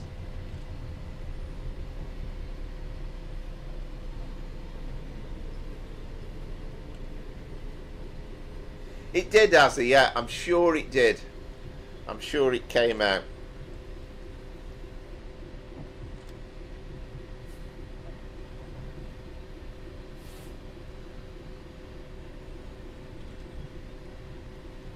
Yeah, it was, I think it was part of, so I think, if I remember rightly, Dresden Leipzig was part of. So TSW6, we got Riviera Line, Dresden, Leipzig, and the Morristown route.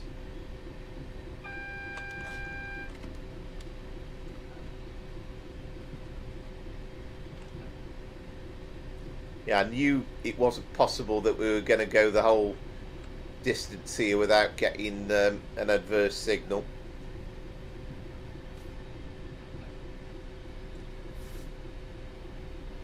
Ah, okay. Ah, cheers. Cheers, Rachel. That's worth knowing. So presumably that's a 350 that's terminating at Tring, I'm guessing.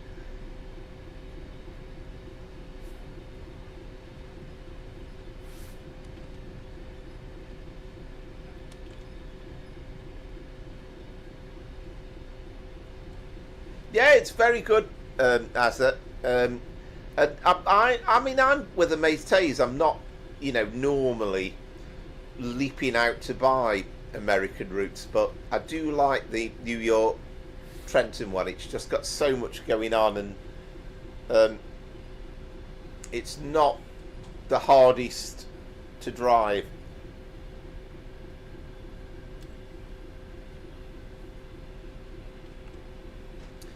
Well, we'll try and cozy up. I think I can see a hint of yellow there, so I think we're all right. Ah, double yellow, yeah. Ah, there we go.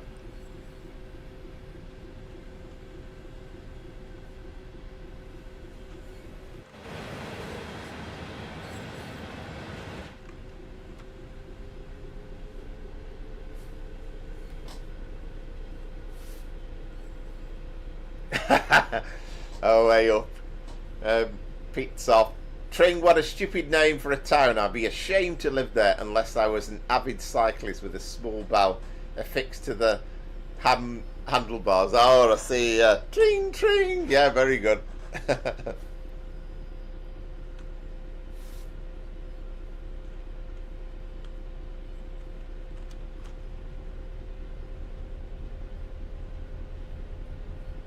Yeah, you're very much well up on these AP points, are you? I must admit, I don't give it a second's thought a lot of the time.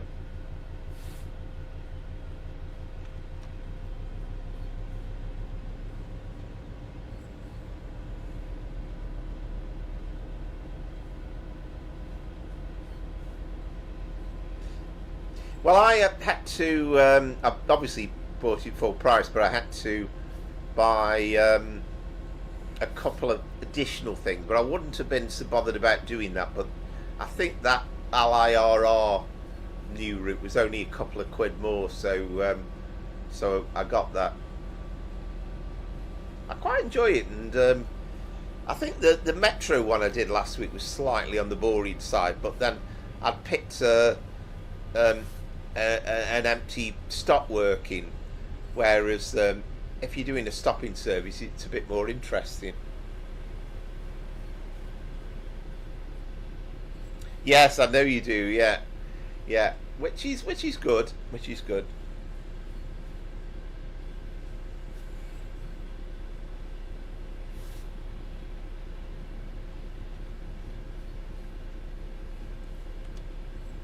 Yeah, fair enough. As the right, I see what you mean. Yeah.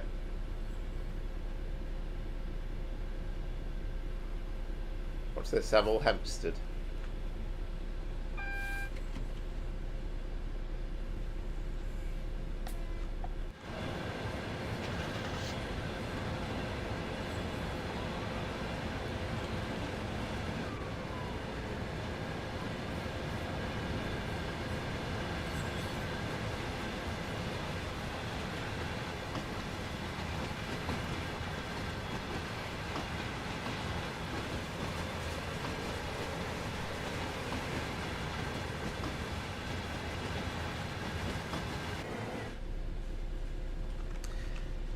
I think that there are some Swiss stuff on Train Sim Classic. There was again, I did that Christmas one on Train Sim World, but a few years back I did consider buying one for Christmas and in the sale for Train Sim Classic, but I kind of haven't bothered. I've not really branched away from the UK with Train Sim Classic stuff.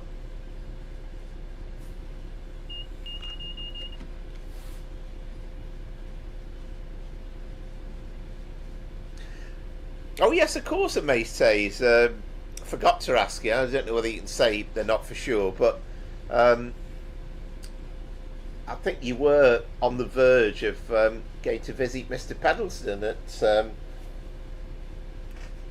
in Chatham, weren't you? Has that materialised, or can't you say?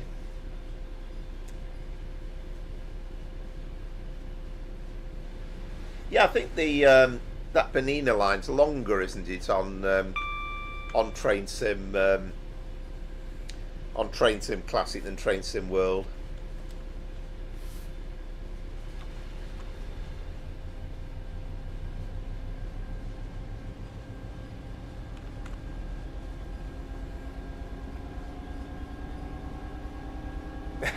Yeah, no worries. No worries at all.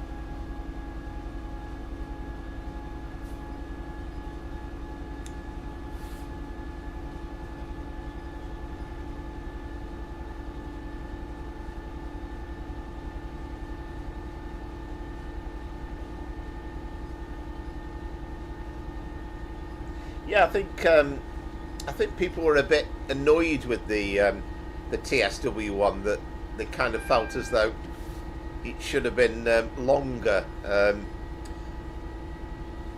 mean, that was. I think you've said, Pete, haven't you, that you love the TSW version of Banana Line.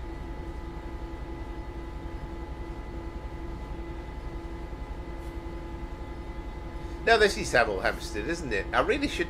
I recognise that because of that little depot thing on the right. I really should know my stations a bit better between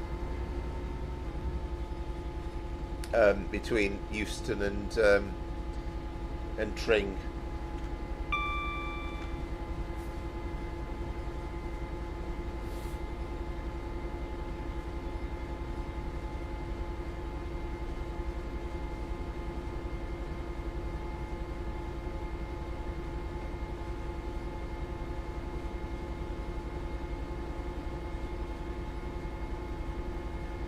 Good question, Southwestern. Semmering Barn.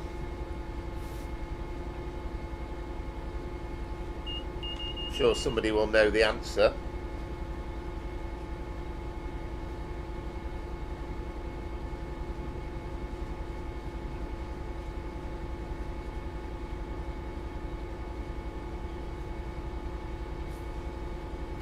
But I must admit, I mean, it's the same with all railway systems, really. I mean, if it's reasonably busy and it's kind of got a hint of a mainline feel about it, then I'm kind of semi-interested. I'm sort of half interested in this Portugal route as well, because it's based around Lisbon. So whereas the Czech Republic route, or Czechia if you want to, in modern parlance, I wasn't massively bothered about or interested in.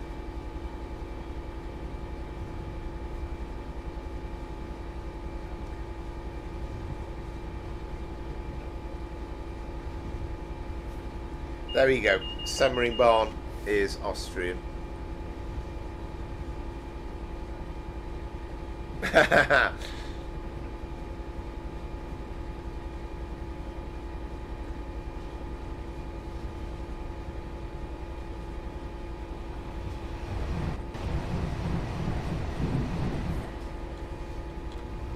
So again, just to remind once more before we get to the end of the journey, but if everybody's amenable for Saturday, I say I definitely won't be streaming on Sunday, so we'll have probably be 5 o'clock usual time. We'll do the usual things on the Saturday.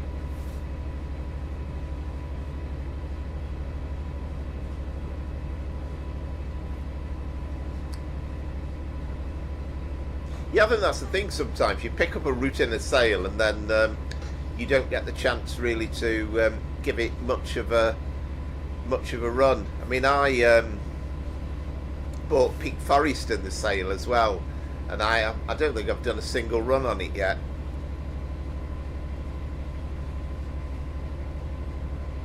Ah, excellent, Rachel. Yeah, no, that's good. Yeah. So I won't try and vary too much away from the Sundays. I know everybody pretty much here likes the Sunday vibe and the Sunday stream, but say there's just one or two exceptions, and maybe when the World Cup comes around it might be slightly different. But yeah, brilliant, Brian. Yeah, fantastic.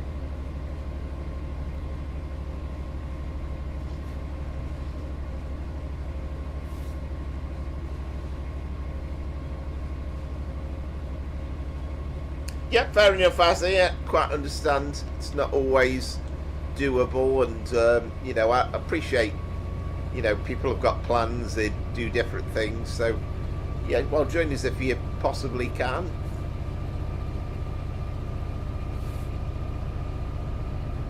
Just to say as well, and I keep forgetting to mention this, but as always, thank you very much for everybody's contribution. Massively appreciated, and for all the support. And if anybody would consider liking and subscribing to the channel, then I'd be really appreciated if you haven't done it already.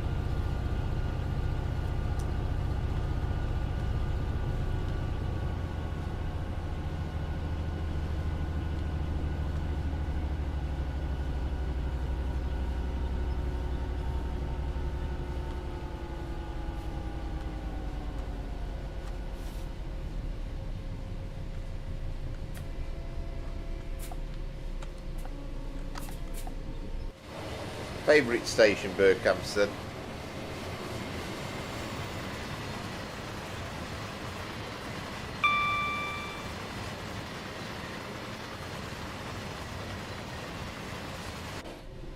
Yeah, I mean, the price of everything's definitely kind of gone up, you know, substantially really with Train Sim World. It's, you know, you sort of, a loco pack comes out, there were bits and bobs. I mean, it's, you know, it was, again, it went up a notch compared with Microsoft Train Simulator, but Train Sim Classic a bit more expensive, and Train Sim World even more so.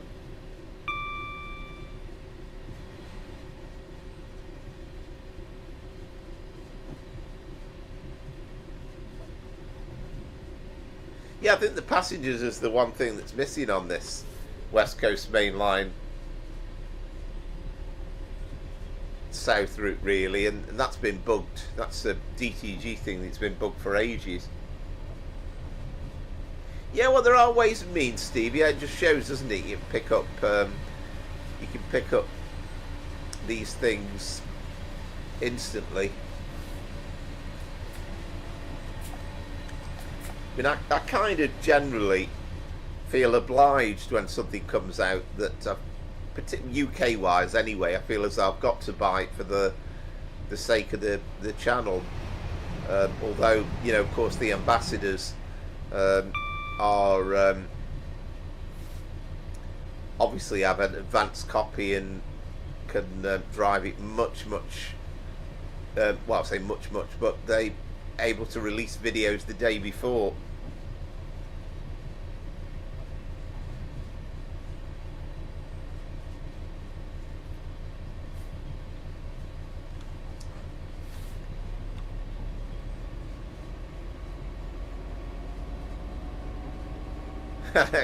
Crazy, really, isn't it?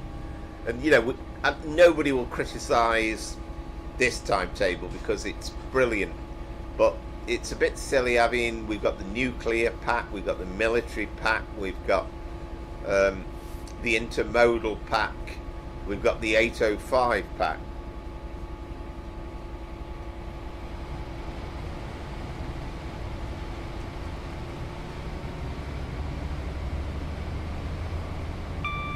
Yeah, I look forward to having a read about that. Hopefully, say somebody said it's Tuesday, so I'm kind of not wanting to think too much about Tuesday because it's back to work and Easter will be all over. But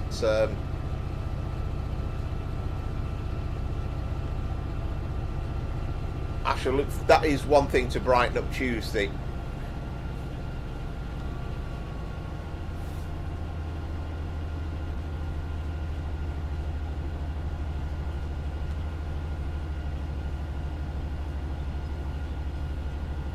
Hey, what?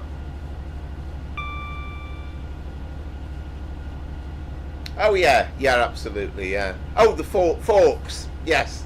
I got myself into. I was thinking French, you know, like in faux pas and all that sort of stuff. Yes, of course, the forks one, yeah. Yeah, absolutely. I mean, the forks one was the first one to to come out. We're all really pleased with that. And then this one even better.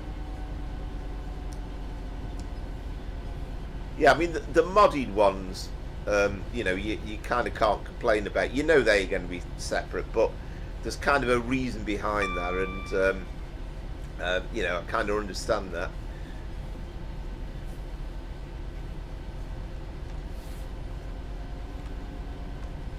It's all got very, very complicated, and different developers, people who own the rights to this and that and the other. Yeah, absolutely. Right, we've got a bit of downhill here.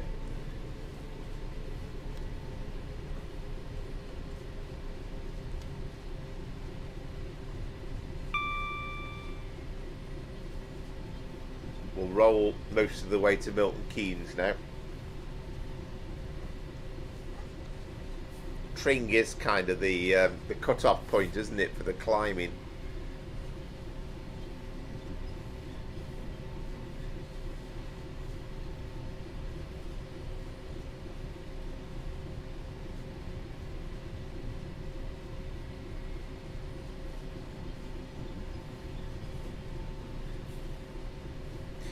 I think it'd be interesting to see when Crew Preston is released, and my hunch is that's going to be in the next month.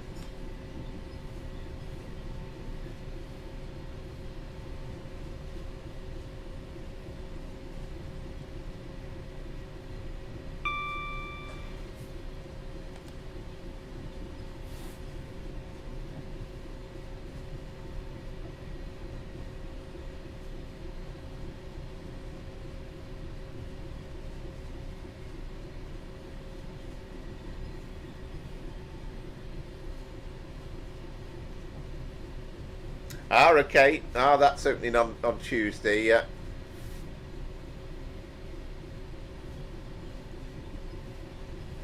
I think I've missed them, haven't I? I've been past. And again, that's kind of with the chat being a little bit behind. Yeah, I think that is the thing, and I think Matt's talked about the performance and this thing about when they load in, and he's given these technical explanation of all that, but he hasn't probably necessarily pointed out that that's one of the reasons why you have these different timetables put in.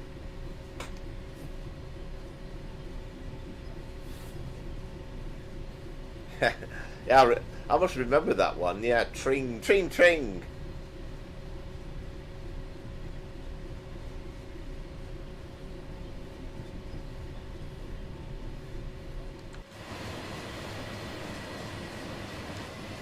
All right, okay, I see what you mean, to bridge the gap as the power flow trains and planes, isn't Tom? I'll try and get that Birmingham New Street to Crewe Friday chart. Well, Birmingham New Street to Crewe, and then to Manchester Piccadilly, the Friday charter done this week as well.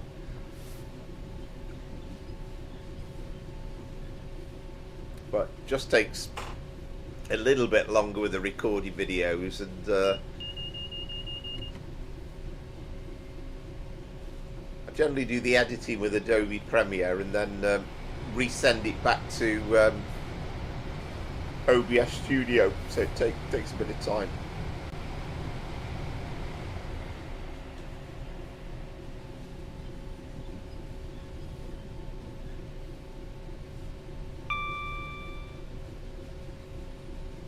So we've got 40 minutes to go to do 40 miles. So we're probably about right, aren't we? 60 mile an hour, I guess. Yeah, I'm very much looking forward to that. Now, how exciting it'll be on the stream. I think it'll be excellent the first time, but I don't know whether it'll be endlessly interesting. But it's going to be very, very. I mean, we've not had anything like that before. A train that doesn't doesn't stop.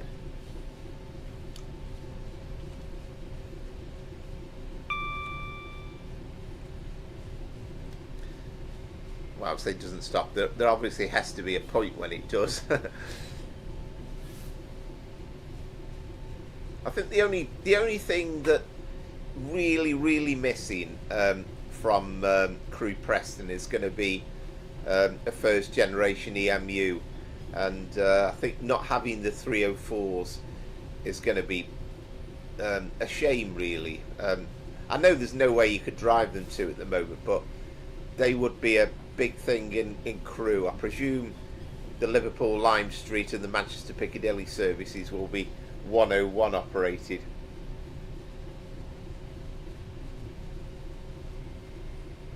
Yes, indeed. Yeah, that's true. Yeah, that feeling that you're going round in circles. I think there's a couple of... I don't remember. I know the power stations, I think Fiddler's Ferry, isn't it? But I think there's a couple of collieries included. And I think you've also got this branch going off to Deepdale, I think, around Preston as well, which, of course, again, we're back on football. Everybody knows where Deepdale is because that's where Preston North End is. But I think there's a Deepdale branch, if I remember rightly.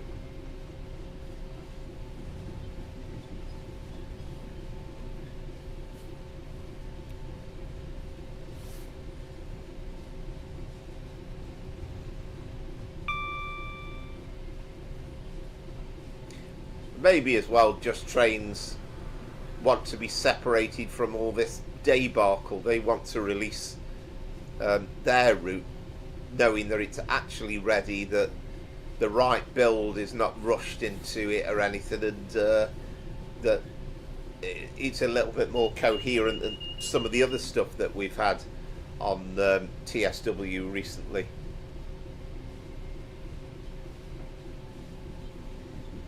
And it's kind of a means to an end because, you know, suddenly we've got Crewe to Preston, we've got Birmingham to Preston, we've got Euston to Carlisle in the not too distant future as well, which is absolutely amazing.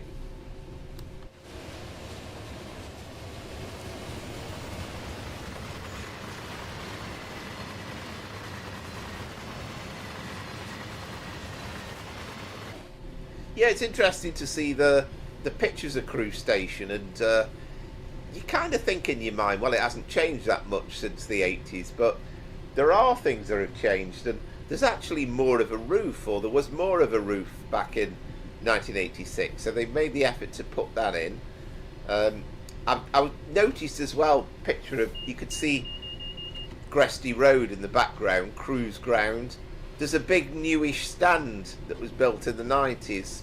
So of course that isn't there. It's this, you know, so it's little details like that. There's the old, there used to be a sorting depot, nothing to do with a rail connection, but where there's a new car park there. So things have changed, and I'd be interested to know, actually, I don't know whether Just Trains will confirm it or not, but I'd be interested to know whether there's been 2 Crewe stations built, or whether you've kind of had the same people developing the station and it's slightly modified.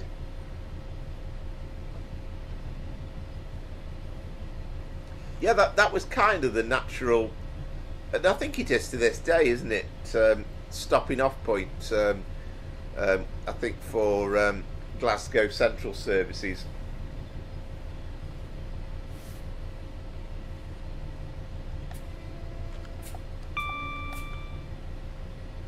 So that in itself feels like a nice endpoint. So we do need probably a more modern.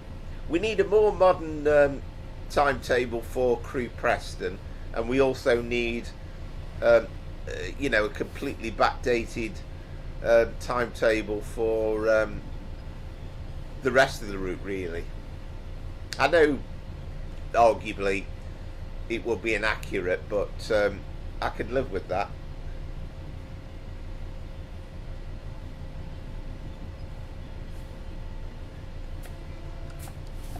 if you watch that Royal Scot video, which I think it used to be was it the 10 o'clock departure from Euston? It used to kind of the premier prestige service used to run non-stop, didn't it, from Euston to Preston.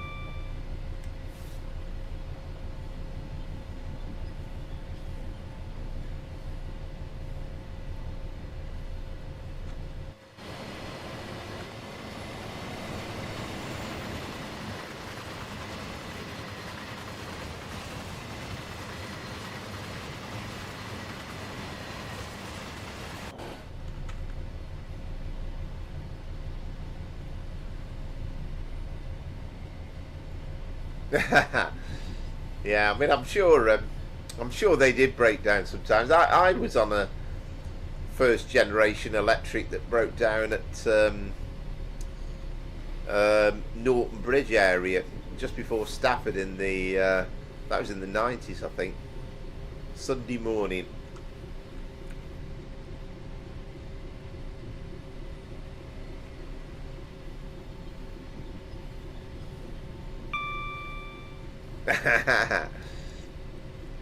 Yeah, well, the best.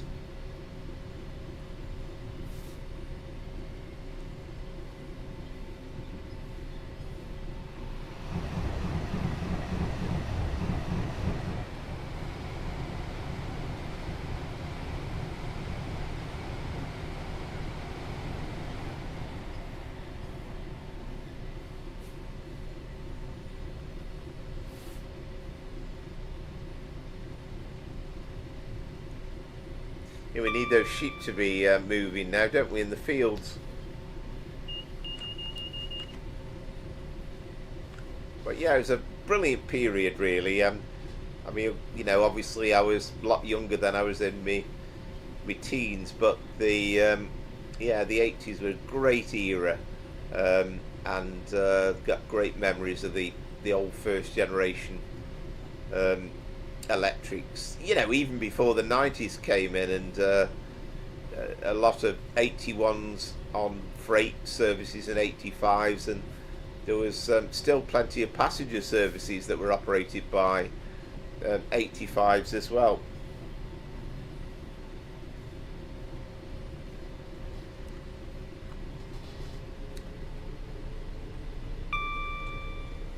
So I think when we come to the end of the stream, this might be a week where we don't necessarily have a definitive champion, and you know, it's up to Dom if he gets the chance to do that first run or not, whether he decides it's not worth bothering with, and any missing gaps, I think Andy still has to do the champions run, but totally up to you, obviously.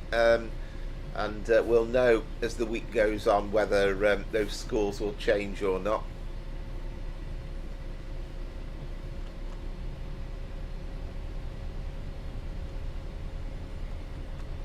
Yeah, no, that I can imagine. How many notches were there? I've forgotten now. What did something like 30 odd? Was it 38, something like that, on the to get up to full power?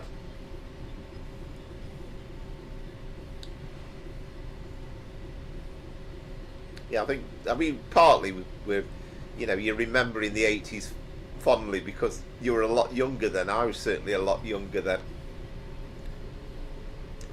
But yeah, the having the thyristor control, which was first prototyped on 87-101, which was Stevenson, and that was in the original build. I think they built 35 of the conventional 87s, and then they built the 187-1. Right, okay. We'd have to look it up on Wiki, but there was loads and loads and loads of notches, and if you've ever seen a video of a driver, I'm sure there's one or two knocking about on YouTube, doing that notching up, it seemed to take forever. And again, assuming the games are, as we've got it, are reasonably accurate, if you get up to a certain speed you can kind of run up to full power, can't you? But it's that first phase, and if you're going uphill as well, it's it feels like hard work. It looks hard work, and you can understand why they put the those black plasters over the handle as well, because you can imagine you'd have sore hands very, very quickly. Ah, there we go. I'd got 38 in my mind.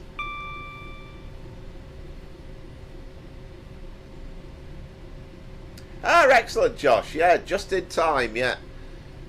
Yes, we're very much enjoying it, and we had as you'll probably know, with this service we had a stopper, I think, to Tring in front of us, and then after that we've had a pretty clear run. So we're getting towards the closing stages, and as ever enjoying the runs on your fabulous timetable.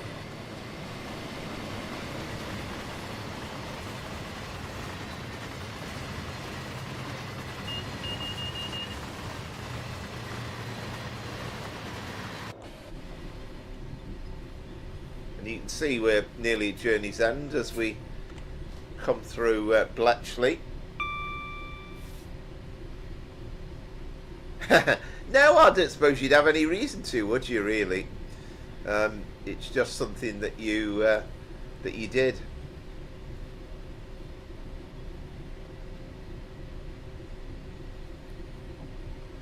But it's yeah, it feels old-fashioned, doesn't it? You think about it now, the idea of notching up and having to watch the ammeter, because that was something else to keep your eye on, as well as looking at the signals and observing everything else.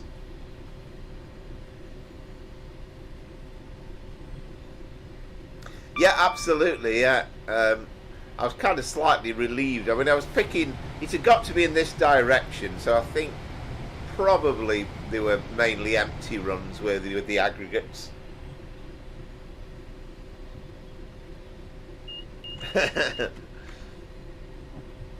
No, absolutely. You didn't have all these little help things at the top of the screen.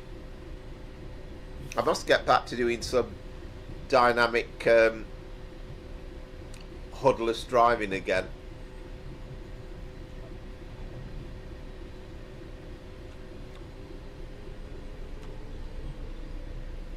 I mean, I think as you said earlier on, when you were doing the you did the Tease Valley run, that's why you and Amazed Taze, I think as well, scored better, because you actually saw the reduction in speed limit, and I was looking at that HUD thing in the corner, and I didn't get the advance warning of it. Oh, there's the flying banana! Yay!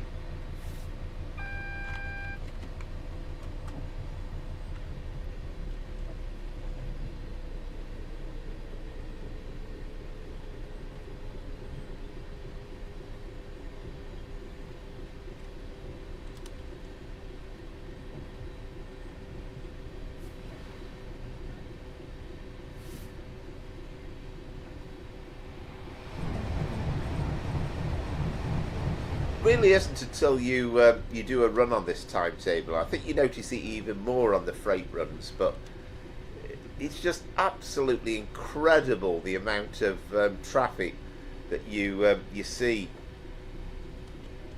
And you know, this is, I've said it before, but this is kind of the stuff of dreams for me, that you could actually have something that's this busy.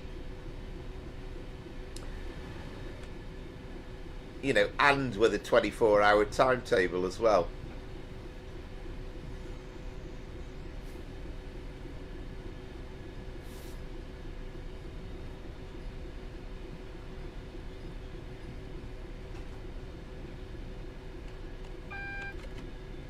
So we are coming towards the end then, so we're 0.7 of a mile away.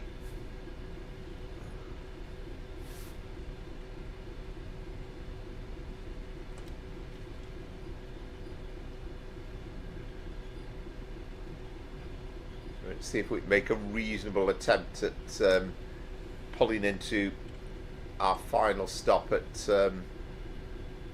at Milton Keynes. But yeah, it's been nice. I've really enjoyed doing freight tonight for a change, and so we've not had no stress about worrying about stopping at stations and getting to the right point of the platform. So it's been a pleasurable experience.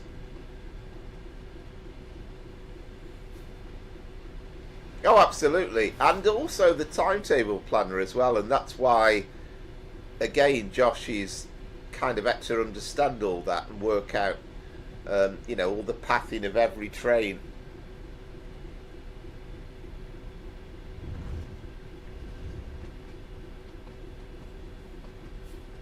Yes, indeed. Yeah, that was the prototype. I mean, obviously, the '90s when they were released were originally going to be called 87-2s, but then when it was kind of recognised that it was going to be so different looking and very different technically for a number of reasons,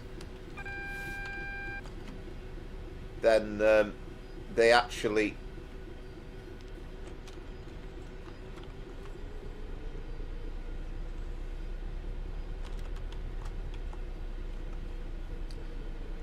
decided to call them 90s in the end.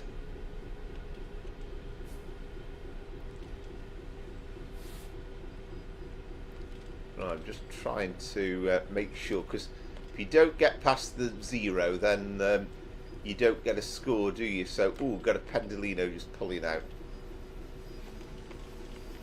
And that should do us. And we've got one coming in a southbound direction as well. So we'll make a note of my score. So I was... Oh, you beat me, Brian. I tell you what, your scoring has been excellent tonight. I think you probably enjoyed the something a little bit different, I'm guessing. So 11, 4, 5, 6. And you beat Andy there by 200 and odd points. So that's a really good score. I was... 11, 4, 20, so I was reasonably happy with that.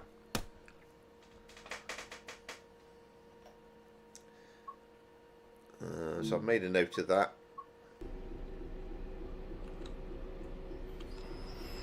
Oh, there you go.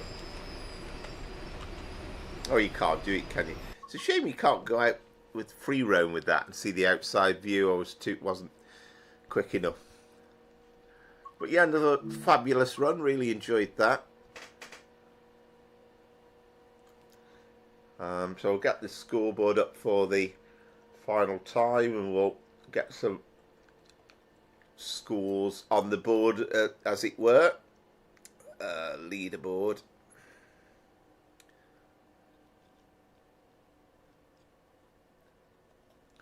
Yeah, very much so. Yeah, I could see that. And it's amazing, actually. You could see instantly from the scores each of the players what your preferences are. Amaze Taze was 11-4-7-5.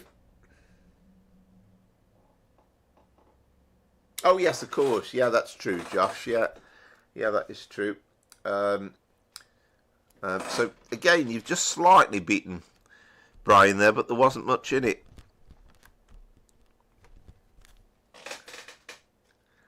As it was 11-4-2-8.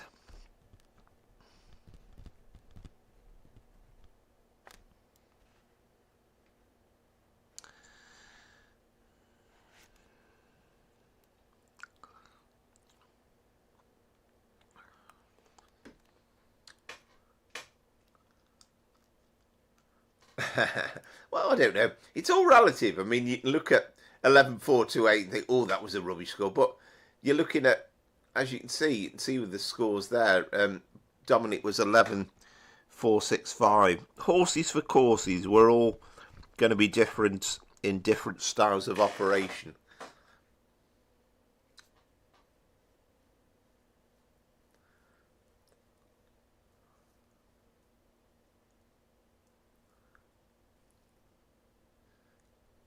Yeah, thank you very much, Dave. Yeah, much appreciated.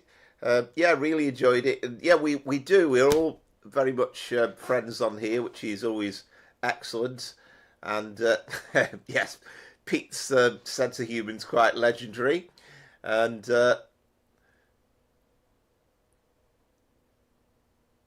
it's the goat Josh that I need to beat. Haha, says the base Tage. Yeah, Rachel was 11,486.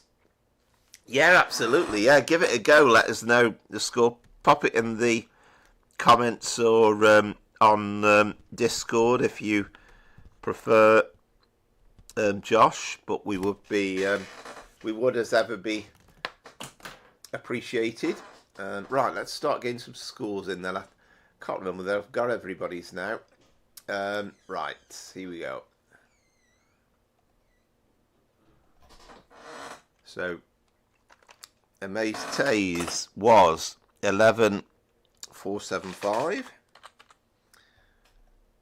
Andy was 11,428. So again, this was the run that he did earlier on.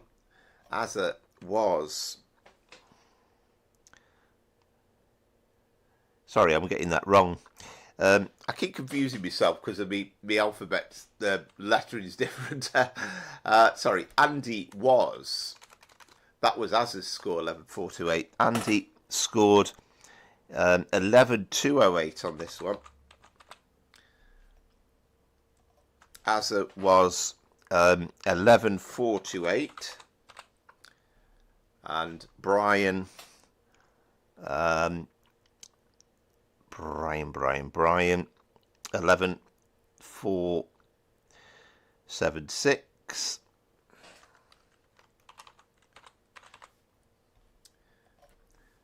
Dom was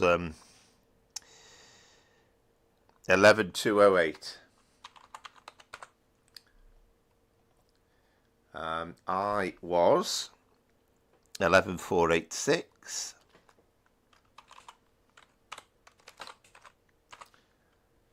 And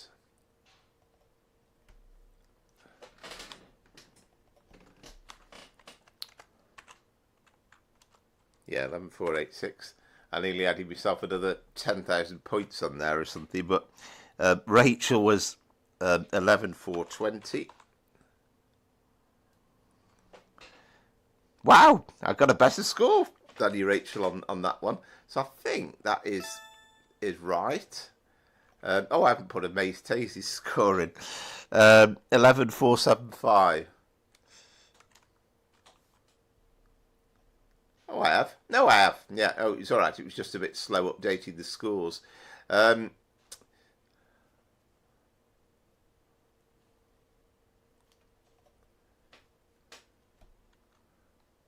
evening, Kane. Yeah, we're just about finished up, to be honest. Yeah, 11,456, Brian, yeah. Oh, right, okay. Yes, I can't read me writing. Yeah, that is a 5, isn't it? So,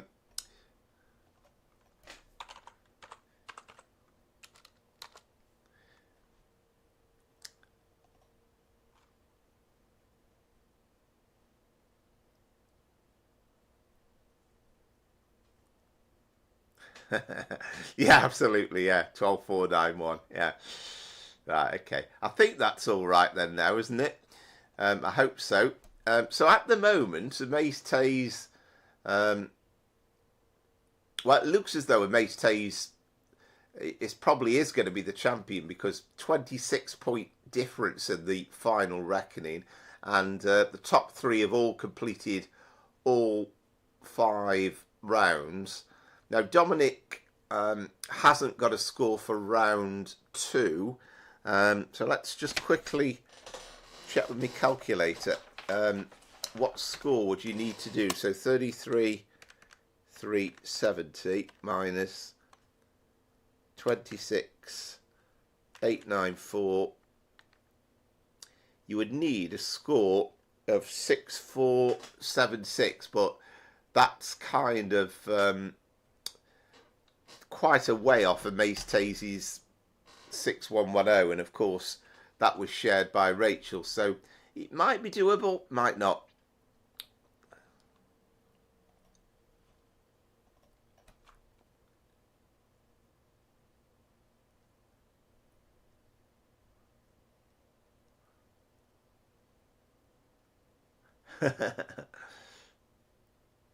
Am I cheating you out of some points, Rachel?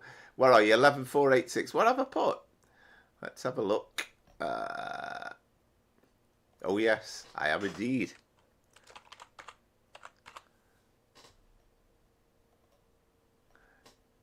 That makes a bit of a difference. There we go. Just as well you spotted that one.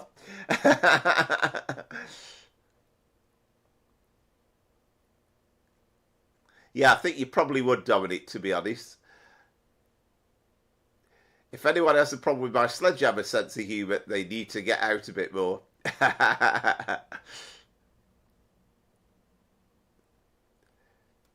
Yeah, absolutely. Right, I think that's right then now, yeah. Oh no, yeah, I'm 11,420. Yes, indeed. There we go. I'm glad somebody's watching.